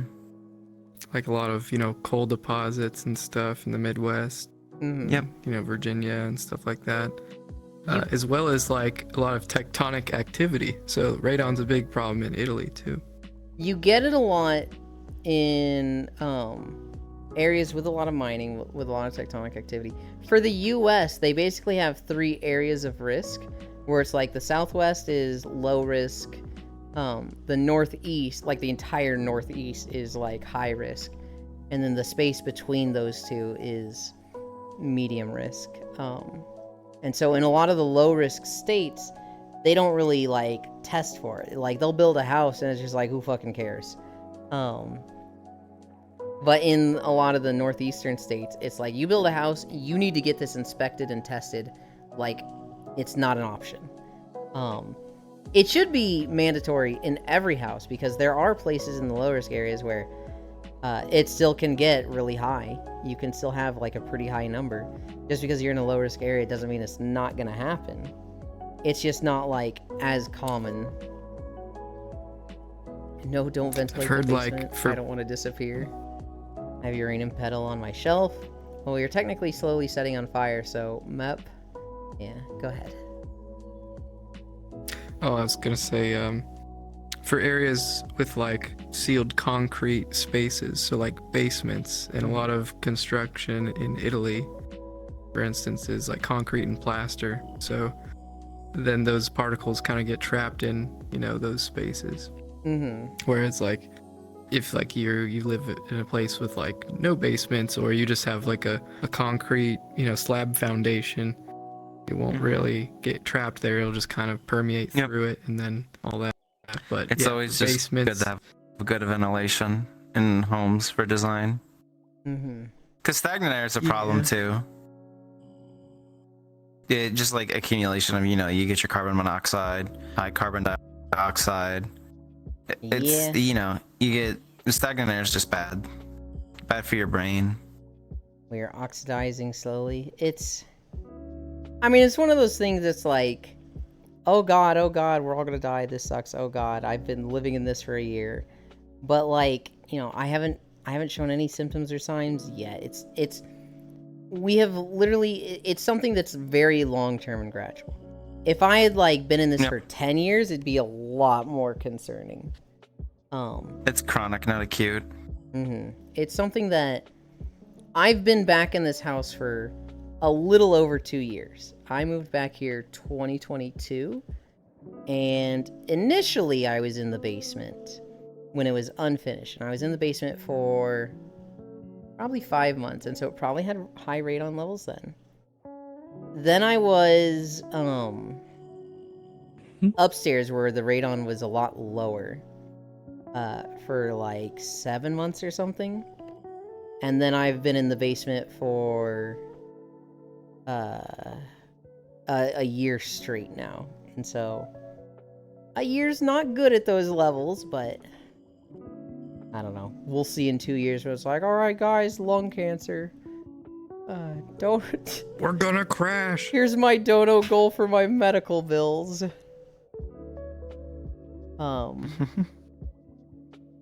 It's one of those things with exposure to like, because there's always background radiation you receive, and there's ways you can minimize it. But it's one of those things where it's like, I want to minimize this as much as possible. It's like you could do that for the rest of your life. Like and still anything, get it. like people that are like, oh, I need to be 100%, nutrient efficient, so they take like 20 supplements a day, sort of a thing. It's one of those things where it's like, at the end of the day, will it help your health overall? Yes, but in reality, how much of life are you missing out on by dedicating this much time to it? You know what I mean? Buy a Kai. In the Have end- fun with your game. In the end, probably giving up a lot. If your sole goal in life is to live as long as humanly possible, then I guess, you know, minimize your radiation exposure, eat, you know, all your nutrients every day, have a perfect diet, get perfect exercise, get perfect sleep, and live like a robot. But it's like, Yeah. I don't find the joys of life in that, personally. I'm very much correlating this line of thought with a friend who, when all the avatar rippers became a thing, they encrypted their avatars, they unfriended almost everyone on their friends list. They only joined private solo worlds that no one else can join. Good night, Elder. They like don't use their main avatar, so they use like a decoy encrypted avatar, so that like even if they stole it and got past the encryption, it's like not a real avatar they care about. And it's like, do you even play VR chat anymore? Like, when was the last time you actually talked to somebody in VR chat? You're so scared of somebody ripping your avatar that like you don't do anything else except take countermeasures to not get your avatar stolen. And like, I get it, they're a partnered streamer, they don't want their avatar stolen, and they're at risk, they're certainly a target, but like, is it worth it? And in my eyes, it's like, no, like, it's just No. not.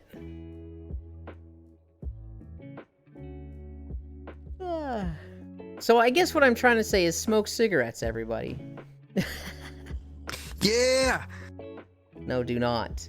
Do not. Yulin said, I'm gonna go. See ya. Okay, I go now, Ewan. I hope your workday goes That's what really I fast, said. Nix. Like, back in the day, ripping was the thing because avatars were less prevalent. But nowadays, like, if you rip anything, you're immediately getting banned from, like, every community imaginable. Even if you try the hide and you swap to, like, the very opposite side of the game, there's so much crossover. Like, the higher, you know, like, the communities are very rigid at this point, I feel. And, like, people come and go. But, like, there's enough crossover to where it'll eventually catch up to you if you do anything bad in this game. Unless like you really like just find a group of 10 friends and you never like leave that sphere. If you try to interact with any like larger community, And at that point, like, does the person you stole the avatar It's from, whatever. like, do they even know? So, like, does it really affect them? It sucks and it's still scummy, but, like, yeah. yeah. Well, no, because one of my friends like they're a bit bigger on like the Blue website, and someone ripped their avatar, and they're like, "Pay me this much money, or I'm gonna make stuff with your avatar and blackmail you." And they're like, "So you're gonna give me free publicity for free?" Go for it. You're gonna. Now, Is basically how they went. Because they're like, no one's gonna pay for your rip shit. It's not gonna happen. I feel like that's a little, like, best case scenario for your friend. For somebody that's like, I'm the wholesome VTuber, I care a lot about Oh yeah. my brand. I feel like that's a bit more damning, where it's like, ah, dude, come on. Because that was very much a thing. Was somebody was like literally targeting all the streamers, and then making porn with their models, and they were blackmailing people to like, hey, I'm gonna do. I mean, this that's unless just you how it's follow. gonna go. That's anything. Nothing is safe. That's the rule on the internet for the past zillion years. It is. It is. You know, even if your avatar wasn't ripped, people were gonna draw it. People would have made their own models and animated it. Like, there's no stopping it. Rule 34 applies to VTubers also. It won't, but I appreciate it. Well, I hope it does. I hope that bitch Susan doesn't show up today, Nix. And so you just have a nice, chill day. Yulia Mwah, how's my femboyfu waifu doing? We did 8.3 miles. I am so fucking sweaty and tired. Start early with those chocolate This one also got cigarettes. an incline towards the end. They'll hunt, he is cute. When they get back, I will. Don't forget to smoke, drink, text, and drive all at the same time. You in 2024. How nice of them. Hi, Jiggle Muley.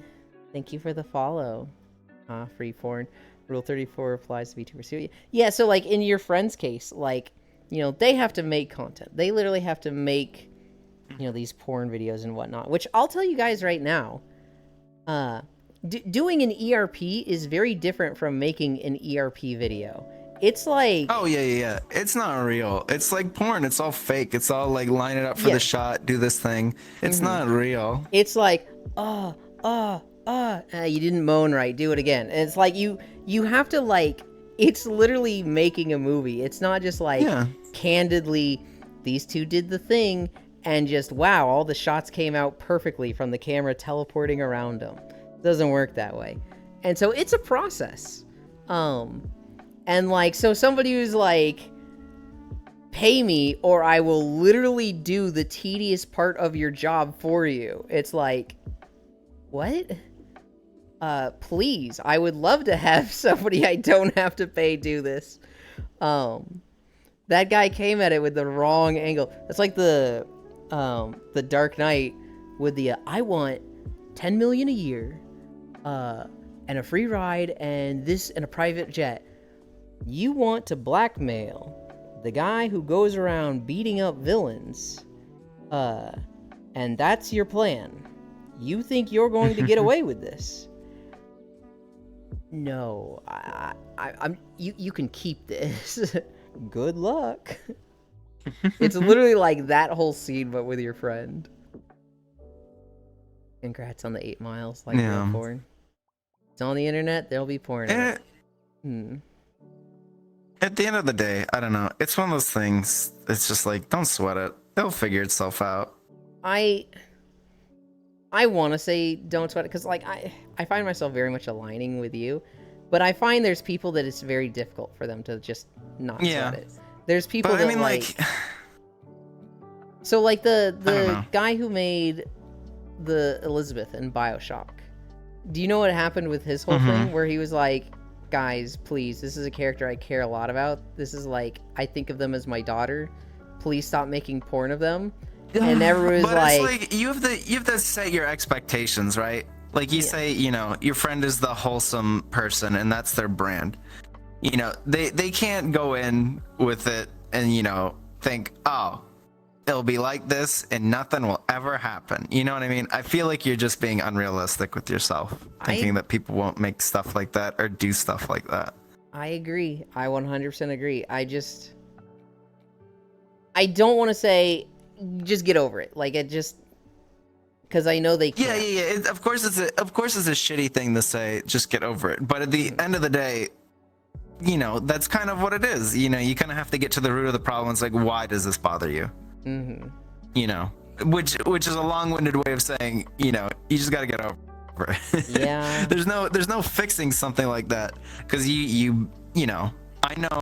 Oh, there's an individual in VR chat that they have been banned, I think 400 to 500 times, and they just keep making alts with VPNs. And literally, the devs are like, we don't know what to do with this person at this point. They literally cannot do anything with this person. They know who they are when they come back, and it's like literally like bonk every single account they make. But at the end of the day, it's just a waste of resources. It's literally like a never-ending struggle. So it's kind of just a thing where it's like, as long as you're not too egregious, you can just come back, I think was their ultimate decision. It's just like, don't do this again. Because they got banned for something stupid, and then they just kept ban evading over and over and over and over. And so they're like, it's one of those like gray area things. It's like, what do you do about it? There's nothing you can do about it. It's a free game. You can make indefinite free accounts. Oh no, don't do my job for me. There's only 2 that do real good VR. Shimentai, Akiraxoso, and Oomi VR. I mean, I'm sure there's more.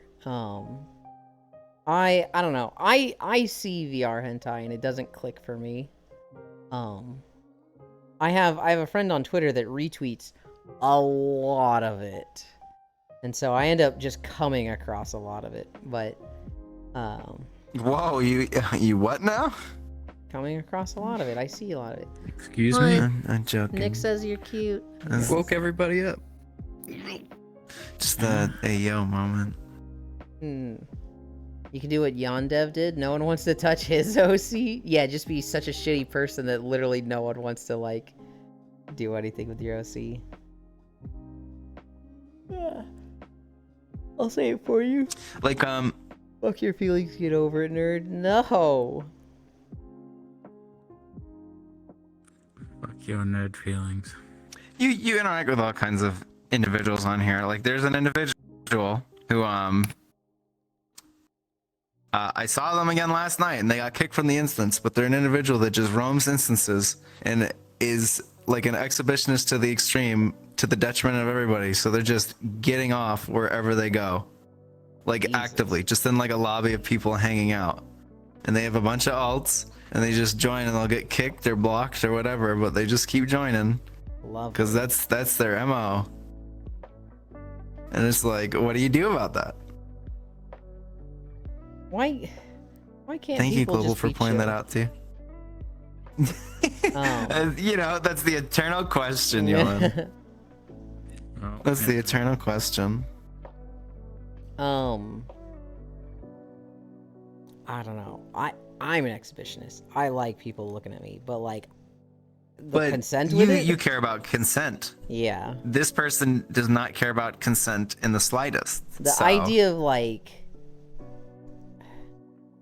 it feels like this fetish just goes one of two ways, or it's like you either just like being seen or you like people not wanting to see you but seeing you, and it's like, ugh, how do you go down that other run? That's so, well, I mean, you don't pick your fetishes, I mean, so we've that's talked- how. We've talked about the NTR stuff, so Follow me, Yulia, and you'll see all sorts of good stuff. I thought I did follow you. That thing that Yulan likes? Hi there, horny child Akashua. It's a Safi cat. It is Safi. There were two things I didn't what did talk I about. point out for you, Global? I'm sorry, I was asking Global. He said, "Thank you for pointing that out to me." I don't know what I said. Go ahead. You can type it. You don't have to worry about what Global says. You will lose brain Damn. cells. You will lose brain cells trying to make sense of Global. Damn. It cannot happen. Global, I love you, even if Yulin doesn't. Oh God, he's gonna cling to you. Can Oh, confirm. Look, I like Global. I think he's a normal guy behind it all, and he just online. This is like how he vents and has fun, and like is just an enigma. I think behind it all, he's a good person, but he's fucking weird online. Eland using poor word choice. He said coming in a poorly timed sentence. What are the two things I didn't talk about? I didn't talk about all the Warframe stuff. This was funny. Literally yesterday, I was talking about Warframe with Foss, and he was like, "Don't you really like Protea?" And I was like, "When I got Protea, I wanted to use her turret and like have it follow me." I Soul King Catastrophe. I wanted her turret to like follow her and be like essentially a pet build, but it hangs in the air and it doesn't work that way. If they had a way for her turret to follow her, I'd like her more. Literally the next day they have a dev stream where they're like, we're adding an augment for Protea. Hi Popudor hold on. Popudor Depapus Mammus. Depapus Bro, I can't with that one. I'm gonna stick with Popudor. Hi Popudor, thank you for the follow. Hola mi amigo, ¿cómo estás? I think that's hi my friend, how are you? If you can keep the chat in English, I don't know any other languages.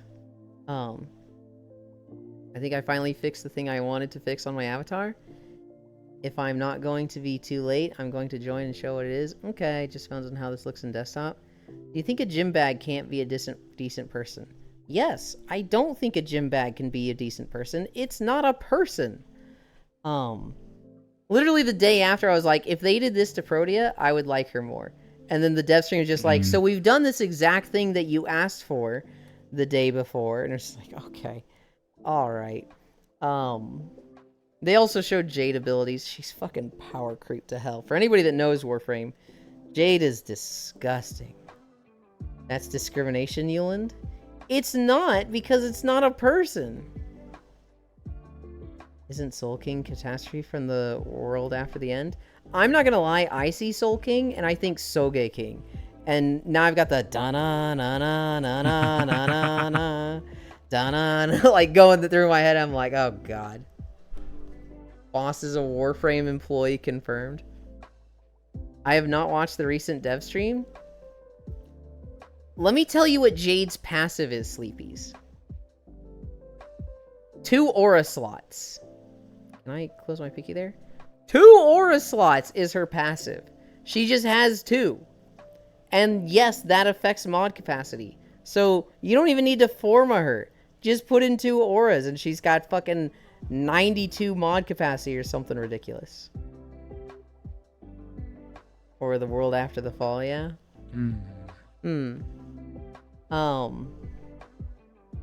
If corpse can be legally considered a person with rights, why can't a gym bag? Corpse are not a... God damn it. Hi, Feet Chan. They shouldn't be considered a person, and I'm not going to treat them the same as a person.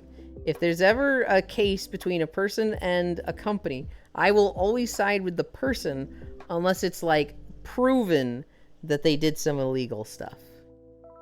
It's a good read. All the other frames are cool, but Oberon is still the best, to be honest. I tried to set up Oberon. I wanted to set up a pet build, and Oberon gives a lot of armor to pets. And then I realized pets suck, and so I stopped doing that. Oh my gosh. I thought they'd banned all the credit card swipe emotes. Whose is that? Oh, it's Sean's. Good for him. Yeah. The other story, oh god, this was wild. I said it once, I'll say it again. The other story I have, Pokimane talked about an editor she had. So Pokimane did a stream recently. Pets aren't meant to be offensive, defensive, Unity, and Warframe. Yeah, but I want them to be. Pokimane did a stream recently where she was talking about her era when she was really focusing hard on YouTube.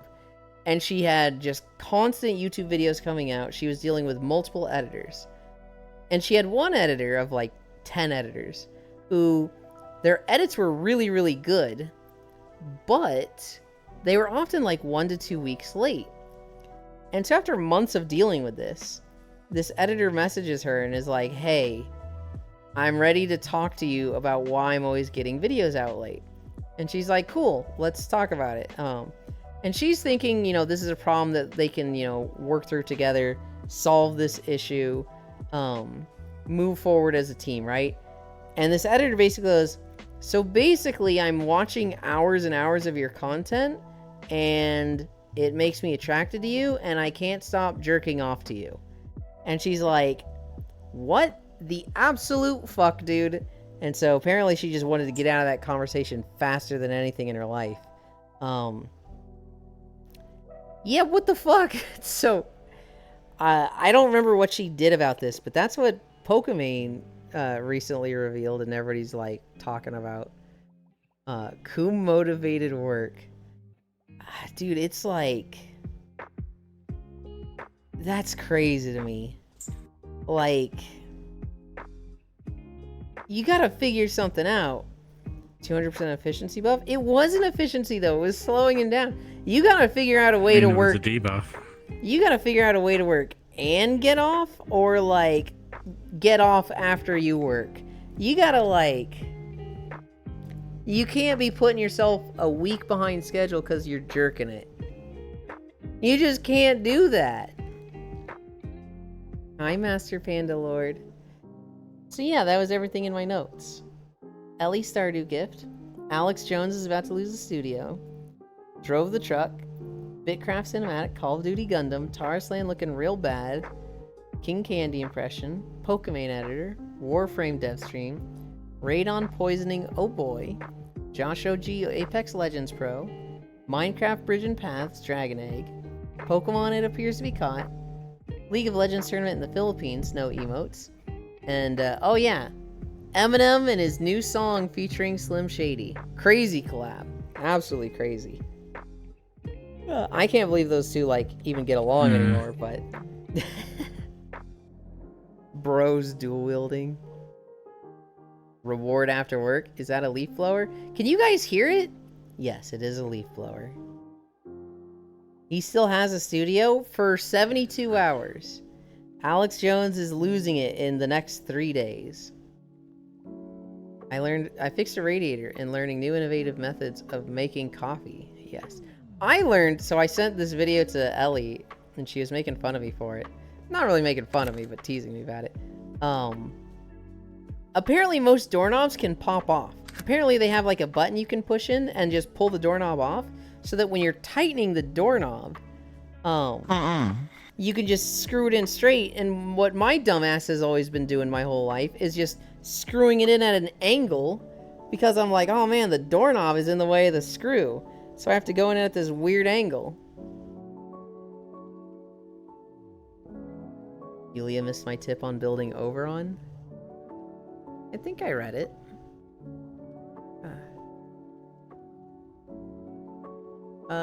Oh no, I did miss it. Just build power, range, and duration on Oberon and melt the entire map in your frames with ease. Yeah, but see, I don't want to play Oberon as the power. I want a pet build. I wanted, like, my Kubro to be the one killing everything. And it's like, Warframe just seems very anti-pet build.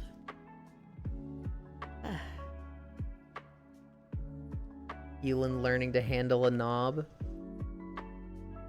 Listen.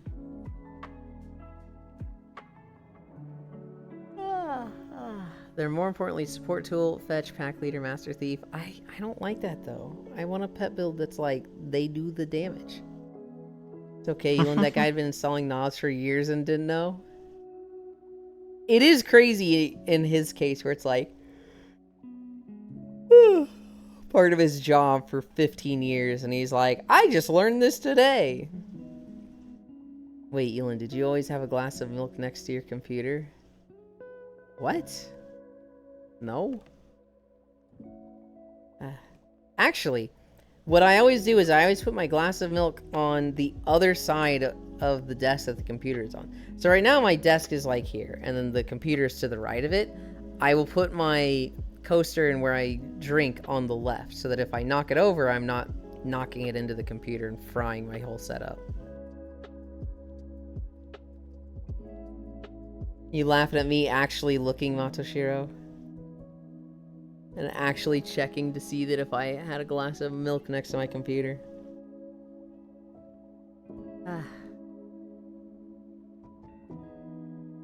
But into the desk mat? You think it's worse to have milk go into the desk mat than it is to have it go into the literal computer. The only pet build compatible frames are Necros and Chroma? I'll disagree. You know what's funny? I think the best actual pet build is Ash. Because he can permanent stealth the, shit, what are they? The Spectres. And he can give them a shit ton of damage by permanent stealthing them. I hate summoners. I love summoners. PTSD from Blade and Soul. I played a destroyer in Blade and Soul. Just suspend the PC in milk like mineral oil? Ugh. Ugh. Ugh. Ah. Big yawn.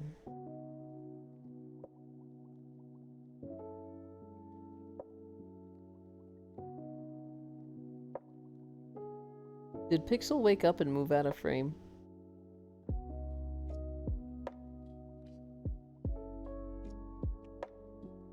I think he did. You aren't wrong, but having a glass of milk at the desk to start with is a problem. So, like, just don't drink milk? Like, what? Like, do you just not drink anything at your computer? Oh. I've always just, whatever side my computer is on, I have my drink, no matter what it is, water, milk, Hawaiian fruit punch. I just have it on the other side. And I've never knocked over a glass in my computer. tea.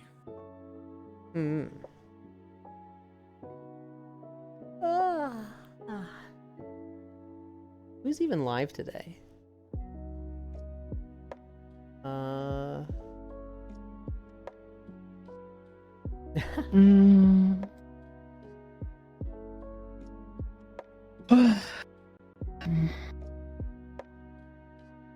Oh, it's Sunday. So it's a Baldur's Gate day for Space Fish.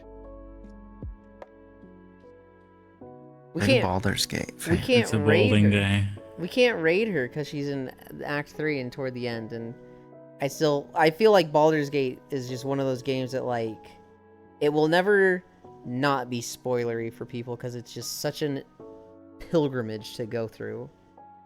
I was gonna say, I don't even know what that means, and now I feel spoiled. Something happens in Act 3. Oh my gosh. Well, oh my god. I do just go to the kitchen. Just go to the kitchen every time you want to drink. This is why I say you're weird, Global. I love Summoner builds. What they want you to do is wear like one of those camelbacks, like for like hikers, and fill that with milk. And so you just have that at your computer, a little backpack on full of milk. Good lord, that'd be Oh, so no. vile and difficult to clean. Oh, it absolutely would. Oh no, yeah, bag milk, like you're a Canadian. What? Huh? Get your bagged milk, like you're a Canadian. Oh, you know? like you're a Canadian. I thought you said get your bagged milk. You're a Canadian. I'm like, what? I'm not Canadian, huh? Get your bagged milk, bud. Bagged milk Go to the is just store. so crazy. With your big. Get your big milk. I love Wait, Summoner did builds you and have games. bagged milk in school? No. No. Oh, they had it in California. We had the little square cartons. Not cartons, but like, you know the little... Yeah, we have the cartons. No, those are cartons. Are What do you they? mean? Well, they're like really, really small. I was Yeah. like, is this carton size? A box being really small doesn't make it not a box, Hewlin. I didn't call it a box. I called it a carton. I was like, I don't know if carton is Yeah, a but it's volume still a amount. carton. No, it's not a measurement of volume, goofy. I love summoner builds and games, but NGS and FF14 ruin their summoners so badly, and it makes me sad. I don't like fake summoners. I don't like games that are like, summon You this just wolf cut without to a fight lid? for you. But it's like, the summon is like, you summon this wolf that runs at your opponent and bites them. It's like, this is effectively just Fireball, but it looks like a wolf. Yeah, lol, the milk bag, milkman. A great idea for Ewan. We can make a still suit for Milk Ewan and bags. fill it with milk.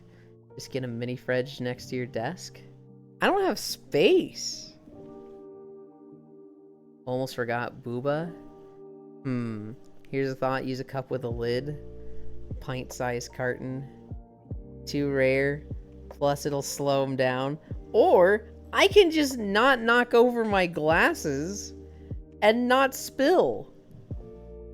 I'm back for like 10 seconds. Welcome back. Create space through space and time magic circle. I use a coffee mug with a lid. And it has a tab to push back down when you drink from it. Same. I've just never needed one. Holy shit, I've been live for 4 hours and 30 minutes. What time is it? It's almost 2?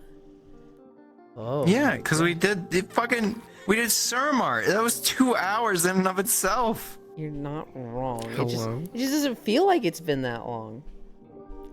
No, I'm fucking tired. I don't know what you're on. I'm just having fun. Use your CD reader for your milk glass. We're having fun too.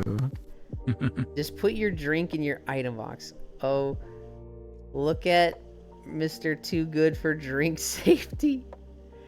So if you tip it over by accident, ta-da, no spillage. Look. Okay, someone put a big like toddler sippy cup on Yulin's throne then, so he can't spill drinks anymore. Yeah. Oh, I left early hunger. So here's what I used to do. I used to like have one glass for the day, that I would refill like every hour, maybe every 2 hours. So like the milk in it never got bad, and I could just use one glass throughout the day. Now that I'm counting calories, How much fucking milk are you drinking? well, a lot less There now that I'm is- counting calories. The reason our sip emote is milk and not water or some other drink. I used to go through 5 gallons of milk a week. I What the what the fuck? I love milk. My man's a fucking cow. You're not a human at that point. It's like an O'Doyle twin. Cairo That's called me mono- a cow. Yeah, you need to add the little horns. You'd be cute as a cow. Get the little floppy ears. I miss drinking that much milk. Now I have like 1 or 2 cups a day. And like, it's the worst thing for calories because it's not filling at all. But like, a cup is 100 calories. And it's just like, oh, I can't give it up because I love it. But fuck, it makes calorie counting hard. Just switch to cigarettes. Shut up. That's why I left early. Hunger on. Yulin Just needs the start milk doing mustache. heroin. Yulin doesn't want facial hair. They just want a facial. Yeah, true. What the heck? Just What get a the- waifu what cup, the- aka an adult sippy cup, and fill it with milk. Jesus Christ. Cow don't drink milk, though. Just use a baby bottle. Someone probably made a horny product out of it. You couldn't gaslight chat into thinking there wasn't an issue. I can't even drink 1 gallon in 2 weeks. I know there's people that, like, they really don't like the... I don't want to say texture, but, like, the thickness of milk.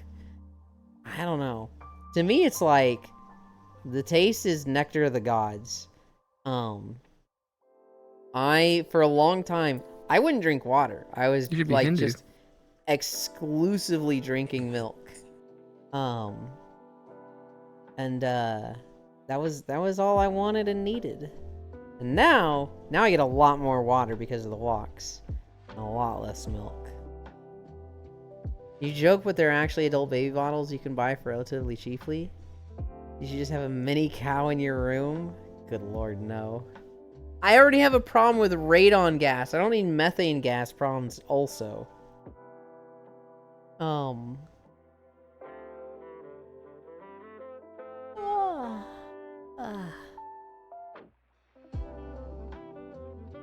What are people doing?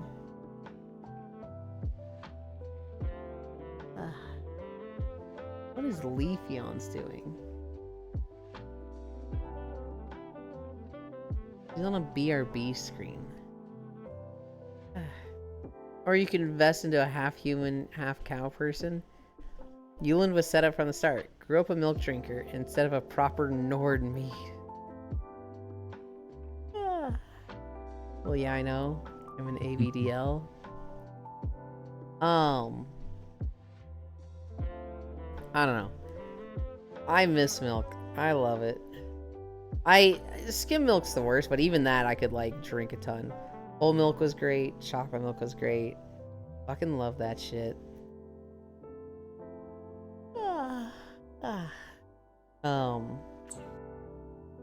Plans for today. It's Sunday. Oh god, I was supposed to end earlier than... No, it's Sunday, so it's kind of a flex. Non-Dairy just wants me to message him whenever. We'll be doing Star Wars in Discord later.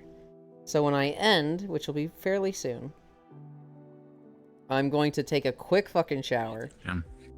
I'm going to take a nap in VR. And then I'll play Star Wars with Non-Dairy in Discord. We might be finishing those characters. I don't think we've played in like 3 fucking weeks, so I'm gonna fucking completely forget how to play that game. But you had fun, what's the problem? I did have fun, but I'm hoping I didn't like keep Non-Dairy waiting. You know what that is, and that's okay. Strawberry milk, vanilla milk, chocolate. I really like strawberry Nesquik. I cannot stand chocolate Nesquik. I like chocolate milk, but chocolate Nesquik is like powdery to me, and I don't like it. But their strawberry milk, that's really fucking good. I've gotten strawberry syrup before. And that was pretty great. I don't know if I like that more than chocolate milk though. You'll fit a Star Wars sign. Maybe we can talk about my thesis. I can't find strawberry milk anywhere. Even as Nesquik? Really? I like banana cocoa smoothie. I have... Oh, banana milk rocks. I don't think I've had banana milk before. It's a very Asian thing. You might have to go to an Asian store to find it, but it's really good. It's like banana, if you like banana flavored stuff, Okay. like sweets and candy and things. Mhm. I don't think I particularly seek out banana flavor, Very but I don't have a sweet. problem with it. Good. I had a when I was in school, I had a Chinese exchange student that I got partnered up with for a class, and he's like, "Yo, bro, you want to hang out?" I'm like, "Sure." He's like, "Yo, you ever try this?" I'm like, "No, what the fuck is this?" He's like, "It's banana milk." And I try. I'm like, Roxy. "Whoa, it's so good."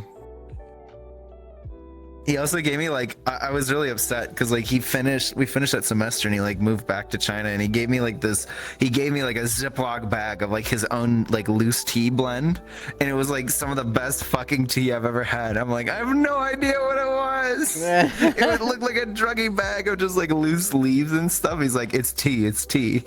That's so sad. It's Costco carries banana milk now? Oh, I want apple milk.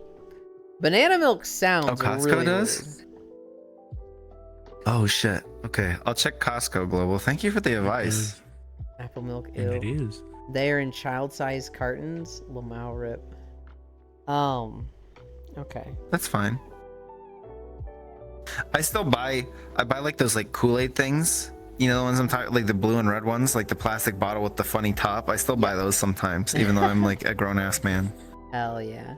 I always I mean- feel a little silly when I go to the store and I'm like, okay, I'm buying 3 boxes of crackers and a thing of cookies. And yep, please ring that up. Oh, it's fine. Okay. Dad buyings.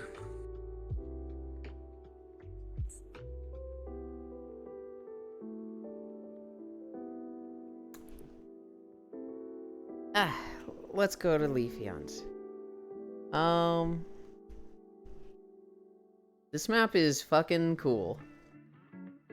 Wispy Woo. I wouldn't say they've outdone themselves. I wouldn't say this is the best thing they've ever made. But it's certainly great. This is a good map.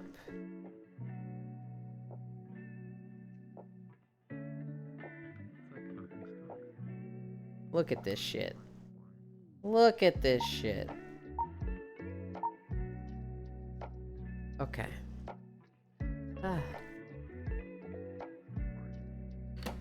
We're going to Leafeons. Oh, it looks like she's doing a thing. Hell yeah.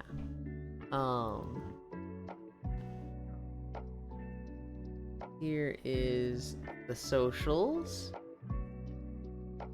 And slash raid Leaf Lion. That work? Hell yeah. Thank you everybody for keeping me company.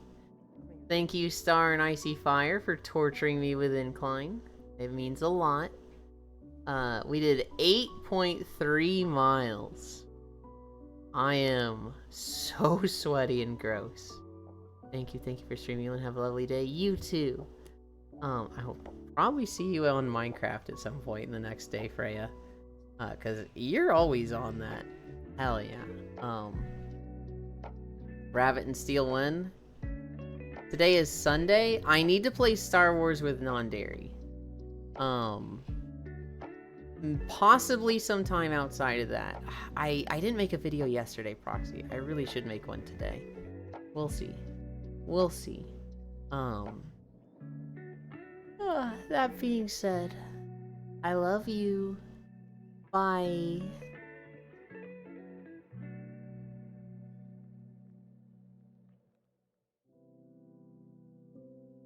God, I have to make sure I'm not.